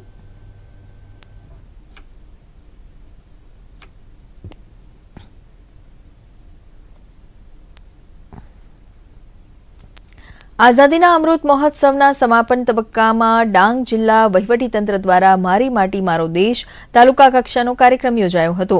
આહવાના ડોક્ટર આંબેડકર હોલ ખાતે આયોજિત આ કાર્યક્રમમાં ગુજરાત વિધાનસભાના નાયબ દંડક વિજયભાઈ પટેલે આઝાદીના અમૃત મહોત્સવના ઉદ્દેશ સાથે મારી માટી મારો દેશ અને વીરો કો વંદન માટી કો નમન કાર્યક્રમની વિભાવના સ્પષ્ટ કરી હતી. આ કાર્યક્રમમાં જિલ્લા રમતગમત કચેરી દ્વારા થીમ આધારિત સાંસ્કૃતિક કાર્યક્રમો પ્રસ્તુત કરવામાં આવ્યા હતા. કરવામાં આવ્યું તેમજ ડાંગ જિલ્લાનું પ્રખ્યાત લોકનૃત્ય ડાંગી નૃત્ય એ પણ ઘણું સારું પરફોર્મન્સ આપ્યું અને ગ્રામજનો નગરજનો ઉપસ્થિત કલાકાર પ્રેમીઓ તેમજ તાલુકા પંચાયતના પ્રમુખશ્રી, જિલ્લા પંચાયતના સભ્યશ્રીઓ, તાલુકા પંચાયતના સભ્યશ્રીઓ ઉપસ્થિત રહ્યા એ બદલ હું એમનો સૌનો આભાર માનું છું. રાષ્ટ્રપતિ દ્રૌપદી મુર્મુએ આજે પશ્ચિમ બંગાળની મુલાકાત દરમિયાન કલકત્તામાં વિંધ્યાગીરી પ્રોજેક્ટનું લોન્ચિંગ કર્યું હતું. ભારતીય નૌસેનાના યુદ્ધ જહાજ વિંધ્યાગીરીનું જલાવતરણ કરાયું. નૌસેનાએ પોતે જ વિંધ્યાગીરીની ડિઝાઇન નક્કી કરી છે. એમણે મારું બંગાળ નશામુક્ત બંગાળ અભિયાનનો શુભારંભ પણ કરાવ્યો હતો. આ સાથે જ રાષ્ટ્રપતિએ જણાવ્યું કે આજના સમયમાં નશીલા પદાર્થનું સેવન દેશ અને સમાજ માટે ચિંતાનો વિષય છે. આપણા દેશના યુવાનો આ વ્યસનના કારણે સાચી દિશાની પસંદગી કરી શકતા નથી. આ ખૂબ ચિંતાજનક બાબત છે અને આ બાબતે તમામ મોરચા પર કામ કરવાની આવશ્યકતા છે.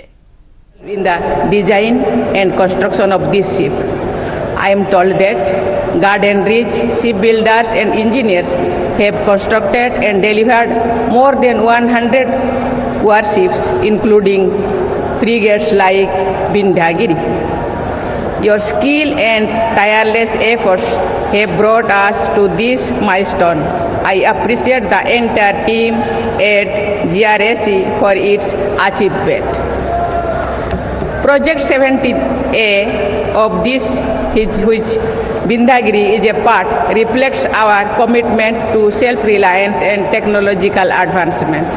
This project demonstrates indigenous innovation for developing state-of-the-art technology. કેન્દ્રીય મંત્રી અશ્વિની વૈષ્ણવે જણાવ્યું હતું કે ટેલિકોમમાં સુધારાઓ કરવામાં આવ્યા હતા, જેના પરિણામો સારા આવ્યા છે. તેમણે કહ્યું કે આપણું લક્ષ્ય સાયબર છેતરપિંડીને ઘટાડવાનું છે, જે માટે અત્યાર સુધીમાં 52 લાખ કનેક્શનો બંધ કરાયા છે તેમજ 67,000 ડીલરોને બ્લેકલિસ્ટ કરાયા છે. તેમણે સિમના વેચાણમાં વેરિફિકેશનને વધુ સુદૃઢ બનાવવા બાયોમેટ્રિક તેમજ પોલીસ વેરિફિકેશન ફરજિયાત બનાવવાનું નક્કી કર્યું હોવાનું જણાવ્યું હતું. તેમણે કહ્યું કે સિમનું વેચાણ કરનારા ડીલરોને જવાબદાર બનાવવા माटेना कड़क पगलाओं भरवामां आवशे. वेरिफिकेशन मैंडेटरी कर रहे हैं. जो भी डीलर बनेगा उसका वेरिफिकेशन, बायोमेट्रिक वेरिफिकेशन और पुलिस में वेरिफिकेशन मैंडेटरी कर रहे हैं. उन सभी पॉइंट ऑफ सेल के जो डीलर्स हैं उनका रजिस्ट्रेशन कंपल्सरी कर रहे हैं.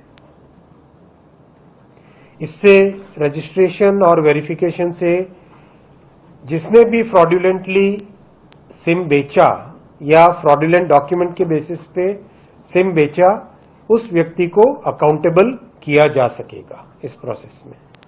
तो ये अकाउंटेबिलिटी लाने का बहुत बड़ा एक स्टेप है कि बल्क कनेक्शन का सिस्टम डिसकंटिन्यू करेंगे, उसकी जगह प्रॉपर बिजनेस कनेक्शन वाला कॉन्सेप्ट लेके आएंगे, जिसमें कोई भी बिजनेस ग्रुप, कोई भी कॉर्पोरेट, कोई भी इवेंट के लिए अगर बड़ा कोई लेना चाहता है तो उसका एक प्रॉपर जो रजिस्ट्रेशन होता है, मान लो बिजनेस है तो उसमें जीएसटी रजिस्ट्रेशन होगा, पैन होगा, उसका आईटी रजिस्ट्रेशन होगा, राइट. कोई भी कॉर्पोरेट है तो उसका एक प्रॉपर सिस्टम होगा, उसके बेसिस पे बिजनेस कनेक्शंस दिए जाएंगे. ચંદ્રયાન 3 એ સફળતાનો વધુ એક તબક્કો પાર કર્યો છે. લેન્ડર સફળતાપૂર્વક પ્રોપલ્શન મોડ્યુલથી અલગ થયું છે.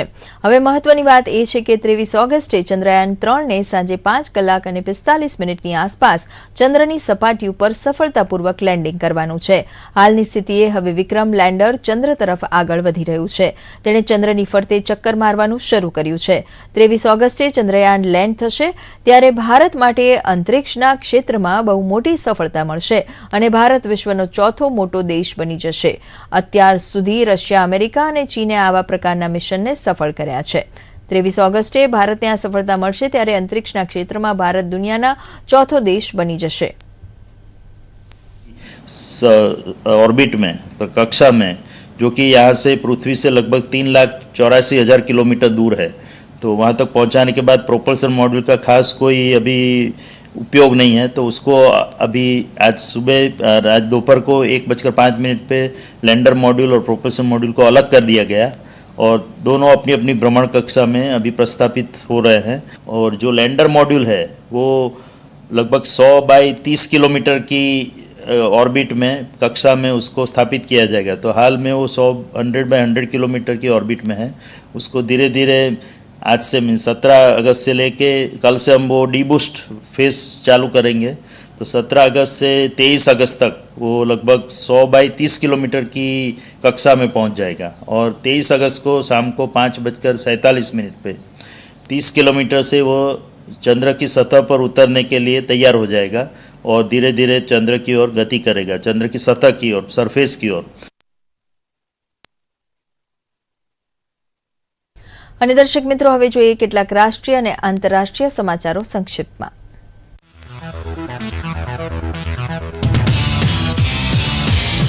ઇસરો હવે ચંદ્ર પછી સૂર્યનો કરશે અભ્યાસ. ભારતનું પ્રથમ સૌર મિશન આદિત્ય L1 લોન્ચ કરવાની યોજના. આદિત્ય L1 109 દિવસમાં 1.5 મિલિયન કિલોમીટરથી વધુનું કાપશે અંતર.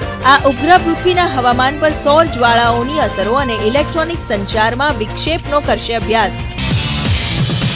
પુણે ખાતે યોજાયેલી ટ્રાયલેથોન ચેમ્પિયનશિપમાં પ્રજ્ઞા મોહને નેશનલ ખિતાબ જીત્યો. ઉલ્લેખનીય છે કે ટ્રાયલેથોનમાં 750 મીટર સ્વિમિંગ પછી 20 કિલોમીટર સાયકલિંગ અને અંતે 5 કિલોમીટર દોડ સ્પર્ધાને પ્રજ્ઞાએ 1 કલાક 9 મિનિટ અને 18 સેકન્ડમાં કરી પૂર્ણ.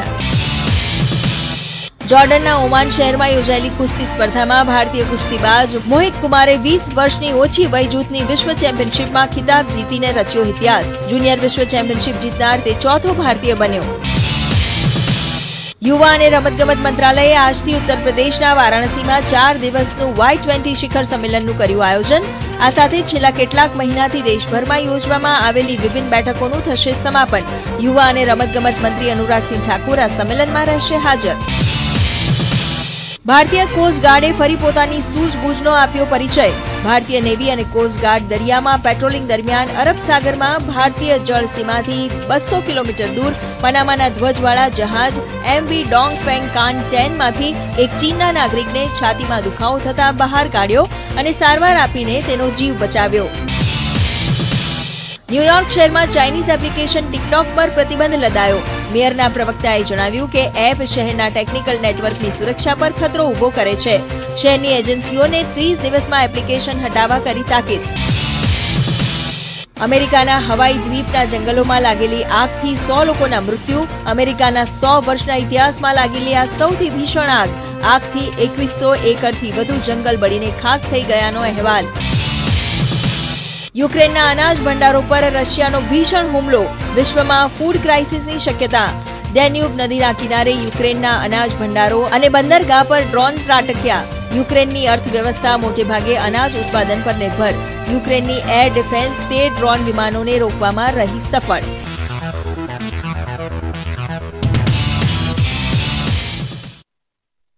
તો આ સાથે ઇવનિંગ ન્યૂઝ બુલેટિન સમાપ્ત કરી છે. નમસ્કાર.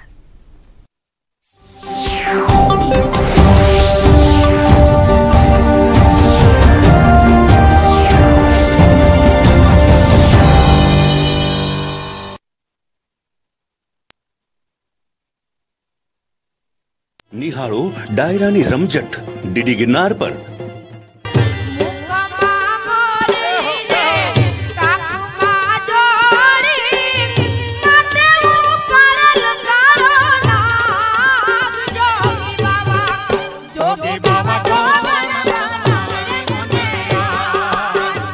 બારે મેઘ ખાંગા થઈ અને ધરતીની માથે લીલું ઓઢણું ઓઢાડી અને આખી ધરતી જાણે કે હરિયાળી થઈ. ક્લિયર કે ફ્રેન્ડશિપના એક તબક્કા ક્લોઝનેસ ઉપર પહોંચ્યા તો અપોઝિટ જેન્ડર અથવા અપોઝિટ ઓરિએન્ટેશન સેમ ઓરિએન્ટેશનવાળા લોકો એકબીજા સાથે વાત કરે. છોકરો હોય અને એમ લાગવા માંડ્યું હોય કે છોકરી થોડીક નજીક વધારે આવી રહી છે ઓર વાઇઝે વર્ઝા, તો ઓપનલી વાત કરે કે આપણી દોસ્તી સુધી જ હતું, અહીંથી આગળ રસ નહોતો. આ કમ્યુનિકેશન ઓપન થશે ને તો આ કન્ફ્યુઝન ચોક્કસ જતું રહેશે. બાકી એક માત્ર ચીઝી ફિલ્મી લાઇન છે. આ હકીકતની દુનિયામાંનો એક્ઝિસ્ટન્સ જ નથી, હું માનું છું. બિલકુલ પાર્થભાઈ, મનીષભાઈ, ખૂબ મજા પડી. આ દોસ્તી સાથેની ઘણી વખત એવું થાય કે આપણે એટલે અત્યારના યુથ માટે પણ જે મિત્રતાના સ્ટેજ હોય એને સમજવા પણ એ ખૂબ જરૂરી હોય. ઘણી વખત એક થાય કે સેલ્ફલેસ કમિટમેન્ટ એ ખરી મિત્રતા છે. મિત્રો, ખૂબ ખૂબ આભાર પાર્થભાઈ આપનો, મનીષભાઈ આપનો, અમારા શોની અંદર ચર્ચા કરવા બદલ. તો દોસ્તો, આપના પણ મિત્રો સાથેના કોઈ યાદગાર પ્રસંગ હોય અથવા એવી કોઈ વાત હોય તો આપ અમને અમારી યુટ્યુબ જે ચેનલ છે એની ઉપર આ શો આપ જોઈ શકો છો. એની અંદર કમેન્ટની અંદર આપના આવા કોઈ પ્રસંગો અથવા વાતચીતને જણાવો. તો દોસ્તી માટે એટલું જ કહે કે એકલતાનો ઔષધ શોધાય તો ઠીક છે, બાકી તો મિત્ર જેવો બીજો કોઈ મલમ નથી. અમારી વિશેષ ચર્ચામાં આજે બસ આટલું જ. ફરી મળીશું આવા જ ઇન્ટરેસ્ટિંગ ટોપિક સાથે. ત્યાં સુધી રજા આપશો. નમસ્કાર.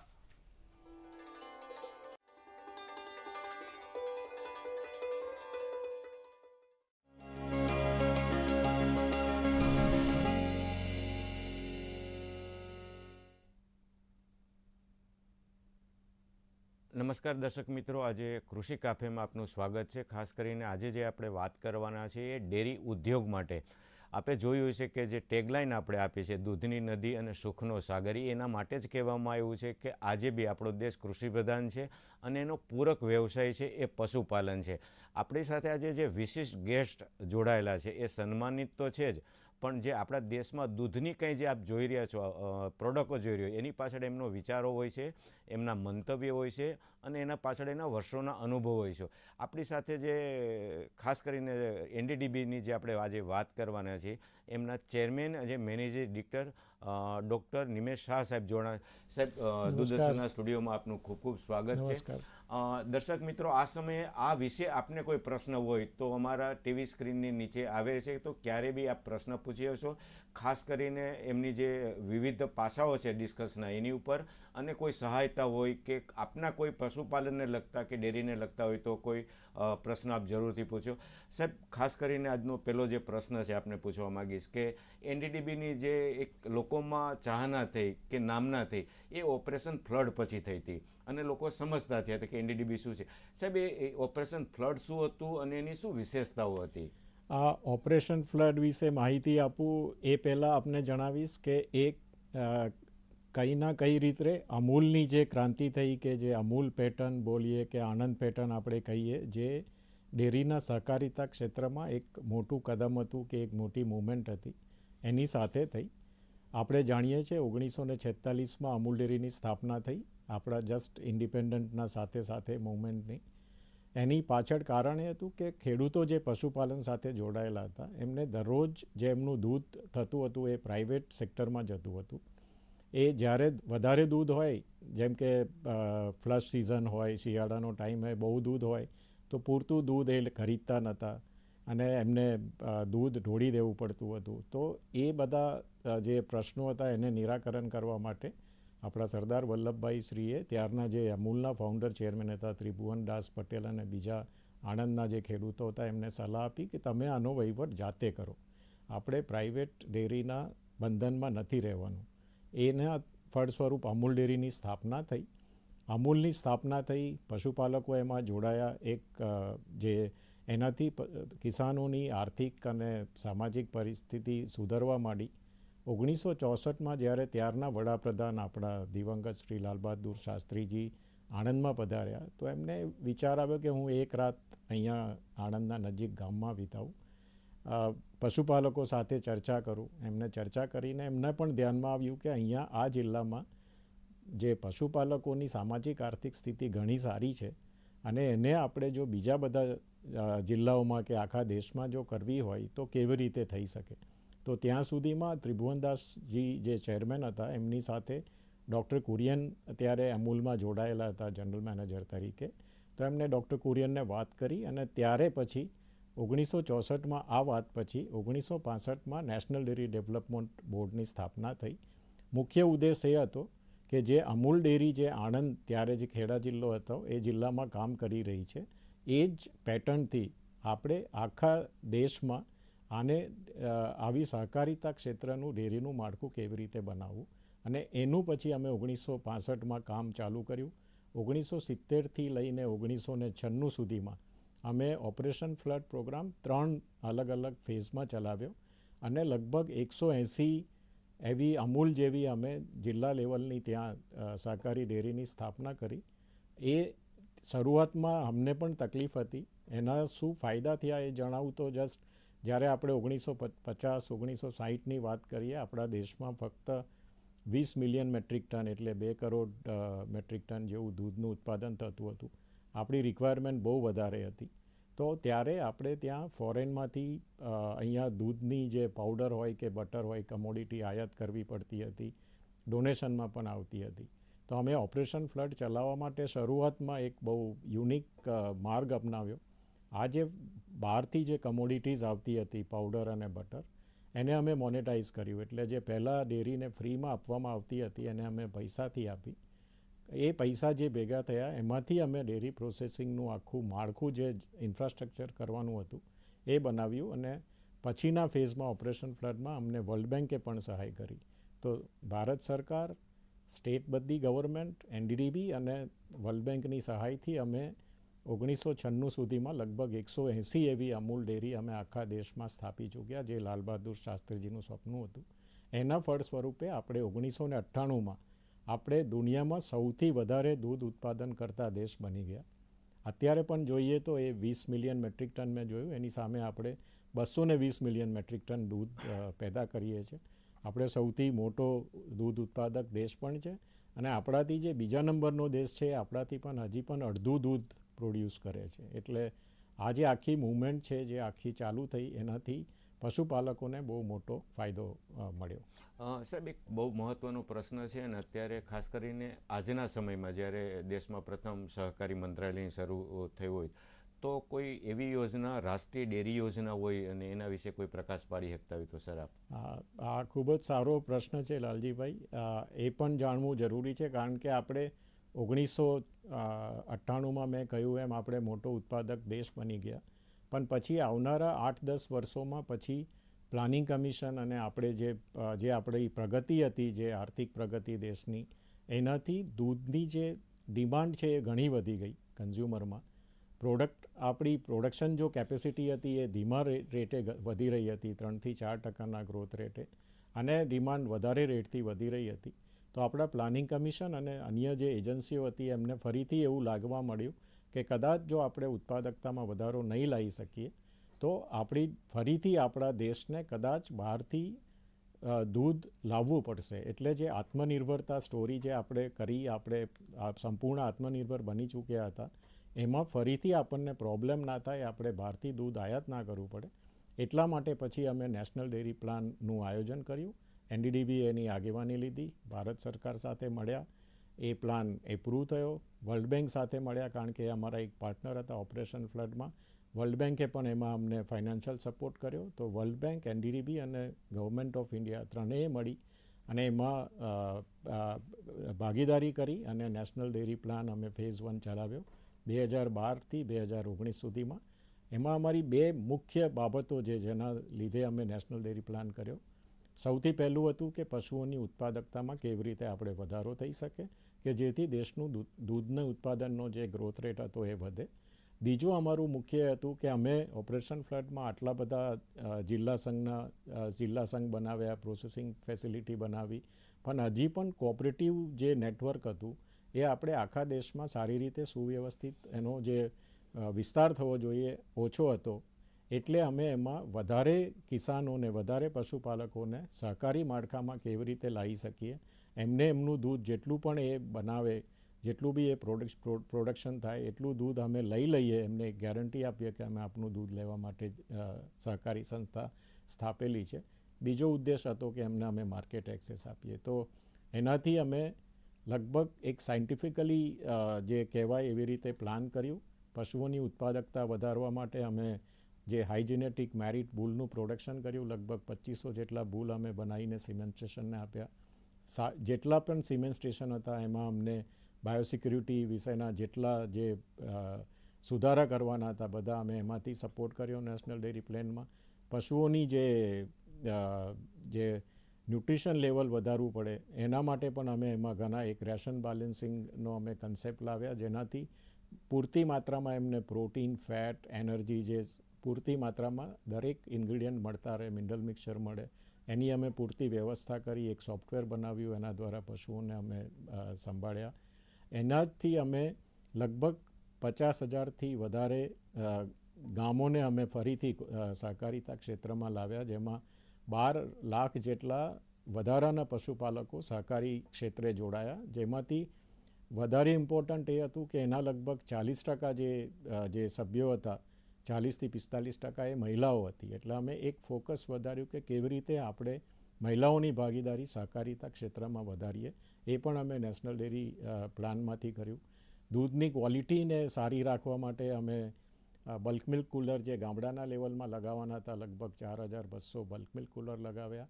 સાથે સાથે એક પશુપાલકોને એક ટ્રાન્સપરન્ટ સિસ્ટમ મળે, એમને ખબર પડે મારા દૂધનું કેટલું વજન હતું, કેટલું ફેટ હતો, કેટલો SNF હતો, પેમેન્ટ કેવી રીતે મળી રહ્યું છે. એ કરવા માટે થઈને અમે લગભગ 12થી 13,000 ગામોમાં અમે ઓટોમેટિક મિલ્ક કલેક્શન યુનિટ લગાવ્યા. તો આ બધું કરવાથી અમને જે અમે 7 વર્ષ પ્લાન ચલાવ્યો એનાથી આપણા દેશમાં જે ડિમાન્ડ જે પ્લાનિંગ કમિશન દ્વારા પ્રોજેક્ટ કરવામાં આવી હતી અને એવો જે એક ડર હતો કે કદાચ આપણે ફરીથી દૂધ કદાચ ઇમ્પોર્ટ કરવું પડશે, એને અમે સારી રીતે અમે સોલ્વ કરી શક્યા. આજે પણ આપણું દૂધનું ઉત્પાદન એટલું સારું છે, આપણે 6%ના ગ્રોથ રેટથી વધી રહ્યા છે પ્રોડક્શનમાં, ડિમાન્ડની સાથે સાથે કદમ મિલાવીને. અને ભારત સરકારની અમુક જે સ્કીમ સાથે આવી છે, જેમ કે રાષ્ટ્રીય ગોકુલ મિશન યોજના અત્યારે ચાલી રહી છે, અને એવી ઘણી બધી સ્કીમ જે ચાલે છે, એનાથી ઉત્પાદક જેટલા પણ પશુપાલક મિત્રો છે સારી રીતે એ લોકો આ વ્યવસાય સાથે સંકળાયેલે રહે અને એમને સારામાં સારી એનાથી આવક થાય, અને એવા અમે પ્રયત્નો ચાલુ રાખ્યા છે. અને નેશનલ ડેરી પ્લાન પૂરો થયા પછી વર્લ્ડ બેંકનું એક જે ઇવેલ્યુએશન ગ્રુપ જે કહેવાય, જેને ઇવેલ્યુએટ કર્યો પ્લાનને, એમાંથી આપણે જે નેશનલ ડેરી પ્લાનને એક હાઈલી સેટિસ્ફેક્ટરી રેટિંગ પણ આપવામાં આવ્યું, જે બહુ રેર પ્રોજેક્ટ જે વર્લ્ડ બેંકના થાય એમાં આવું હાઈલી સેટિસ્ફેક્ટરી રેટિંગ મળે છે. સાહેબ, આપણે ખૂબ સરસ વાત કરીને, ખાસ કરીને આપણો દેશ અત્યારે જે દૂધ ઉત્પાદકમાં વિશ્વમાં સૌથી સારો છે, પણ એવું અત્યારે દર્શક મિત્રોને જાણવું હોય કે આવતા ભવિષ્યમાં કેવા પ્રકારના પડકારો ખાસ કરીને દૂધ ક્ષેત્રે હોઈ શકે સર? અત્યારે મેં વાત કરી, એક હજી પણ આપણો સૌથી મોટો ચેલેન્જ કહીએ કે પડકાર કહીએ એ છે કે કેવી રીતે આપણે આપણી પશુઓની ઉત્પાદકતામાં વધારો કરીએ. આજે આપણા પશુઓ નોર્મલી 5થી 10 લીટર દૂધ જે આપે છે, એની સામે આપણે ડેવલપ કન્ટ્રીઝમાં જોઈએ તો એમની પશુઓની ઉત્પાદકતા ઘણી વધારે છે. તો કેવી રીતે આપણે ઉત્પાદકતામાં વધારો કરીએ, એના માટે થઈને ચાહે એ બ્રીડિંગ રિલેટેડ જે ઇન્ટરવેન્શન કરવા પડે કે ન્યુટ્રિશન રિલેટેડ કરવા પડે, પશુઓની હેલ્થ માટે કરવો પડે. જેમ કે હમણાં જ ગવર્મેન્ટ ઓફ ઇન્ડિયાએ એક ડિસીઝ કંટ્રોલ પ્રોગ્રામ ચાલી રહ્યો છે, જેમાં અમે FMD અને બ્રુસેલોસિસ વેક્સિન દેશના બધા જ પશુઓને અમે એમાં આવરી લીધા છે અને વેક્સિનેશન કરી રહ્યા છે. તો સૌથી મોટી જે પડકાર કહીએ તો દૂધની ઉત્પાદકતા વધારવાનો છે. એને સરકાર અને બધા કોઓપરેટિવ મિલ્ક યુનિયન અને NDDB સાથે મળીને એને પ્રયત્નો કરી રહી છે કે પશુઓને કેવી રીતે અમે સારી ઉત્પાદકતાવાળા કરીને પશુપાલકોને પણ એક સારી આમદની માટે મદદ કરી શકીએ. બીજો પડકાર એ છે કે આપણી ઉત્પાદકતા ઓછી છે, એટલે આપણે વધારે પશુઓ આપણા દેશમાં છે, એટલે આપણે દૂધ ઉત્પાદકતામાં નંબર 1 છે, અને સાથે સાથે સૌથી વધારે પશુઓ એટલે કે ગાય અને ભેંસ પણ આપણા દેશમાં છે. લગભગ 30 કરોડ ગાય ભેંસ આપણી પાસે છે. એનાથી થોડા પર્યાવરણને લગતા ઇશ્યુઝ આવી રહ્યા છે, કારણ કે મિથેન એક એવો વાયુ છે જેનું વાતાવરણમાં ઉત્સર્જન થાય તો તેનાથી પર્યાવરણને નુકસાન પહોંચે અને પશુઓનું મિથેન ઉત્સર્જન થતું હોય છે. તો એ એક બીજો વિષય છે કે જેને આપણે આવનાર સંજોગોમાં આ ક્લાઇમેટ ચેન્જ ગણીએ કે જે આ પર્યાવરણને લગતા વિષયો છે, આપણે કેવી રીતે એ પડકારને પહોંચી વળીએ. એટલે અમે એનડીડીબીએ હવે આપ જાણો છો છેલ્લા 5-6 વર્ષથી અમે એટલે જ મિથેનને કેવી રીતે ઓછો કરવો, એનું ઉત્સર્જન કેવી રીતે ઓછું કરવું, અને જે મિથેન છે એને આપણે પ્રોડક્ટિવ રીતે એટલે કે બાયોગેસમાં એનું કન્વર્ટ કરી ઘરની રસોઈ બનાવવા માટે યુઝ થાય, એને સ્લરી વધે એમાંથી આપણે ઓર્ગેનિક ફર્ટિલાઇઝર બનાવીને ખેડૂતોને એનાથી એક અલગ આવક મળી શકે. એના વિશે અમે એક સંપૂર્ણ વેલ્યુ ચેન બનાવી અને સસ્ટેનેબલ એક પ્રોડક્શન આગળ જઈને પશુપાલક કરી શકે એના માટે પ્રયત્નો કરી રહ્યા છે. સાહેબ, ખાસ કરીને મહેસાણાથી વિષ્ણુભાઈ દર્શક મિત્ર આપણા છે.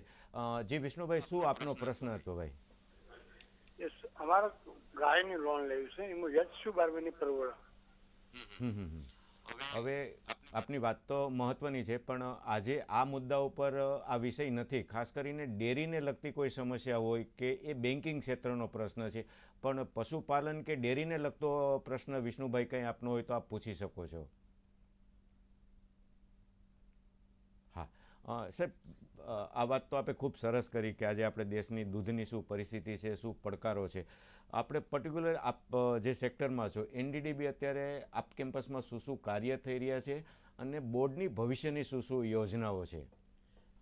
નેશનલ ડેરી ડેવલપમેન્ટ બોર્ડ અમે એક વિઝન આગળ સાથે ચાલી રહ્યા છે. અત્યારે આપણે આઝાદીના 75 વર્ષ પૂરા કરી ચૂક્યા છે.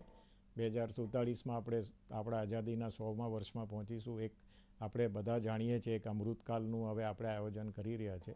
તો એ અમૃતકાળમાં આપણે જે પશુપાલનને લગતી કે ડેરી ઉદ્યોગને લગતા કયા એવા મુદ્દા છે જેમાં આપણે એક વિઝન સાથે ચાલીએ, તો અમે લગભગ એમાં 4 મુદ્દા લઈને અમારું વિઝન બનાવ્યું છે.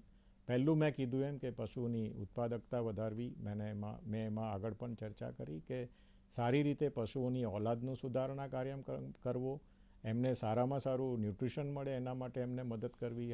ઘાસચારો હોય, ડ્રાય ફોડર હોય કે કેટલ ફીડથી એમને સારી ગુણવત્તા મળી રહે, એમના પશુઓની સારસંભાળ રાખવી, એમની હેલ્થ સારી રહે એના માટે. તો એ એક વિઝન સાથે ચાલી રહ્યા છે. બીજું અમારું વિઝન જે મેં કીધું એ છે કે હવે આપણે સારી રીતે દૂધ પણ પ્રોડ્યુસ કરી રહ્યા છે અને જરૂર છે કે આપણે જો હવે પશુપાલકને જો દૂધના સારા ભાવ આપવા હશે તો આપણે અહીંયાથી લોકલથી એક ગ્લોબલમાં જવું પડશે. એટલે કે એક્સપોર્ટ જે એક એરિયા એવો છે જે અત્યાર સુધી આપણે ટેપ નથી કર્યો, બહુ ઓછું એક્સપોર્ટ માર્કેટમાં આપણું ઇન્ડિયાનું શેર છે અત્યારે, કારણ કે આપણી પોતાની ડિમાન્ડ એટલી વધારે છે. પણ હવે જ્યારે આપણે પશુની ઉત્પાદકતામાં વધારો કર્યો, આપણી સાથે આપણે નંબર 1 દૂધ ઉત્પાદક દેશ પણ છે, તો આગલા વર્ષોમાં, આગલા 25 વર્ષોમાં આપણે દૂધ અને દૂધની બનાવટોનું એક્સપોર્ટ કરી એક સારું વધારે વેલ્યુ એડિશન થાય પ્રોડક્ટ્સનું, તો આપણે એનો સારો જે બેનિફિટ છે આપણે આપણા પશુપાલક મિત્રો સુધી પહોંચાડી શકીએ. તો એક એ અમારો બીજો વિઝન છે કે આપણે આગળ વધીને કેવી રીતે પશુમાંથી દૂધને એક્સપોર્ટ કરીને વધારેમાં વધારે ભાવ વધારો આપણે પશુપાલકોને ચૂકવી શકીએ. ત્રીજું જે અમારું વિઝન છે, જેમ મેં કીધું એમ, એ છે સસ્ટેનેબલ લાઇવસ્ટોકનું, કે આગળ જઈને પશુપાલકનો જે વ્યવસાય છે એ આગળ જઈને કેવી રીતે સસ્ટેનેબલ રહે, પશુપાલકો એની સાથે જોડાયેલા રહે અને સાથે સાથે પર્યાવરણને પણ નુકસાન ના પહોંચે. એ એક એના ઉપર અમે ઘણું આગળ જ કામ કરી રહ્યા છે. તો જે અત્યારે નેટ ઝીરો આપણે કાર્બનની વાત કરીએ છીએ, ફાર્મિંગ કેવી રીતે કરવું, પશુઓને આપણે એના ફાર્મ જે છે અને કિસાનોને કેવી રીતે સમજાવવા કે તમે નેટ ઝીરો કરીને તમારા ફાર્મને કેવી રીતે તમે પર્યાવરણની રીતે સસ્ટેનેબલ બનાવી શકો, એના ઉપર અમારું કામ ચાલે છે કે જેથી કરીને આપણે આપણી આવનારી પેઢીને પણ જે પર્યાવરણલક્ષી જે મુદ્દાઓ છે એનાથી આપણે બચાવી શકીએ. અને છેલ્લું અમારું જે વિઝન છે એ છે કે ડેરીની સાથે સાથે ડેરીની એક આખી અમે મૂલ્ય શૃંખલા કહીએ કે વેલ્યુ ચેન છે, આપણે બનાવી ચૂક્યા છે. એ જ વેલ્યુ ચેનનો ઉપયોગ કરીને શું આપણે પશુપાલકની આજીવિકા વધારી શકીએ બીજા વ્યવસાય દ્વારા. તો સૌથી જેમ સારો છે એ છે આપણે મધમાખીનો વ્યવસાય, લગભગ સેમ મૂલ્ય શૃંખલા સાથે સંકળાયેલી છે. બીજું મેં જેમ કીધું એમ કે છાણમાંથી આપણે ગોબરમાંથી આપણે એને ઘરમાં એક નાનો બાયોગેસ આપીને એને ઘરમાં એ યુઝ કરે મિથેનને, તો સસ્ટેનેબલ પણ થઈ જાય, મિથેનનું ઉત્સર્જન ના થાય અને એના ઘરમાં જે 1 સિલિન્ડર દર મહિને વપરાતો હોય એની બચત થઈ શકે, તો એની એક આવકમાં વધારો થાય. પ્લસ જે સ્લરી થઈ ગઈ એમાંથી ઓર્ગેનિક ફર્ટિલાઇઝર બનાવીએ તો આપણી ખેતી માટે પણ એ સારો એક સોર્સ બની જાય ફર્ટિલાઇઝરનો, જેથી આપણે બહારના જે કેમિકલ ફર્ટિલાઇઝર લાવીએ છીએ એનું ઇમ્પોર્ટ ઓછું કરવું પડે. તો આ એક બીજી એવી ઘણી બધી છે, ફ્રૂટ્સ વેજીટેબલ છે, એવી ઘણી બધી એવી મૂલ્ય શૃંખલાઓ છે જે જો પશુપાલકો જો બીજા એવો વ્યવસાય અપનાવે તો એનડીડીબી એમાં એ આખી મૂલ્ય શૃંખલા દૂધની જ એમાં લગાવી અને કિસાનોને એમાં મદદ કરી શકે, એના માટે અમારા પ્રયત્નો ચાલુ છે. સર, ખાસ કરીને આપ એનડીડીબીના ચેરમેન છો, તો વર્તમાન સ્થિતિની જો વાત કરીએ તો ભવિષ્યનું જે વિઝન છે કે મિશન છે કે મેન્ડેટ છે એ શું હોઈ શકે આપની નજરમાં સર? હા, મેં કીધું એમ અમારું વિઝન હંમેશા કિસાન કે પશુપાલકને સેન્ટરમાં રાખીને બનેલું છે. અમે સહકારિતા એક જે સ્ટ્રેટેજી છે અમારા એક્ટમાં વણાયેલી છે કે અમે કોઈ પણ કામ કરીશું સહકારિતા ક્ષેત્રે કરીશું. તો અમારો એ અત્યારે પણ અમે એવું વિચારીએ છીએ કે આજે જે દૂધનું ઓર્ગેનાઇઝ માર્કેટ છે, એટલે કે જે દૂધ જે પશુપાલક એમના પોતાના ઉપયોગ પછી જે માર્કેટમાં આવે છે એમાંથી હજુ પણ ઓર્ગેનાઇઝ સેક્ટર, ચાહે આપણે કોઓપરેટિવ ડેરીની વાત કરીએ, સહકારિતા ડેરી જેમ કે અમૂલ છે કે નંદિની છે કે પંજાબમાં મિલ્કફેડ છે, અથવા તો તમે પ્રાઇવેટ મોટા પ્લેયરની પણ વાત કરીએ તો બધું મળીને લગભગ 30થી 35% શેર આપણે ઓર્ગેનાઇઝ પ્લેયરનો છે. તો હજુ પણ એક મોટો હિસ્સો બજારનો એક અનઓર્ગેનાઇઝ સેક્ટરમાં છે. તો કેવી રીતે આપણે પશુપાલકોને ઓર્ગેનાઇઝ ટ્રેડ તરફ વાળીએ, કન્ઝ્યુમરને પણ ઓર્ગેનાઇઝ ટ્રેડ તરફ જાય તો પશુપાલકોને એમની ઉપજની સારી એક કિંમત મળે, એ અમારું મોટું વિઝન છે. સાથે સાથે દૂધની સાથે સાથે જેમ મેં આગળ પણ કીધું એમ બીજી જે એવી પ્રોડક્ટ છે જે એગ્રીકલ્ચર સાથે સંકળાયેલી છે તેમને પણ એનાથી એક એડિશનલ જો આમદનીમાં વધારો થઈ શકે તો અમે એ પણ એક વિઝન તરીકે જોઈ રહ્યા છીએ. સર, ખાસ કરીને અત્યારે વિશ્વની અંદર એઆઈ અને ડિજિટલાઇઝની બહુ ખૂબ ચર્ચાઓ થઈ રહી છે, તો ડેરી સેક્ટરમાં એમનો શું પ્રભાવ હોય છે અથવા તો શું એના ફાયદા છે? ડેરી સેક્ટર આ ક્ષેત્રનો શું ફાયદો લે સર? ડેરી ક્ષેત્રમાં મેં આગળ પણ વાત કરી, પશુપાલકને અગર આપણે સહકારિતા ક્ષેત્ર સાથે જોડી રાખવા માટે સૌથી અગત્યનું જે મુદ્દો છે એ છે ટ્રસ્ટ કે ભરોસો, અને બીજું છે ટ્રાન્સપરન્સી. એટલે કે આપણે જે કંઈ કામ કરી રહ્યા છે એ પશુપાલકને ખબર છે કે મને આજે મેં આટલું દૂધ આપ્યું તો મને કેમ આટલા પૈસા મળ્યા. તો ડિજિટાઇઝેશન જે છે એનો સૌથી મોટો ઉપયોગ અમે કરી રહ્યા છે કે કેવી રીતે પશુપાલકને આપણે ભરોસો એનાથી વધારી શકીએ, પશુપાલકને એક ટ્રાન્સપરન્ટ સિસ્ટમનો આપણે ઉપયોગ કરી શકીએ. એના માટે આપણે જોયું હશે ગામડાઓમાં હવે અમે ઓટોમેટિક મિલ્ક કલેક્શન યુનિટ લગાવેલા છે. પશુપાલકનું દૂધ આવે તો એનું વજન કેટલું છે, કેટલું એનો ફેટ હશે, એસએનએફ હશે, જેના ઉપર અમે પેમેન્ટ આપીએ છીએ. એ તરત જ એને ત્યાં પણ ડિસ્પ્લે થઈ શકે અને 30 સેકન્ડમાં એના મોબાઈલમાં એક SMS આવી જાય કે આજે આપણે આટલું દૂધ આપ્યું છે જેનું તમને આટલા પૈસા મળશે. તો એ જે એક ટ્રાન્સપરન્ટ સિસ્ટમ અમે કરી શક્યા છે એ ફક્ત ને ફક્ત ડિજિટાઇઝેશનથી પોસિબલ છે. એની સાથે સાથે અમે હવે એને બેન્કિંગ સિસ્ટમ સાથે જોડી રહ્યા છે. ક્યાંક આપણે આજે દેશમાં જનધન યોજનાથી કે એમ પણ આપણે જોઈએ ડિજિટાઇઝેશનનો ઉપયોગ આપણે યુપીઆઈ અને એમ પણ જોઈ રહ્યા છે, ખાતા ખુલી ગયા છે. પહેલાં જે પ્રોબ્લેમ હતો એ રહ્યો નથી. તો કેવી રીતે આપણે પશુપાલકના પૈસા સીધા બેંક એકાઉન્ટમાં જમા થાય એ પણ અમે એએમસીએસના ઉપયોગથી સીધા પશુપાલકના ખાતામાં પૈસા જમા કરવા માટે ઉપયોગ કરી રહ્યા છે. સાથે સાથે અમે એનડીડીબીએ એક ERP સિસ્ટમ વિકસાવી છે. તો જે ડેરી પ્રોસેસિંગ યુનિટના અગર લેવલમાં એમને ERPની જરૂર હોય તો અમે ડેવલપ કરેલી છે. અમે એમને ફ્રી આપીએ છીએ. એમને થોડું હાર્ડવેર ખરીદે અને થોડો સોફ્ટવેરમાં અમે મદદ કરીએ છીએ અને એ લોકો બધા જ એમના ઓપરેશન, ચાહે પ્રોક્યોરમેન્ટ રિલેટેડ હોય, પ્રોસેસિંગના હોય, માર્કેટિંગના હોય, ERPની સિસ્ટમથી એનો ઉપયોગ કરી શકે એ પણ ચાલી રહ્યું છે. પશુઓના લેવલમાં પણ અમે એક ડિજિટલ બેલ્ટની ઉપર કામ ચાલી રહ્યું છે. તો એ બેલ્ટ પશુને પહેરાવવાથી જેમ આપણી હેલ્થ આપણે મોનિટર કરીએ છીએ એક વોચ પહેરવાથી, એવી જ રીતે બેલ્ટ પશુના ગળામાં રાખવાથી એની મૂવમેન્ટ ઉપરથી, એના બોડીના ટેમ્પરેચર ઉપરથી અમને ઘણો બધો એડવાન્સમાં પશુની આવનાર બીમારી વિશે કે પશુની આવનાર કોઈ પણ મૂવમેન્ટ વિશે અમને તરત માહિતી મળી રહે. પશુને ક્યારે રાઈટ ટાઈમમાં આર્ટિફિશિયલ ઇન્સેમિનેશન કે એઆઈ કરવું જોઈએ, પ્રેગ્નન્સી ડિટેક્શન ક્યારે કરવું જોઈએ, એના માટે અમે ડિજિટાઇઝેશનનો પૂરો ઉપયોગ કરી રહ્યા છીએ. એ સિવાય જેમ આપણે આધારની જે આપણા માટે આધાર સિસ્ટમ છે, એનડીડીબીએ એક પશુઓ માટે એક ઇનાફ આધાર સિસ્ટમ ચાલુ કરી છે, જેમાં એક પશુનો એક યુનિક આઈડી નંબર લઈ એમના કાનમાં એક ટેગ મારી લઈએ છીએ, જેનાથી પશુને લગતી અને એના ઓનરને લગતી બધી જ માહિતી અમારા સેન્ટ્રલ સર્વરમાં ઇન્ટેક્ટ હોય છે. પશુપાલક જ્યારે એની માહિતી જોઈએ ત્યારે કરી શકે છે. લગભગ જેમ મેં 30,000 આપણા જે પશુ છે મેં કીધું, એમાંથી 27 કરોડ એનિમલ અત્યારે ઓલરેડી અમારા પોર્ટલમાં આવી ગયા છે. એની બ્રીડિંગને લગતી, ન્યુટ્રિશનને લગતી, હેલ્થને લગતી બધી જ માહિતી અમારા કમ્પ્યુટરમાંથી, ડેટાબેઝમાંથી મળી રહે છે. અને ગવર્મેન્ટ ઓફ ઇન્ડિયાએ પણ હવે પોલિસી લેવલ આના ઉપયોગ થઈ શકે એટલા માટે એક નેશનલ ડિજિટલ લાઇવસ્ટોક મિશનની યોજના બનાવી છે. અને અમારું પોર્ટલ હવે ગવર્મેન્ટ ઓફ ઇન્ડિયામાં પણ કામ કરવા જઈ રહ્યા છે. સાહેબ, હાલની સ્થિતિની જો વાત કરવામાં આવે તો ભારત સરકાર દ્વારા નેશનલ ઓર્ગેનિક લિમિટેડની સ્થાપના કરવામાં આવી છે, તો એમાં એનડીડીબીની અત્યારે શું ભૂમિકા છે અને ખાસ કરીને વિસ્તાર વાઇઝ ગ્રામ્ય વિસ્તારમાં એના શું ખેડૂતો બેનિફિટ લઈ શકશે? હા, મેં કીધું એમ કે અમારો સૌથી મુખ્ય મુદ્દો એ છે કે સહકારથી સમૃદ્ધિ જે સૂત્ર છે આપણી ગવર્મેન્ટનું, તો કેવી રીતે સહકારિતાથી આપણે જે ખેડૂતોના જીવનમાં આજીવિકા વધારી શકીએ. 2-3 મુદ્દા એવા હતા જે બધાને ખબર હતી આ પ્રોબ્લેમ છે, પણ એનું એક મોટા લેવલ ઉપર સોલ્યુશન કરવા માટે યુનિયન કેબિનેટે 3 મલ્ટી સ્ટેટ કોઓપરેટિવની સ્થાપના કરી.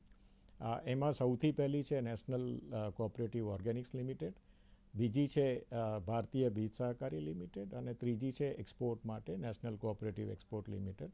3 આમ જોઈએ તો એકબીજા સાથે સંકળાયેલી છે. જે ઓર્ગેનિકની છે કોઓપરેટિવ, એનું કામ છે કે એક ગ્રામીણ સ્તરથી એક આખી વેલ્યુ ચેન બનાવી ખેડૂતોને ઓર્ગેનિક પ્રોડક્ટ્સ કેવી રીતે વધારે એ લોકો પ્રોડક્શન કરી શકે, એના માટે ટેસ્ટિંગ સર્ટિફિકેટની, ટેસ્ટિંગ એજન્સીઝની કેવી રીતે અમે એમને મદદ કરી શકીએ, કન્ઝ્યુમર સુધી એક કોમન બ્રાન્ડ લઈને કેવી રીતે આપણે ઓર્ગેનિક પ્રોડક્ટ પહોંચાડી શકીએ, એ આખી મૂલ્ય શૃંખલાનું અમે સંચાલન કરીશું. એમાં 5 મુખ્ય પ્રમોટર છે. એનડીડીબીની સાથે અમૂલ, GCMF જે આપણે જાણીએ છીએ, નાફેડ, NCDC અને NCCF 5 સંસ્થાઓ એના મુખ્ય પ્રમોટર છે અને એનડીડીબી એની ચીફ પ્રમોટર છે. તો એની સાથે સાથે બીજ માટે પણ એવો જ પ્રોબ્લેમ ચાલી રહ્યો છે, કિસાનોને સારી ગુણવત્તાના બીજ મળતા નથી. તો એના માટે પણ અમે એક 5 પ્રમોટરે ભેગા થઈને મલ્ટી સ્ટેટ કોઓપરેટિવ બનાવી. એનડીડીબી એમાં પણ પ્રમોટર છે, સાથે ક્રિપ્કો, ઇફકો, NCDC એમાં પણ પ્રમોટર છે અને ત્રીજી જે એક્સપોર્ટ માટેની જે કોઓપરેટિવ છે એમાં અમૂલ લીડ પ્રમોટર છે, સાથે એમાં પણ બીજા જ 5 નાફેડ, ઇફકો, ક્રિપ્કો એવી 5 એજન્સી એમાં પણ છે. તો બધા સાથે મળીને અમે હવે કામ ચાલુ કરી રહ્યા છે. દેશભરની સહકારી સંસ્થાઓ, એ વિલેજ લેવલ હોય કે ડિસ્ટ્રિક્ટ લેવલ હોય કે મોટી સહકારી સંસ્થાઓ હોય, બધી સહકારી સંસ્થાઓને અમે આ 3 મલ્ટી સ્ટેટ કોઓપરેટિવ સાથે જોડી અને કિસાનોની આવકમાં વધારો કરવા માટે 3 અલગ અલગ ફિલ્ડમાં કામ કરી અને એનું સારી રીતે સંચાલન કરીશું. દર્શક મિત્રો, આજે જે સાહેબે માહિતી આપી એ ખૂબ વેલ્યુબલ હતી અને ખાસ કરીને ડેરી ક્ષેત્ર અને ગ્રામીણ વિકાસ અને ટેકનોલોજી ઘણા વિષય ઉપર સાહેબે આપણને આજે સુંદર માહિતી આપી છે. આ વિશે કોઈ વધારાના આપને પ્રશ્ન હોય તો મારી વેબસાઇટ ઉપર જરૂર પૂછી શકતો, અથવા તો આવતા સમયમાં આવા જ કોઈ પ્રોગ્રામમાં આપણે જરૂર પૂછશો. આ સમયે દૂરદર્શન અને ખાસ કરીને સ્ટુડિયો વતી ડૉક્ટર નિમેશ શાહ સાહેબનો ખૂબ ખૂબ આભાર માનીએ છીએ કે અમારા દર્શક મિત્રોને ખૂબ સારી માહિતી આપી છે. નમસ્કાર. નમસ્કાર.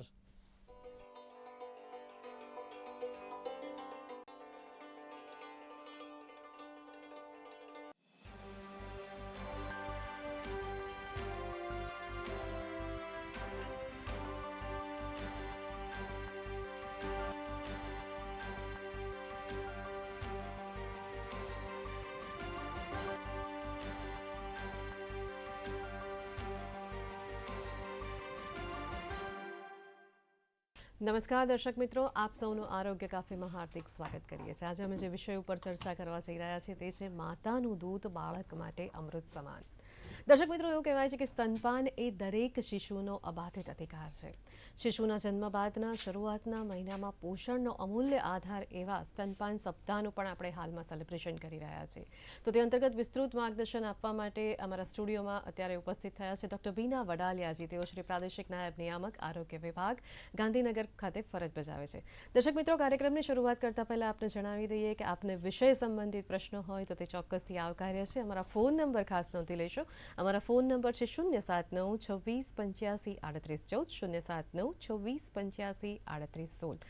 આપ જ્યારે પણ અમારી સાથે ફોન લાઈનથી જોડાઓ ત્યારે તમારા ટીવીનો વોલ્યુમ ખાસ ધીમો કરશો, જેથી કરીને આપના પ્રશ્નને સરળતાથી સાંભળી શકાય. તો આવો આજના વિષય સંબંધિત ચર્ચાનો પ્રારંભ કરીએ. નમસ્કાર બીનાબેન. નમસ્કાર. ગિરનારના સ્ટુડિયો અને આજની વિશેષ ચર્ચામાં આપનું હાર્દિક સ્વાગત કરીએ છીએ. આજનો વિષય દરેક મહિલાઓ માટે ખૂબ અગત્યનો ગણી શકાય. તો સૌથી પહેલો પ્રશ્ન એ થાય કે સ્ત્રી ત્યારે જ સંપૂર્ણ બને છે કે જ્યારે તે માતૃત્વ ધારણ કરે છે. અને જે નવપરિણીત મહિલાઓ છે કે તેમને એક પ્રશ્ન ઉદ્ભવતો હોય કે ગર્ભાવસ્થા ક્યારે થશે, તે દરમિયાન કયા પ્રકારની કાળજી કરવી, હું મારા બાળકને સ્તનપાન કરાવી શકીશ કે નહીં, તેવા ઘણા બધા પ્રશ્નો ઉદ્ભવતા હોય છે. તો એ પ્રશ્નોનું નિરાકરણ કેવી રીતે લાવી શકાય અને સાથે સાથે તેઓએ માતૃત્વ ધારણ કરતા પહેલા પણ કેવા પ્રકારની પૂર્વ તૈયારી કરવી પડે છે? નિષ્ણાત તરીકે આપનું શું માર્ગદર્શન આપશો? પાયલબેન, આપણો ખૂબ જ સુંદર ક્વેશ્ચન છે. એવું કહેવાય છે કે માતાનો સાચો શણગાર એનું માતૃત્વ હોય છે, અને પોતાના ગર્ભાશયમાં 9 મહિના બાળકનું સુંદર જતન કરે અને ખૂબ જ પેઇન અને પીડા સાથે બાળકને જન્મ આપે.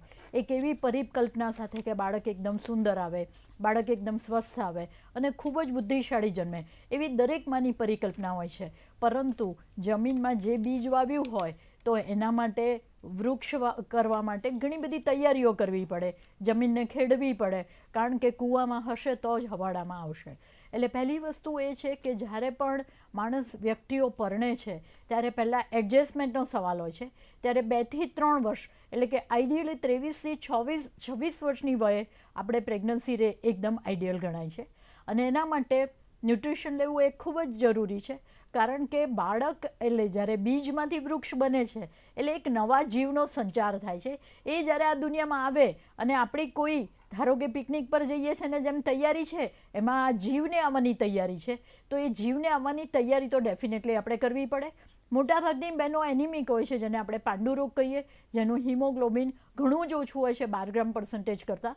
તો આપણે પહેલાં એ નક્કી કરીએ કે મારે બાળક પેદા કરવું છે, તો એના માટે હું વધારે વ્યવસ્થિત રીતે શાક લઉં, ફણગાવેલા કઠોળ લઉં, બી કોમ્પ્લેક્સ લઉં, ફોલિક એસિડ લઉં. આ બધું કરીને હું મારા પોતાના જીવને એકદમ સક્ષમ બનાવું અને પછી આવનાર બાળકને લેવા માટે હું તૈયારી બતાવું. એટલે પહેલું ન્યુટ્રિશન છે, જે ઇમ્પોર્ટન્ટ પાર્ટ છે. મેન્ટલી પણ આપણે હેલ્ધી રહેવું જોઈએ અને ખૂબ જ સરસ રીતે વિચારધારા કરીને પછી જો બાળક કરીએ.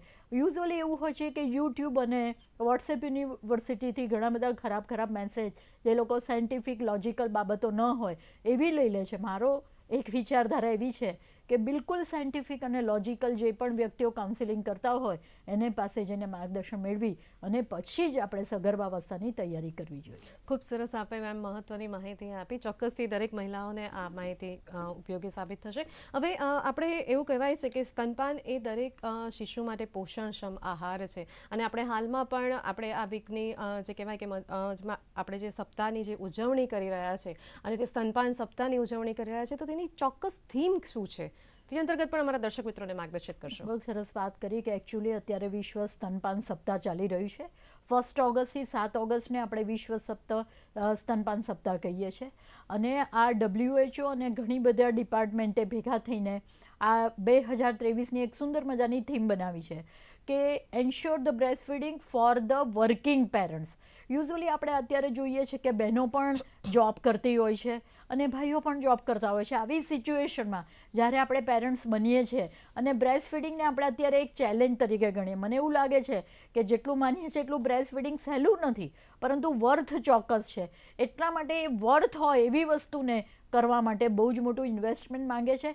તો આ જે થીમ છે જેના આધારે અવેરનેસ ક્રિએટ કરીએ, ચારે બાજુ બ્રેસ્ટ ફીડિંગની બાબતો કરીએ, કેવી રીતે બ્રેસ્ટ ફીડિંગ માટે એન્ટીનેટલ એની તૈયારી કરવી, કારણ કે આ એક ઇન્વેસ્ટમેન્ટ છે એન્ટીનેટલથી. કારણ કે યુઝ્યુઅલી પોસ્ટનેટલમાં એની નિપલ છે રિટ્રેક્ટેડ હોય, એની નિપલમાં ક્રેક પડ્યું હોય, અને પછી જો ધાવણની વાત કરીએ તો કદાચ અશક્ય બને. એટલા માટે એન્ટીનેટલ પીરિયડથી જ એની સ્તનની બરાબર એક્ઝામિનેશન થઈ જાય, એની નિપલની ચકાસણી થઈ જાય, તો જ્યારે એકચ્યુઅલ પીરિયડ આવે ત્યારે બહેન છે એ બ્રેસ્ટ ફીડિંગ આપવા માટેને તૈયારી હોય.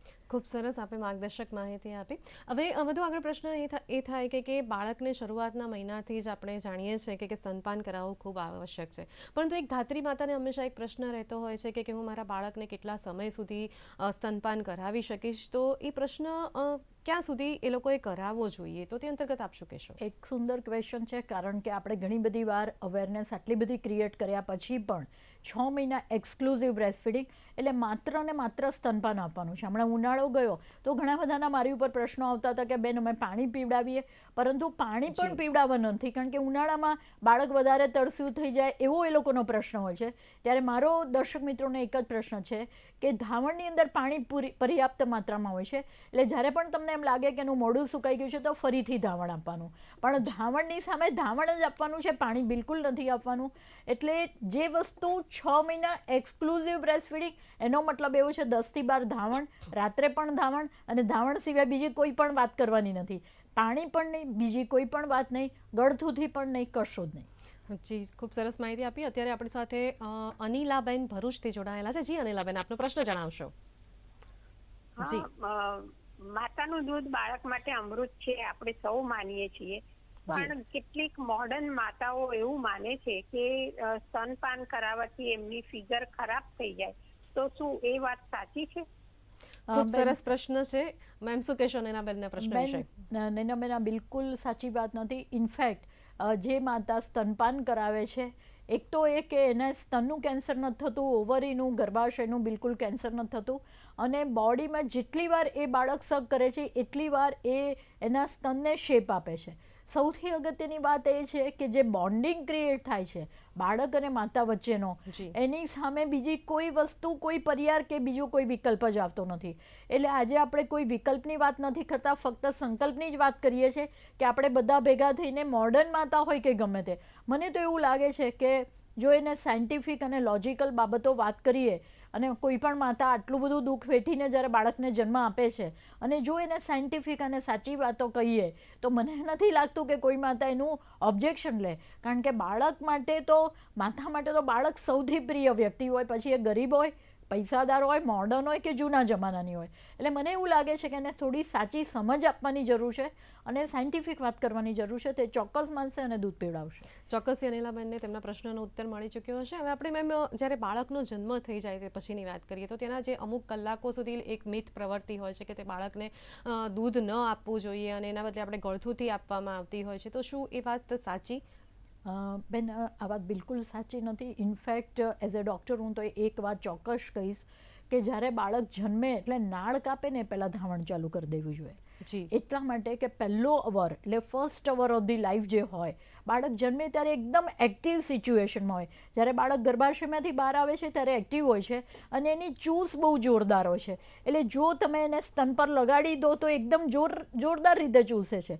લોકોની માન્યતા એવી છે કે હું નળ ખોલું એટલે પાણી આવે, પણ ઇનફેક્ટ એવું છે કે બાળક સક કરે તો જ ધાવણ આવે. હવે આ વસ્તુ સાયન્ટિફિક ખબર નથી. નિપલને ચૂસો તો જ એક પ્રકારનો અંતઃસ્ત્રાવ ઉત્પન્ન થાય, જેને આપણે ઓક્સિટોસિન અને પ્રોલેક્ટિન કહીએ, પણ લોકો એવું વિચારે છે કે દૂધ આવશે પછી હું ધાવણ આપીશ. બિલકુલ માન્યતા ખોટી છે. એને જો ધવડાવશો, એને જો લગાડશો છાતીએ, એટલે બાળક ચૂસવાનું જેવું ચાલુ કરશે એટલે ઓટોમેટિક ધાવણ ચાલુ થઈ જશે. એટલે આ માન્યતાઓ ખોટી છે, જેને આપણે બિલકુલ વિરોધ કરવાનો છે અને બાળકને ધાવણ ચાલુ કરી દેવાનું છે, ઇનફેક્ટ નાળ કાપ્યા પહેલાં. જી, ચોક્કસ, એ ખૂબ મહત્વની માહિતી આપી આપે.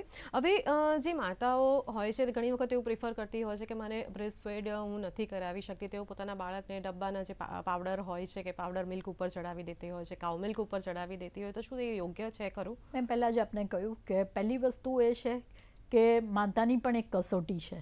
જ્યારે લેબર પેઇનમાંથી બહાર આવે છે ત્યારે થોડી એની પોતાની એનર્જી પણ ડાઉન હોય છે, અને પછી બીજા આજુબાજુના જે લોકો છે એનો પણ સહયોગ હોવો જોઈએ. આ જે વાત છે એ ફક્ત એક સ્ત્રીની વાત નથી, પણ સમગ્ર ફેમિલી અને એના હસબન્ડની પણ વાત છે કે જેને સાયકોલોજીકલ અને મેન્ટલ સપોર્ટ કરે. અને પહેલી વસ્તુ એ છે કે ધાવણ નથી આવતું. મને એવું લાગે છે કે 99% લોકોમાં આ પ્રશ્ન જ નથી. તમે જો એને છાતીએ પ્રોપર ટાઈમે વળગાડી દો, મને એવું લાગે છે કે 1 કે 2 કલાકમાં અને within 24 hours breast feeding establish ચોક્કસ થઈ જશે. એટલે અને એમાં પણ પહેલું કોલોસ્ટ્રમ નામનું દ્રવ્ય છે. હવે મને સમજાતું નથી કે ઘણા બધા લોકોને આ પીળું દ્રવ્ય છે એને ફેંકી દે છે. ગાયની બરી આપણે ખાઈએ છીએ કારણ કે બહુ પૌષ્ટિક છે, કારણ કે પહેલું ગાયનું ધાવણ છે. પરંતુ જો આપણે બેનની બરી કે જેને આપણે કોલોસ્ટ્રમ ખીરું કહીએ છીએ, યલોઇશ કલરનું, અને 1 જ ml હોય, પરંતુ એ બાળકને પીવડાવવાથી એને અસ્થમા ના થાય, એને ટાઈપ 1 ડાયાબિટીસ ના થાય, એને કાર્ડિયોવાસ્ક્યુલર ઇશ્યુ ના આવે, એ બહેનોને બિલકુલ નથી ખબર. એટલે ઇવન સિઝરિયન હોય કે નોર્મલ ડિલિવરી હોય, મને એમ લાગે છે કે ધાવણ આપવું એ ફરજિયાત છે. આમાં કોઈ વિકલ્પ જ ના શોધો. અને ઘણા બધા લોકો આવા ડબ્બા ચાલુ કરી દે છે. મને એમ લાગે છે કે જેવું ડબ્બો ચાલુ કરો એટલે બાળક તો હવે જે રેડીમેડ મળે છે ચમચીથી, તો સક કરવાની એ શું કામ એનર્જી વેસ્ટ કરે? એ પણ છેવટે માનવ છે ને. એટલે જેટલું ઓછા એફર્ટથી કામ થતું હોય તો એને ટેવ પડી જશે. ઘણા લોકો બોટલ આપે છે, બિલકુલ આ વસ્તુ બરાબર નથી, કારણ કે બોટલની નિપલ સોફ્ટ હોય, ફટાફટ ચૂસવા માંડે અને એનાથી ટેવાઈ જાય, એટલે પછી આપણી આ હાર્ડ નિપલ એ ચૂસો નહીં. એટલે બાળકને એવા પ્રયોગો ન કરવા કે વોશિંગ મશીન ચાલુ કર્યા પછી હાથથી કપડાં ધોવાના અઘરા છે, એવી રીતે બાળકને એકવાર તમે સોફ્ટ નિપલ આપો પછી આપણી નિપલ ચૂસવી અઘરી છે. એટલે બાળકને નિપલ જ આપણી જ આપવાની, બીજો કોઈ પર્યાય જ નહીં આપવાનો. એટલે ઓટોમેટિક એને ભૂખ લાગે એટલે ધાવણ જ પીવે. એટલે કે જે માતા સ્તનપાન કરાવે છે તે બાળકનો ગ્રોથ પણ સારો થાય છે, તેમના લંગ્સ વધારે એક્ટિવ બને છે, હાર્ટ વધારે એક્ટિવ બને છે, બાળક વધારે એક્ટિવ પણ હોય છે, તેવું ચોક્કસથી કહી શકાય. અત્યારે આપણી સાથે દિવ્યાબેન અમદાવાદથી જોડાયેલા છે. જી દિવ્યાબેન, આપનો પ્રશ્ન જણાવશો. હેલો. હા જી જી, આપનો પ્રશ્ન જણાવો. મારો પ્રશ્ન એ છે કે હમણાં મારી વહુએ ડિલિવરી કરી છે, તો એમને 4 મહિના હમણાં બેબીને પૂરા થયા, તો શું એ ક્યારથી ચાલુ કરે? આપણે એમની છે ને સિઝેરિયનથી થઈ છે ને, એ શું કહે છે કે મને થોડું ટાંકામાં બી હજી દુખે છે, અને આ બેબીને અમે કેટલા મહિના પછી એમને ચાલુ કરીએ બહારનું ખાવાનું? બેન, આપનો પ્રશ્ન મેં બરાબર સાંભળી લીધો. પહેલી વસ્તુ મેં આપને ક્લિયર કટ કીધી, 6 મહિના માત્ર અને માત્ર સ્તનપાન. બધાને, જેને પણ સિઝેરિયન થયું છે, જેને પણ નોર્મલ ડિલિવરી થઈ છે, આ એક જ જવાબ. 6 મહિના સુધી પાણી પણ નહીં, દૂધ અને માત્ર દૂધ. 10 થી 12 વાર રાત્રે પણ ધાવણ, અને ધાવણ સિવાય બીજું કશું નહીં. હવે 6 મહિના પછી 2 વર્ષ સુધી ધાવણ તો આપવાનું જ છે, પણ 6 મહિના સુધી પર્યાય માત્રામાં આપણું પોષણ જે પણ જોઈતું હોય એ મળી રહે. પરંતુ 6 મહિના પછી બાળકનો ગ્રોથ એકદમ થવા માંડે, એટલે પર્યાય માત્રામાં, પર્યાપ્ત માત્રામાં ધાવણમાં પોષક દ્રવ્યો હોતા નથી.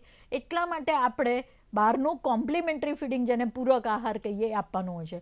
પરંતુ 2 વર્ષ સુધી ધાવણ તો આપવાનું જ છે, પણ ધાવણની સાથે પૂરક આહાર.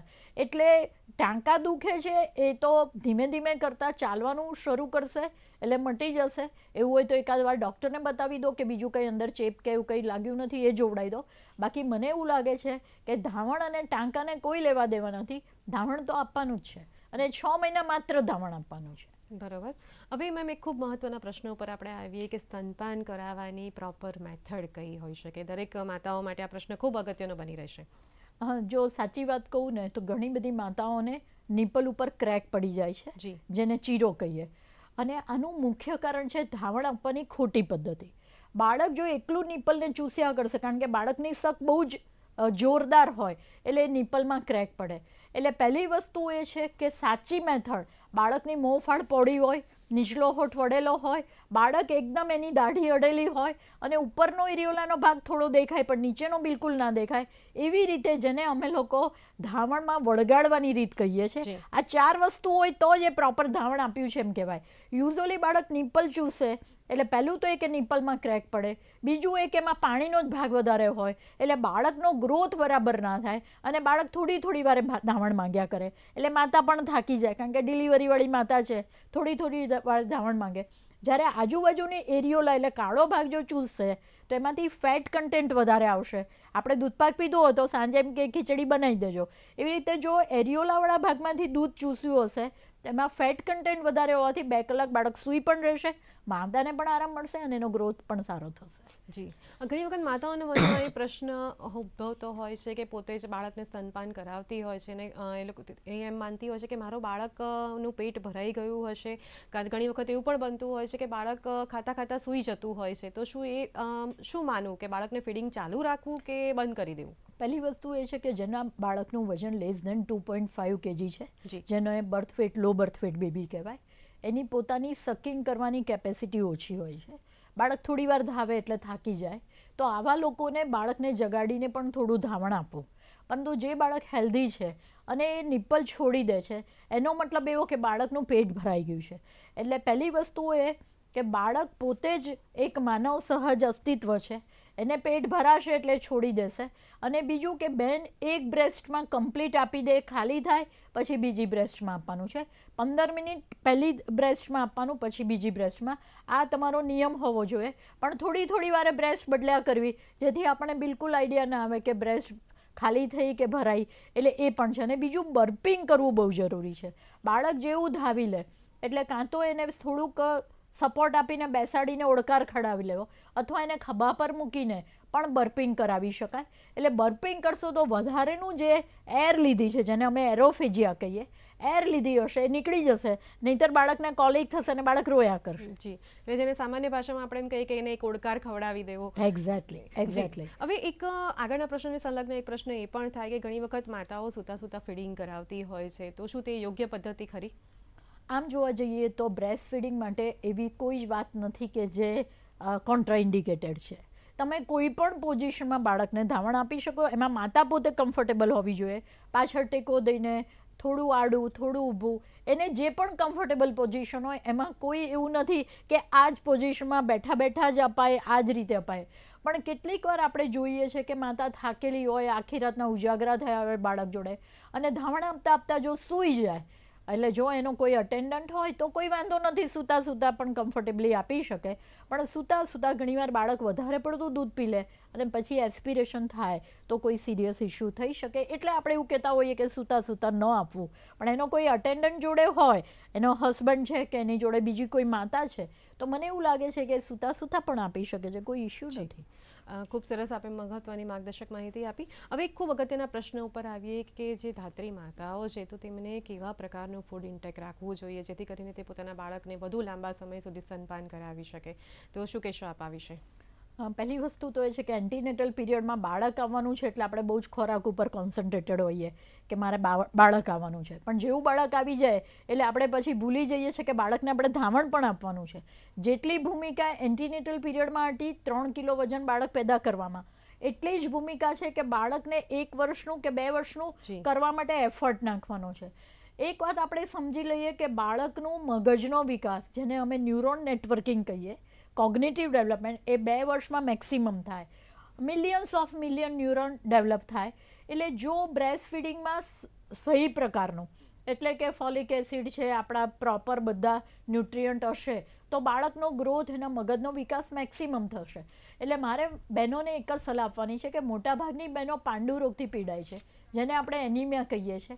12 ગ્રામ % કરતાં હિમોગ્લોબિન ઓછું હોય એવી 100ની સામે 70 બહેનો છે. આપણે 100ની સામે 70.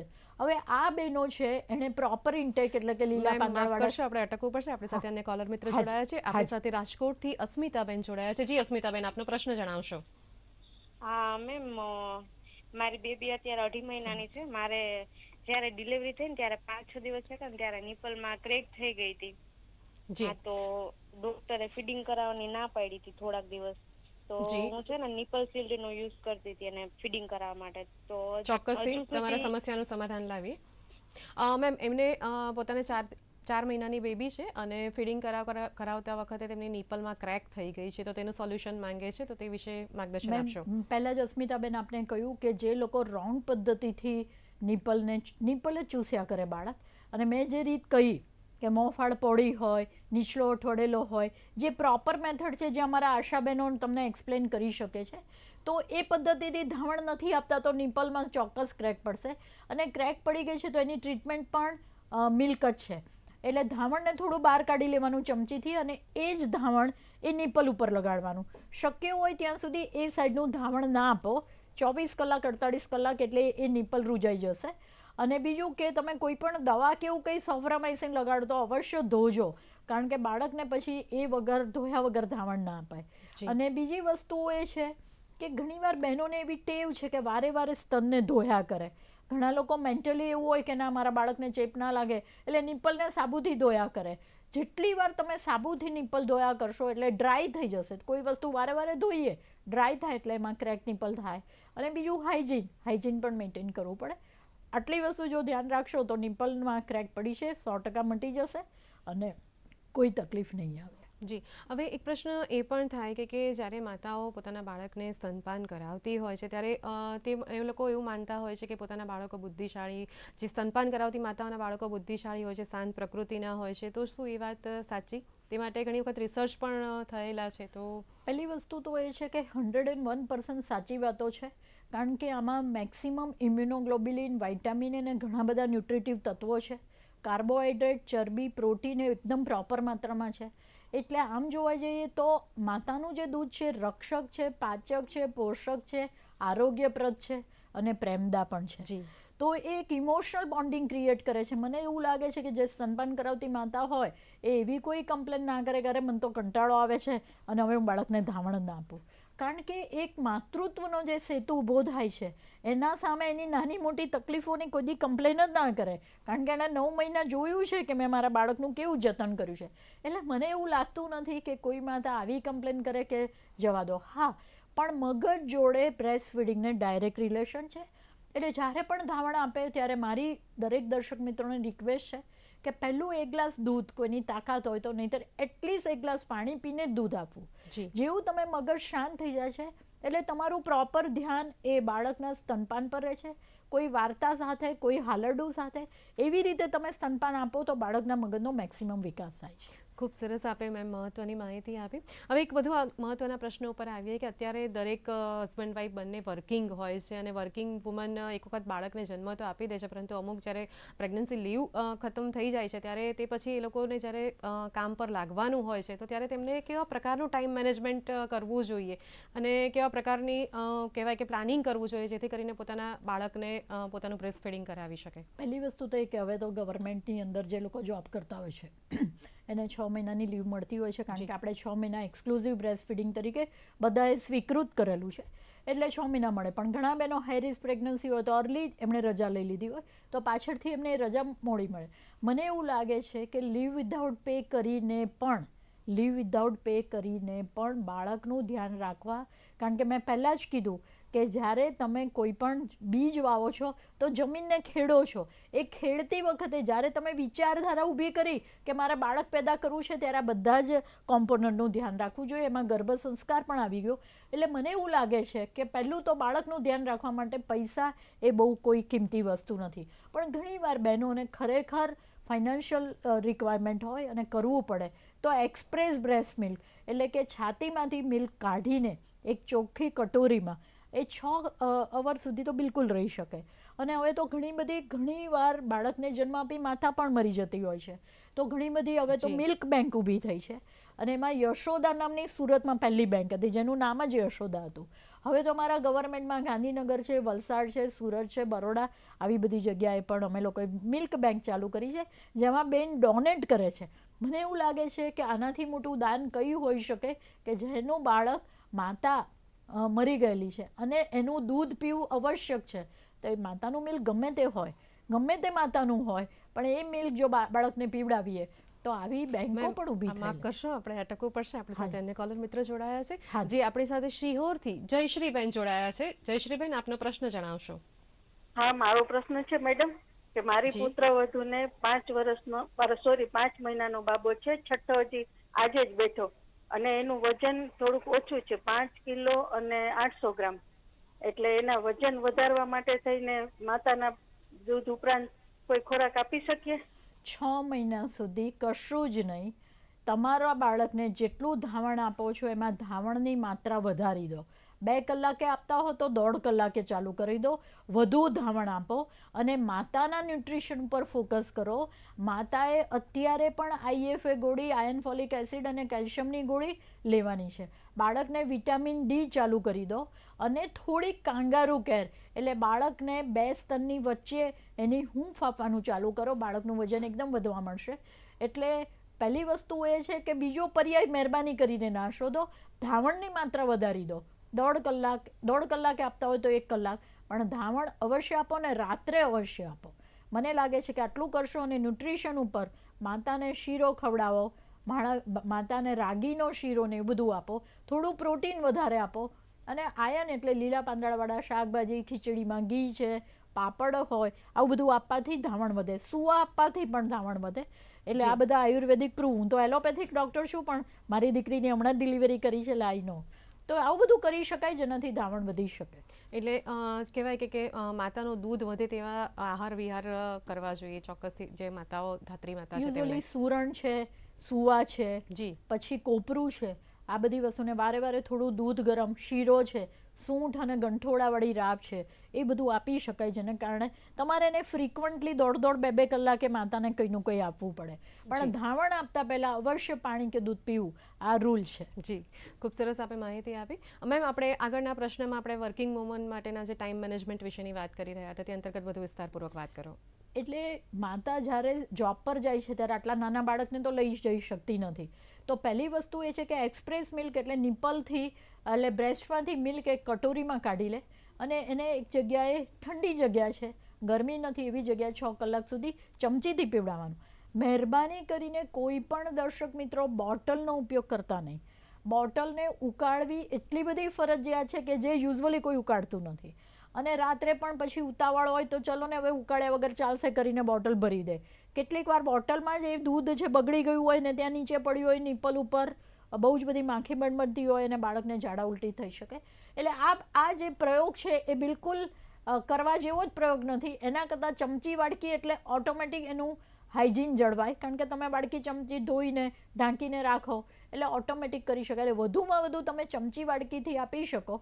અને તમારે અવશ્ય બ્રેસ્ટ સાફ કરી અને મિલ્ક કાઢવાનું છે. ફ્રીઝમાં રાખેલું મિલ્ક તો 24 કલાક સુધી રહી શકે છે.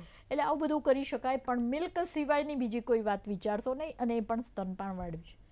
જી મેમ, ઘણી વખત માતાઓમાં, ધાત્રી માતાઓમાં એવો પ્રશ્ન રહેતો હોય છે કે કહેવાય કે દૂધ ગંઠાઈ ગયું હોય છે, સ્તન ભારે થઈ ગયા હોય છે, પોતાના બાળક ફીડ નથી કરી શકતું હતું, તો તેવા સમયે શું કરવું જોઈએ? પહેલી વસ્તુ તો એ છે કે જે બ્રેસ્ટમાંથી ધાવણ લેતા નથી એ ધીમે ધીમે કરતાં એમાં સોજો આવી જાય છે. ધાવણ ભરાય એટલે સોજો આવી જાય, એટલે પેલું સાઇનસમાંથી જે મિલ્ક આવે છે કેનાલમાંથી, એ આજુબાજુ સોજાના કારણે બંધ થઈ જાય. બંધ થાય એટલે સક કરે તોય દૂધ ના આવે, એટલે બાળક વધુ રડે, એટલે પાછું વધારે ટેન્શનમાં એ મિલ્ક છે એ અંદર ભેગું થયા કરે. મિલ્કની અંદર શુગર છે, શર્કરા. આ શર્કરા હોવાને કારણે બેક્ટેરિયા બહુ ઇઝીલી ગ્રો થઈ શકે અને એમાં એબ્સેસ પણ થઈ શકે. એટલે શું કરવું જોઈએ? તમે ટ્રાય કરો કે ગરમ પાણી જારી, ગરમ પાણીનો શેક કરી, એકાદ એન્ટી ઇન્ફ્લામેટરી ગોળી લઈને તમે એ મિલ્કને કાઢી શકો. પણ જો તમારેથી નીકળી ના શકે તો બ્રેસ્ટ પંપથી પણ તમારે બ્રેસ્ટ ખાલી કરવી પડે. સોજાની દવા લઈ શકો, પણ બાકી તમે ખાલી કરી દેશો તો એબ્સેસ નહીં થાય, નહીં તો પરું થઈ જશે. જી, ખૂબ સરસ આપે મહત્વની માહિતી આપી. આપ ડીડી ગિરનારના સ્ટુડિયો અને આજની વિશેષ ચર્ચામાં ભાગ લીધો તો મેમ આપનો ખૂબ ખૂબ ધન્યવાદ. Thank you. દર્શક મિત્રો, જોયું ને, વડાલી મેમે જે માહિતી આપી તે માહિતીનો ચોક્કસથી ઉપયોગ કરજો. અને કાર્યક્રમના અંતે એટલું જ કહીશું કે માતૃત્વ એ અબાધિત પરિમાણ સ્તનપાન છે. તો સૌથી પહેલાં સ્તનપાન એ માત્ર બાળક માટે જ નહીં, પરંતુ તેની માતાના માટે પણ એટલું જ ફાયદાકારક છે. તો આ મેમે જે ચર્ચા કરી તે ચર્ચાનો સદુપયોગ કરશો. ફરી મળીશું એક નવા વિષય, નવી માહિતી અને નવા નિષ્ણાતની સાથે. ત્યાં સુધી રજા આપશો. નમસ્કાર.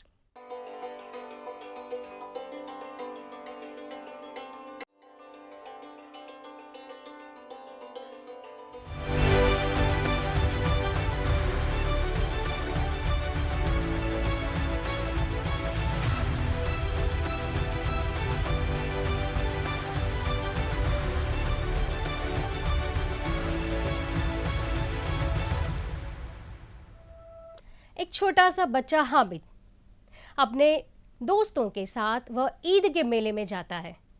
सारे बच्चे कुछ पैसे लेकर ईद के मेले में अपनी मनपसंद चीज़ें खरीदने आए हैं. कोई खाना खाता है, कोई खिलौने लेता है। हामिद हर जगह पैसे निकाल के जेब से फिर वापस रख देता है। उसको खाना भी खाना है, उसको खिलौने भी चाहिए, पर वो कुछ एक महत्वपूर्ण चीज़ को ढूंढ रहा है और उसकी महत्वपूर्ण चीज़ है चिमटा। वह अपनी दादी के लिए चिमटा खरीदता है। अपनी दादी को हर रोज़ देखता है कि वो रोटी बनाते समय कम देखने की वजह से अपने हाथ को जला देती है। भूल से जलाने वाली ये घटना हामिद के दिल को छू जाती है और जब घर जाता है हामिद अपनी दादी को चिमटा भेंट देता है। उसकी दादी बहुत रोती है, इसलिए रोती है कि बहुत मेहनत से कुछ पैसे जुटाए थे हामिद को अपने खिलौने के लिए, पर हामिद चिमटा लेकर आया। बहुत रोती है, गले लगाती है और अंत में हामिद बन जाता है दादी और दादी बन जाती है हामिद। जी हाँ, आज हम बात करेंगे उनके बारे में जिन्होंने अपने 56 वर्ष की आयु में हमें 15 उपन्यास,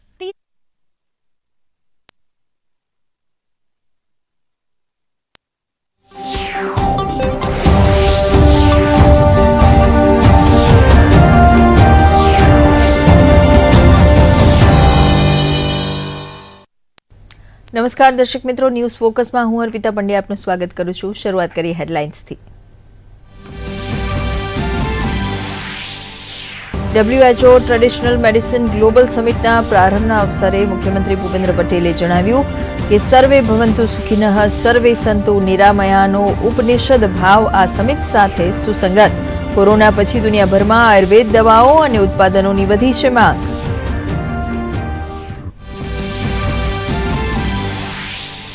ગાંધીનગરમાં G-20 પરંપરાગત ચિકિત્સા વૈશ્વિક શિખર સંમેલનમાં સામેલ થયેલ વિશ્વ આરોગ્ય સંસ્થાના વડાએ કહ્યું, પરંપરાગત દવાઓના ઉપયોગથી ભારતે કોરોના જેવી મહામારી પર મેળવ્યો કાબુ। આયુષ મંત્રાલયે કહ્યું, કોરોના સમયે જાહેર કરેલી ગાઈડલાઈન માત્ર ભારત જ નહીં પણ વિશ્વ માટે પણ થઈ ઉપયોગી। સુરતની 27 જેટલી ડાયમંડ કંપનીના બેંક એકાઉન્ટ ફ્રીઝ થતા ખોરવાયા કરોડોના વ્યવહાર।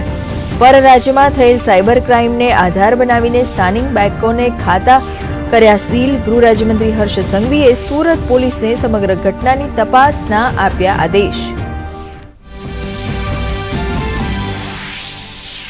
રાષ્ટ્રપતિ દ્રૌપદી મુર્મુએ કલકત્તામાં વિંધ્યાગીરી પ્રોજેક્ટનું કર્યું લોન્ચિંગ। ભારતીય નૌસેનાના યુદ્ધ જહાજ વિંધ્યાગીરીનું કરાયું જલાવતરણ।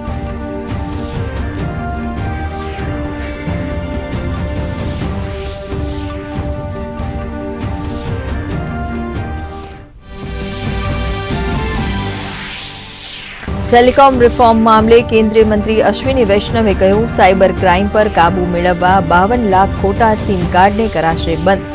67,000 સિમ કાર્ડ ડીલર્સને કરાયા બ્લેકલિસ્ટ। સિમ કાર્ડ વેચવાવાળા ડીલર્સનું ફરજિયાત કરાશે પોલીસ વેરિફિકેશન।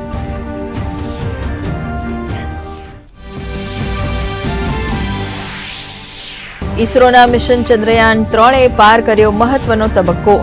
યાનનું પ્રોપલ્શન મોડ્યુલથી લેન્ડર મોડ્યુલને સફળતાપૂર્વક કરાયું અલગ। 23 ઓગસ્ટ સુધી સોફ્ટ લેન્ડિંગની યાત્રા એકલું જ કરશે લેન્ડર મોડ્યુલ।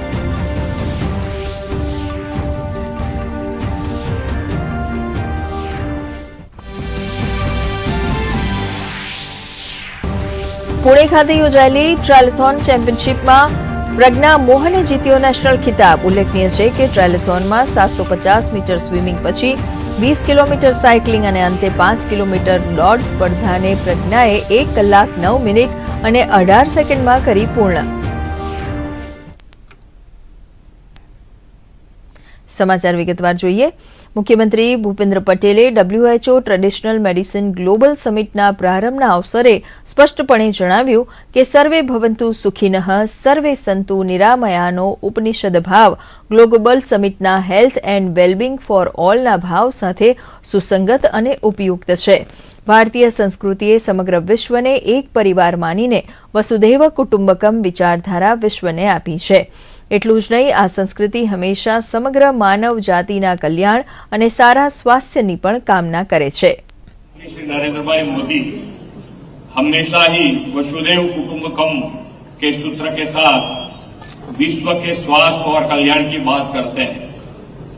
कोरोना के कारण जब पूरी दुनिया में हलचल मच गई थी तब हमारे लोकप्रिय प्रधानमंत्री श्री नरेंद्र भाई के मन में आयुष सेक्टर को विकसित करने का विचार आया।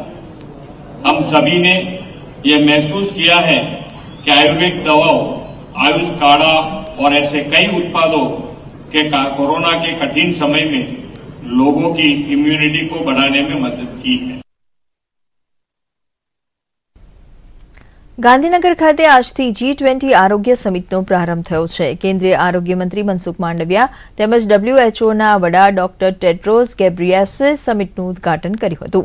બેઠકમાં પરંપરાગત દવાઓના મહત્વ વિશે વિસ્તૃતમાં ચર્ચા કરવામાં આવી રહી છે, જેમાં WHOના વડાએ કહ્યું કે કોરોના જેવી મહામારીમાં ભારતે પરંપરાગત ચિકિત્સા પદ્ધતિનો ઉપયોગ કરીને માત્ર ભારતને જ નહીં પરંતુ વિશ્વના અનેક દેશોને સારવાર માટે નવી દિશા આપી છે. સદીઓ જૂની પરંપરાગત ચિકિત્સા પદ્ધતિ આજે સમગ્ર વિશ્વ માટે આદર્શ બની રહી છે. તેમણે ભારતની ટેલિમેડિસિન સિસ્ટમ તેમજ સારવાર માટે આરોગ્ય વિભાગ દ્વારા કરવામાં આવેલા આયોજનની પણ નોંધ લીધી હતી. આ ઉપરાંત તેમણે મહત્વની વાત કરતા કહ્યું કે G-20 બાદ WHO વૈશ્વિક સ્તરે પરંપરાગત ચિકિત્સા માટે વિશેષ આયોજન કરશે. તો કેન્દ્રીય આરોગ્ય મંત્રી મનસુખ માંડવિયાએ કહ્યું, પ્રધાનમંત્રી નરેન્દ્ર મોદીના નેતૃત્વમાં ભારતે કોરોના જેવી મહામારી સામે માત્ર કાબુ નથી મેળવ્યો પરંતુ વેક્સિનથી માંડીને વિશ્વને દવાઓ પૂરી પાડવા સુધીની મહત્વની કામગીરી કરી હતી. તો મુખ્યમંત્રી ભૂપેન્દ્ર પટેલે કહ્યું કે ગુજરાત આરોગ્ય ક્ષેત્રે વૈશ્વિક સ્તરે સારવાર આપતું મુખ્ય કેન્દ્ર બની રહ્યું છે. International partnership to advance the agenda of traditional medicine and to work together toward promoting and leveraging the potential of traditional healthier practices worldwide. Traditional medicine have played a significant role in promoting health at personal and community levels for many countries. It's an honor to be with you here in Gandhinagar for the first WHO Traditional Medicine Global Summit. I thank Prime Minister Modi and the government and people of India and Gujarat for their hospitality and for their leadership in traditional medicine as part of their commitment to universal health coverage through the Ayushman Bharat scheme. Gandhinagar ખાતે G-20 અંતર્ગત WHO traditional medicine global સમિટનું ઉદઘાટન કરવામાં આવ્યું હતું. આ કાર્યક્રમમાં WHOના પ્રમુખ doctor Tedros ગેબ્રિયસ તેમજ આરોગ્ય મંત્રી મનસુખ માંડવિયા ઉપસ્થિત રહ્યા હતા. આયુષ મંત્રાલય અને વિશ્વ આરોગ્ય સંસ્થા દ્વારા આ 2 દિવસીય શિખર સંમેલનનું આયોજન કરાયું છે. આ સંમેલનમાં પરંપરાગત ચિકિત્સા અંગેના ભારતના વિશાળ અનુભવ અને કુશળતાને ધ્યાનમાં રાખીને વિચાર વિમર્શ કરવામાં આવી રહ્યો છે.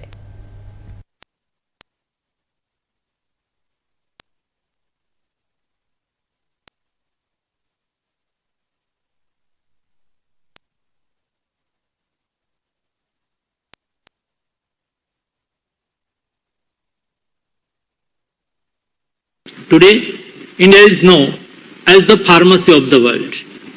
It is the largest provider of generic medicines globally and has a share of 20% in the global supply volume and contribute to around 60% of global vaccines. Through the Vaccine Maitri initiative, India has supplied over 298 million COVID-19 vaccines to around 100 countries, which shows our commitment to the global community and dedication to help our brothers and sisters in all parts of the world. We have to build our capacities, but at the same time, maybe each country may not cover everything, and there could be countries that may specialize in some areas that can help in medical tourism. G-20 અંતર્ગત ગાંધીનગર ખાતે મેડિટેકનું ઉદઘાટન કરાયું હતું, જેમાં medical ટેકનોલોજીને લગતા વિવિધ સ્ટોલ્સનું પ્રદર્શન યોજવામાં આવ્યું હતું. કેન્દ્રીય મંત્રી સર્વાનંદ સોનોવાલે આ પ્રદર્શનનું ઉદઘાટન કર્યું હતું. કેન્દ્રીય મંત્રી ડોક્ટર મનસુખ માંડવિયાએ કહ્યું હતું કે આ પ્રદર્શનને કારણે ઘણી બધી મહત્વપૂર્ણ માહિતી ઉપલબ્ધ થશે.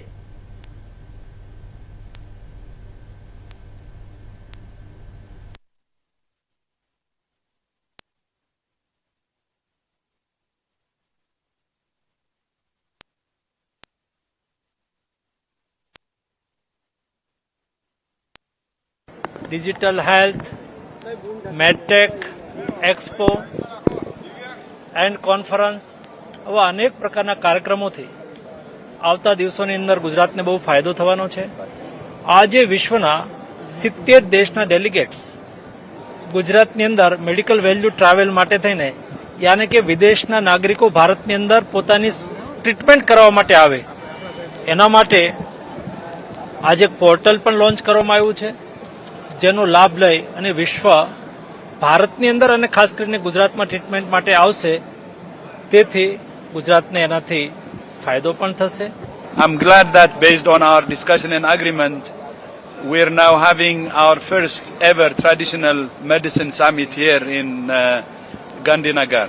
Establishment of the Traditional Medicine Center, the WHO Global Center, is going very well. And also we have the first summit of traditional medicine. परम आदरणीय प्रधानमंत्री जी ने पिछली 9 साल के अंदर आयुष को आगे बढ़ाने के लिए जो विशेष कदम उठाए, अनटायरिंग एफर्ट, इसके वजह से आज हमारी परंपरागत चिकित्सा पद्धति ने सिर्फ देश के अंदर नहीं दुनिया में अलग सा पहचान बनाने में सफलता प्राप्त की है. तो इसलिए आज आप लोगों ने देखी है पहली बार के लिए WHO का global centre for traditional medicine Hindustan की धरती पे उसको स्थापना की गई है, पहली बार के लिए.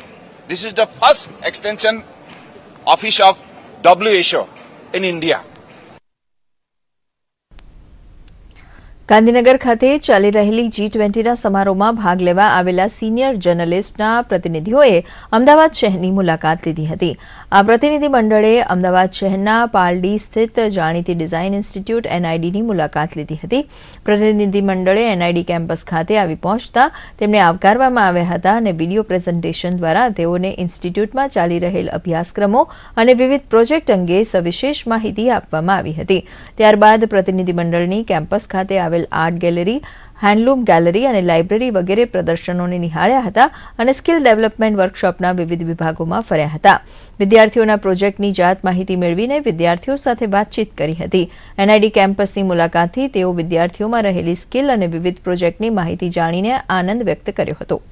It's been really great to come to this institution. I mean, it's a beautiful building, it's got a rich history, and I guess it's been a real privilege for me to come and check out the tradition of design in India, which is, I guess, sort of summed up so beautifully in this educational institution. This is the first time I come to this place, and it's a beautiful place. It's very inspiring. The way the students are connected to their nature, to their culture, creating new products, new idea designs. Honestly, this place is very, very inspiring. I think the whole world should know about it. Gandhinagar ખાતે ચાલી રહેલી G-20ના સમારોહમાં ભાગ લેવા આવેલ senior જર્નલિસ્ટના પ્રતિનિધિઓએ અમદાવાદ શહેરની મુલાકાત લીધી હતી. આ પ્રતિનિધિ મંડળે અમદાવાદ શહેરના ઇસરોની મુલાકાત લીધી હતી. ભારતે અંતરિક્ષ ક્ષેત્રે જે પ્રગતિ કરી છે એની પ્રતિનિધિ મંડળે માહિતી મેળવી હતી. સાથે જ ગગનયાન સહિતના વિવિધ પ્રોજેક્ટ અંગે પણ જાણકારી મેળવી હતી.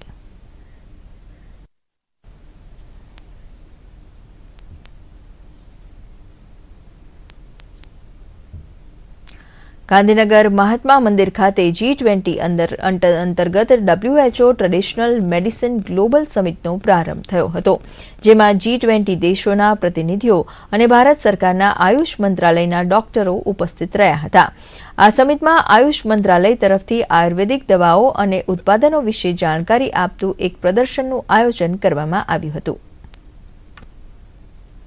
12 દેશોના હેલ્થ મિનિસ્ટર્સ આવ્યા છે, જે G-20ના મિનિસ્ટર્સથી અલગ છે, અને આ બધા ડેલિગેશન્સ આવ્યા છે અને અહીંયા 2 દિવસ માટે એ લોકો બધા સાથે મળી અને ટ્રેડિશનલ મેડિસિનમાં કેવી રીતે આપણે સસ્ટેનેબલ ડેવલપમેન્ટનો SDG ગોલ 3 જે યુનિવર્સલ હેલ્થ કવરેજ છે એને કેવી રીતે અચીવ કરી શકાય, એવિડન્સ જનરેશન કરીને કેવી રીતે જે ટ્રેડિશનલ મેડિસિનના વૈજ્ઞાનિક તથ્યો છે એને આપણે પબ્લિક હેલ્થમાં ટ્રાન્સલેટ કરી શકાય, અને એ બધા વિષય ઉપર ચર્ચા કરી। माननीय प्रधानमंत्री जी का विजन था कि आयुष की जो विधा थी उसको संपूर्ण विश्व में आगे ले जा रहे हैं। योग को उन्होंने आज इंटरनेशनल योगा डे किया।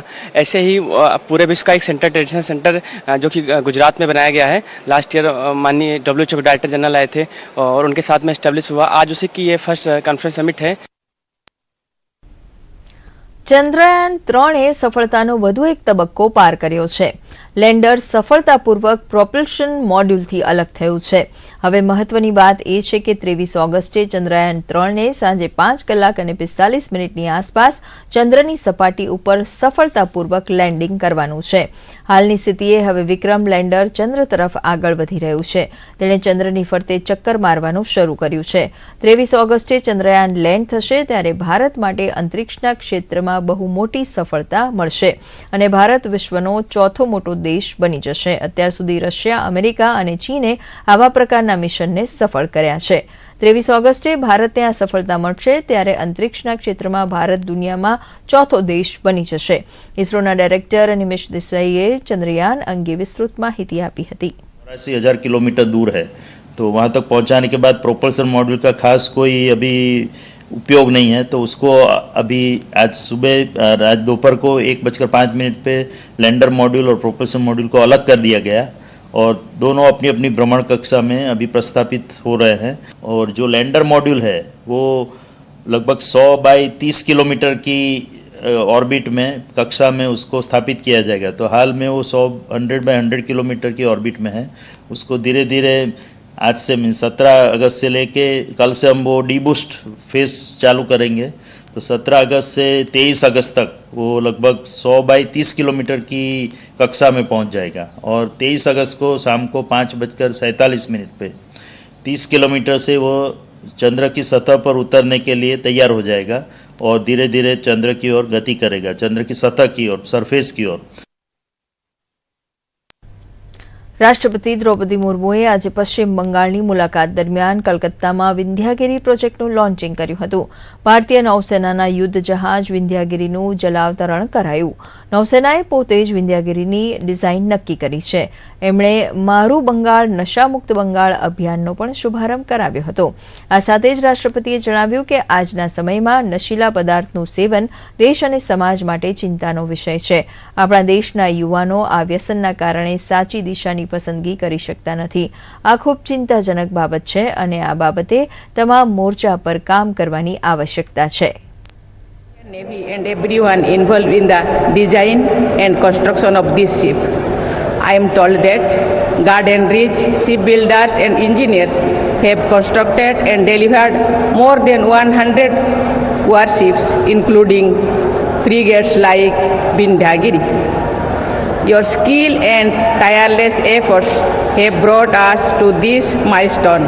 I appreciate the entire team at GRSC for its achievement.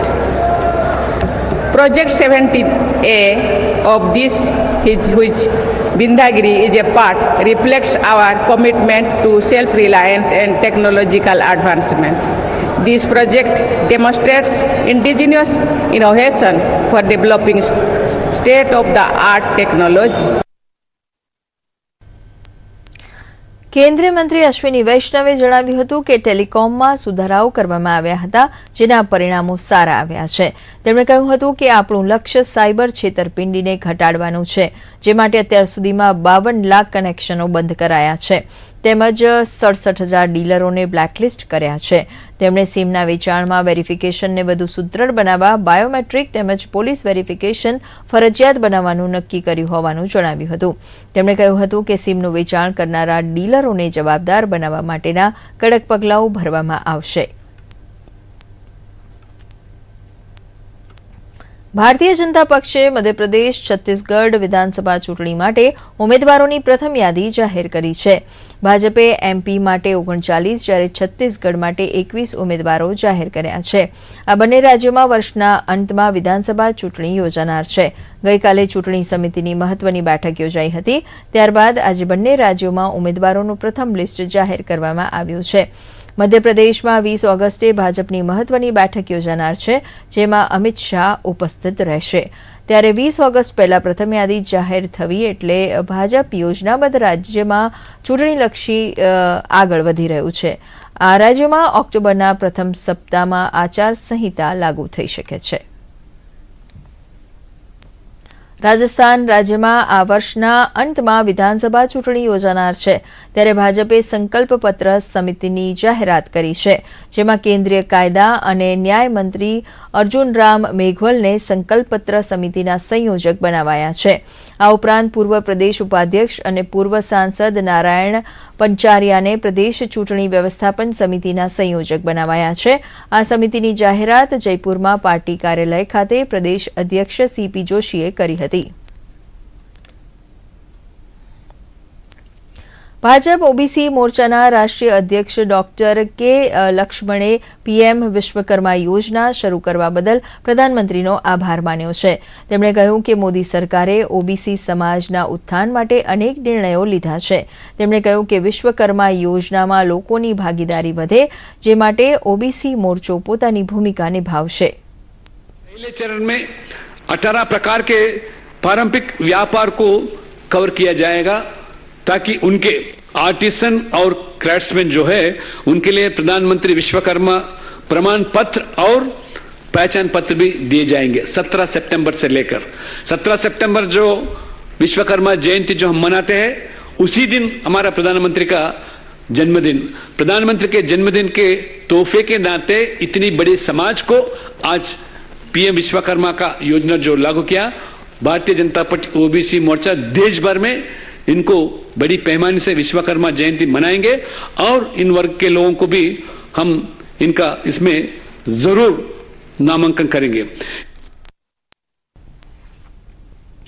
પ્રધાનમંત્રી નરેન્દ્ર મોદીની અધ્યક્ષતામાં મંત્રીમંડળની સમિતિએ રેલવે સંબંધિત 7 પ્રોજેક્ટોને લીલી ઝંડી આપી હતી, જેમાં કચ્છમાં સામખિયાળાથી ગાંધીધામ વચ્ચે 53 કિલોમીટર અને રૂટ ટ્રેક ગણાતા 112.7ના 4 માર્ગીય રેલવે લાઇન નાખવાના મહત્વપૂર્ણ પ્રોજેક્ટનો પણ સમાવેશ થાય છે. ગાંધીધામ સામખિયાળી ગાંધીધામ વચ્ચે રેલવે ટ્રેકના ક્વોડ્રપલિંગને સિદ્ધાંતિક મંજૂરી બાદ કેબિનેટ તરફથી પણ લીલી ઝંડી મળી જતા તેના સર્વેના ટેન્ડર બહાર પડાયા છે. આ અંગે એઆરએમ આશીષ ધાનિયાએ વધુ માહિતી આપી હતી. ये प्रोजेक्ट कच्छ एरिया, पश्चिम रेलवे, गुजरात ही इम्पॉर्टेंट है, क्योंकि ये हमारे जो पोर्ट कनेक्टिविटी जो इस एरिया के जो मैक्सिमम पोर्ट्स हैं, Deendayal port, Kandla port, Mundra port, tuna port और साथ साथ हमारा अपकमिंग जखाऊ पोर्ट, इस एरिया को कैटर करेगा और यहाँ से माल लदान की मोबिलिटी को काफ़ी तीव्रता और गति शक्ति प्रोवाइड करेगा. के साथ ये प्रोजेक्ट पैसेंजर मूवमेंट के लिए भी बहुत हेल्पफुल रहेगा. ये पैसेंजर मूवमेंट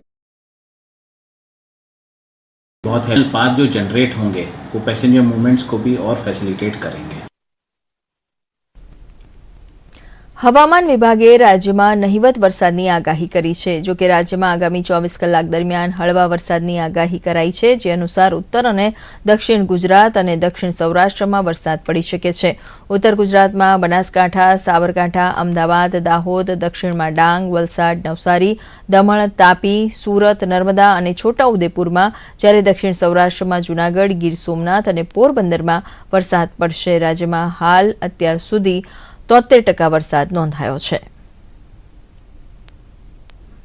घंटों में मुख्य तौर पे जो है बरसात हल बहुत लाइट रेन देखा जा सकता है, वो भी लिमिटेड है. नॉर्थ गुजरात की हम बात करें तो बनासकांठा, साबरकांठा, अहमदाबाद और दाहोद जो है इसमें मुख्य तौर पे जो है लाइट रेन होने की संभावना है. और साउथ गुजरात में डांग, नवसारी, वलसाड, तापी, दमन और डीएनएच में जो है लाइट रेन की संभावना है. नवसारी, वलसाड, तापी, दमन, डीएनएच और डांग में जो डांग तथा सूरत में भी जो है हल्की फुल्की बरसात देखी जा सकती है. और अगर हम सौराष्ट्र और कच्छ की बात करें तो कच्छ मुख्य तौर पे अगले 7 दिनों तक ड्राई रहने का संभावना है. और सौराष्ट्र में जो है साउथ सौराष्ट्र के जूनागढ़ तथा गिर सोमनाथ में जो है लाइट रेन होने की संभावना है. કેન્દ્રીય મંત્રી દેવસિંહ ચૌહાણે નડિયાદ કમલમ ખાતે સંસદમાં ચોમાસા સત્ર દરમિયાન થયેલી કાર્યવાહીની વિગતો આપી હતી. તેમણે કહ્યું હતું કે ચોમાસા સત્ર દરમિયાન government of national capital territory of Delhi સુધારા bill, digital personal data protection bill, Jan Vishwas bill 2022, the registration of birth and death bill 2023 સહિતના મહત્વના વિધેયક પસાર કરવામાં આવ્યા હતા. તેમણે કહ્યું હતું કે ચોમાસા સત્ર દરમિયાન 19 મંત્રાલયના 42 જુદા જુદા કાયદાઓની 183 જોગવાઈઓને રદ કરવામાં આવી હતી.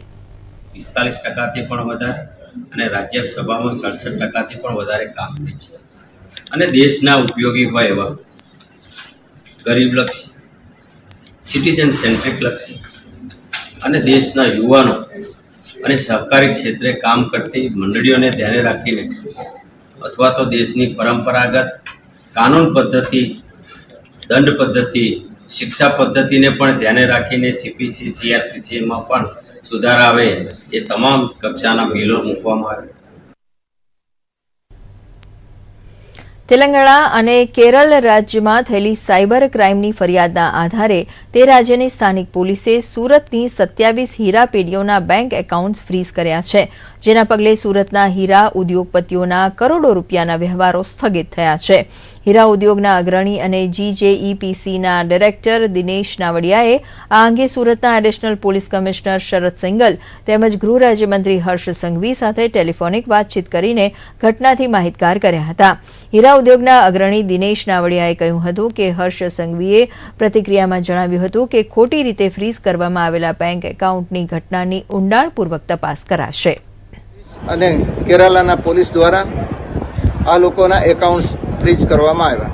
આ બાબતે ગુજરાત રાજ્યના ગૃહ રાજ્યમંત્રી શ્રી હર્ષભાઈ સંઘવીને પણ જાણકારી પ્રાપ્ત થતાં એમની પણ ટેલિફોનિક રીતે મારી પાસે બધી માહિતી માગી. માહિતી બધી જ પૂરી પાડી અને ખૂબ ગંભીરતા આ બાબતે ગંભીરતાથી લઈને આ મુદ્દાને તાત્કાલિક સુરત શહેર પોલીસ કમિશનર તોમર સાહેબને આ બાબતે જાણકારી આપવામાં આવી અને પોલીસ કમિશનર શ્રી તોમર સાહેબે 4:30 વાગે જે લોકો પીડિત છે એ લોકોને 4:30 બધી જ માહિતી સાથે લઈને બોલાવ્યા છે અને ગુજરાતના ગૃહ રાજ્યમંત્રી હર્ષભાઈ સંઘવી ખૂબ ચિંતિત છે આ ઘટનાક્રમથી અને આ અંગે તાત્કાલિક કાર્યવાહી થશે એવી ખાતરી ઇન્ડસ્ટ્રીના લોકોને આપવામાં આવી છે. આણંદ જિલ્લા વિકાસ સંકલન અને દેખરેખ સમિતિની બેઠક યોજાઈ હતી, જેમાં સાંસદ મિતેશ પટેલે કેન્દ્ર, રાજ્ય સરકાર પુરસ્કૃત અને જિલ્લા ગ્રામ વિકાસ એજન્સી દ્વારા અમલી યોજનાઓનો લાભ છેવાડાના માનવી સુધી પહોંચે તે જોવા અધિકારીઓને અનુરોધ કર્યો હતો.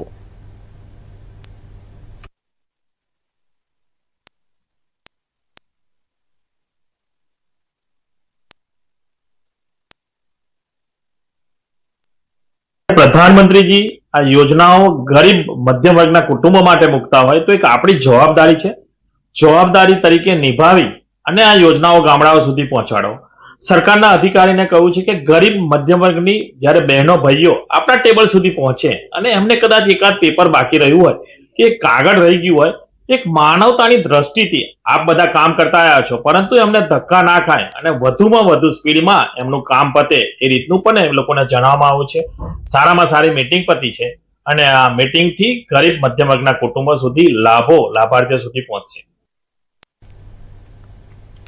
કચ્છ જિલ્લામાં જખૌના પિંગળેશ્વર વિસ્તારમાંથી ચરસ અને વિસ્ફોટક સેલ જેવી વસ્તુઓ મળી આવતા પોલીસ અને ગુપ્તચર વિભાગે ઘનિષ્ઠ તપાસ શરૂ કરી છે.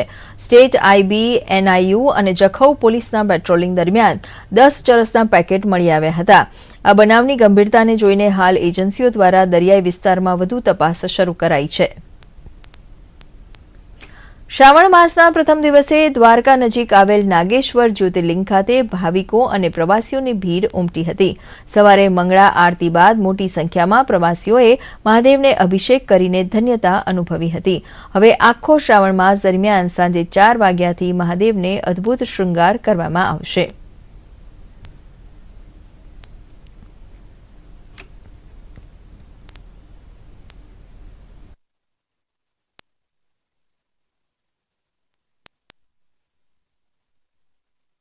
અનેક માણસો આ શ્રાવણ માસની અંદર આ તીર્થક્ષેત્રની અંદર આવે છે. તીર્થક્ષેત્રમાં મહાદેવનું ખૂબ જ મહત્ત્વ છે. શ્રાવણ માસની અંદર જ્યારે શિવની ઉપાસના કરવામાં આવે છે ત્યારે સંપૂર્ણપણે શિવ આપણા ઉપર પ્રસન્ન થાય છે. શિવ ભક્તો શિવની પૂજા કરી અને ધન્યતા અનુભવે છે. જે રીતે પુરુષોત્તમ માસની અંદર દ્વારકાધીશની ઉપાસના કરી, દ્વારકાધીશના દર્શન કરી અને પુણ્યનું ભાથું બાંધે છે, એમ શ્રાવણ માસની અંદર નાગેશ્વર જ્યોતિર્લિંગના દર્શન કરી અને પોતાનું પુણ્યનું ભાથું બાંધે છે. અમદાવાદની શી પોલીસ ટીમ છેલ્લા 4 વર્ષથી મહિલાઓ, બાળકો અને વૃદ્ધ લોકોની સુરક્ષા, સલામતી અને સાયબર ક્રાઇમથી બચાવવા માટે કાર્ય કરી રહી છે. ગુજરાત પોલીસ દ્વારા નિર્ભયા સિટી પ્રોજેક્ટ ચલાવવામાં આવી રહ્યો છે, જેમાં SOS બટન આપવામાં આવી રહ્યા છે. અમદાવાદને સેફ સિટી બનાવવામાં શી ટીમનું મોટું યોગદાન રહ્યું છે. શી ટીમ દ્વારા અમદાવાદના અલગ અલગ વિસ્તારમાં રહેતા વૃદ્ધ લોકોની સંભાળ કરવામાં આવી રહી છે. એમના આરોગ્યની સાથે સાથે બેંક વ્યવસ્થા હોય કે રાશનની જરૂરિયાત, શી ટીમ લોકોને મદદ કરવા ખડે પગે રહે છે. અને જે ઘરોઘરે જઈ સિનિયર સિટીઝનના, મહિલાઓના અને જે નબળા વર્ગો છે એમના ઘરે જઈ એમને કાઉન્સિલિંગ કરવી, તેમજ એમની સેવા આપવી, અલગ અલગ સેવા આપવી, અને જે અનાથ બાળકો છે અને જે સિનિયર સિટીઝન છે જેમને જે એકતા રહે છે એમના માટે બહુ જ મોટું યોગદાન શી ટીમે આપ્યું છે. તો આ સાથે ન્યૂઝ ફોકસ બુલેટિન અહીં સમાપ્ત કરીએ છીએ. નમસ્કાર, શુભરાત્રી.